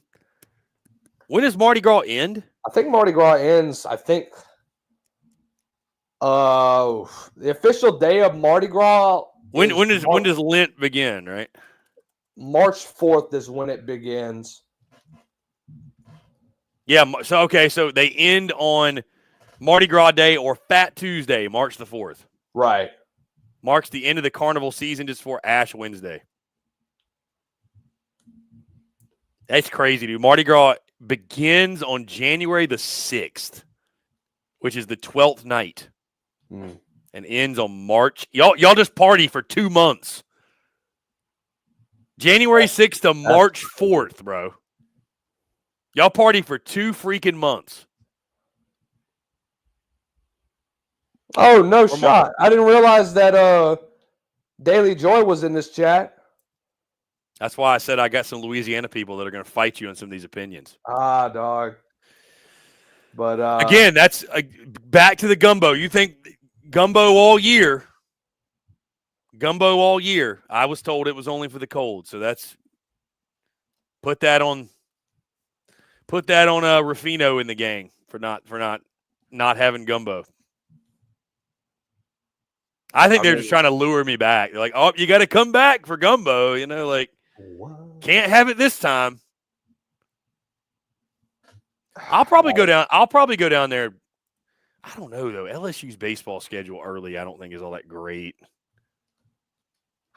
Dude, opening days. But I would love to go to Mardi Gras.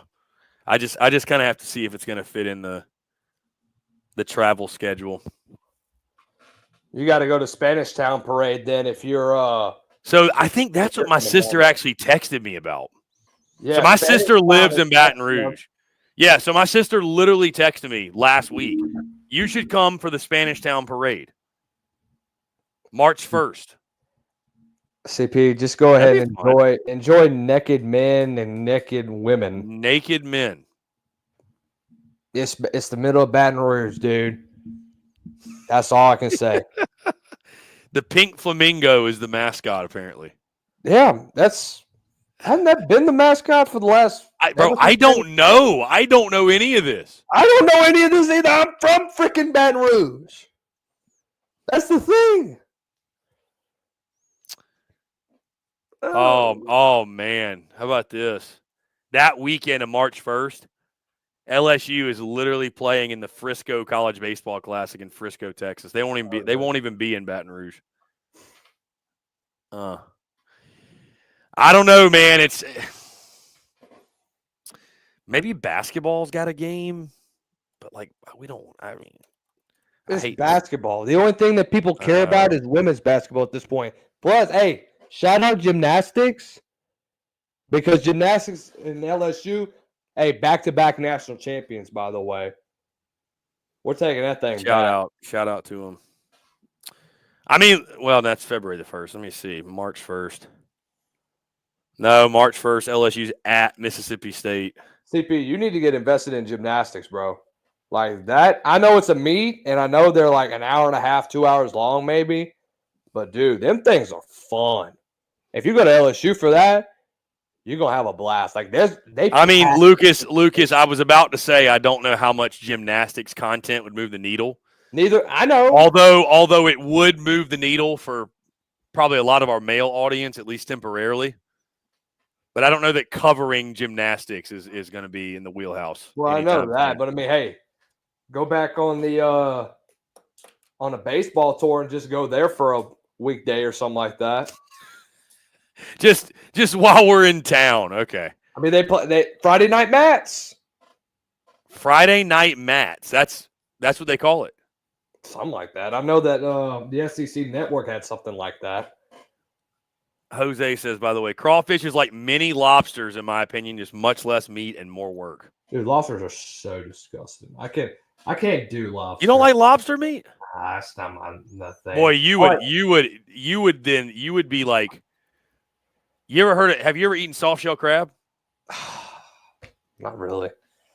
You know what I'm talking about? Yes, I do. Okay. Bro, I had soft shell crab for the first time like last April. Last April. I'd never had it. It is a pretty wicked thing to eat. Like from the standpoint of like it's not like chopped up meat. It's just literally the crab just on a sandwich. Right. Like, it was good, but it was one of those things that like I felt weird eating it. I don't know. It was good. It was good. I do love seafood though. I mean, I'm a big seafood guy. Dude, shrimp Alfredo. Ooh, don't get me started. Because I might tear shrimp Alfredo up. Crawfish balls. Oh, you can forget. Joy says there's the gymnastics meet the day before. There you go, Steve. There you go. Friday night mats, and then we'll go to Spanish Town and have some time. Hey, why not? Just go explore. I got to get down there for Mardi Gras, though. We got to figure something out. I got to see it in New Orleans anyway, so I got to see it. I've been told it's quite a time. So, unfortunately, again, it's there's no reason to go watch LSU basketball right now, unfortunately. So they had a lot of hope going into this year with how last year ended and how everything looked like it was going to be okay with Matt McMahon, but it's a freaking disaster at this point. Look, they should have never moved on from Will Wade. The dude's tearing it up right now at McNeese. They're about to be they deserve to be. I think they will be Southland champions. He's going to move on back to his next D1 head coaching job. LSU just made the biggest mistake of their lives in basketball because they just got rid of a general, and I don't think LSU men's basketball is going to be back anytime soon. Fair enough. Yeah, listen, Texas and Oklahoma both looking for their first conference win on Wednesday night. So something's got to give, right? Something's got to give. Guys, we've hit 5 o'clock and appreciate each and every single one of you tuning in, or 4 o'clock Central, I should say. Lucas, it's always a pleasure, my man. Always a lot of fun chopping it up with you. BK and Bucky will kick you guys off tomorrow morning, as they always do. And SEC Unfiltered will be in our same slot, 3 to 4 Central. Make sure you like, subscribe, follow along, both Texas Sports Unfiltered and SEC Unfiltered, wherever you get us at. X, Facebook, Instagram, TikTok, podcast, YouTube, all the places. You already know the drill. You can find us both everywhere you get your content. Lucas, again, appreciate you taking the time, my man. It's always a pleasure. Again, thank you all so much. Everybody that engaged, commented, tuned in, y'all are the best. We really do appreciate you. We're grateful for each and every single one of you. You guys are what make this show what it is, truly, and always make it a lot of fun for us. So thank you again. I'm Chris Phillips. He's Lucas Hill. Appreciate you all. Have a great rest of your Tuesday, and we will talk to you all tomorrow.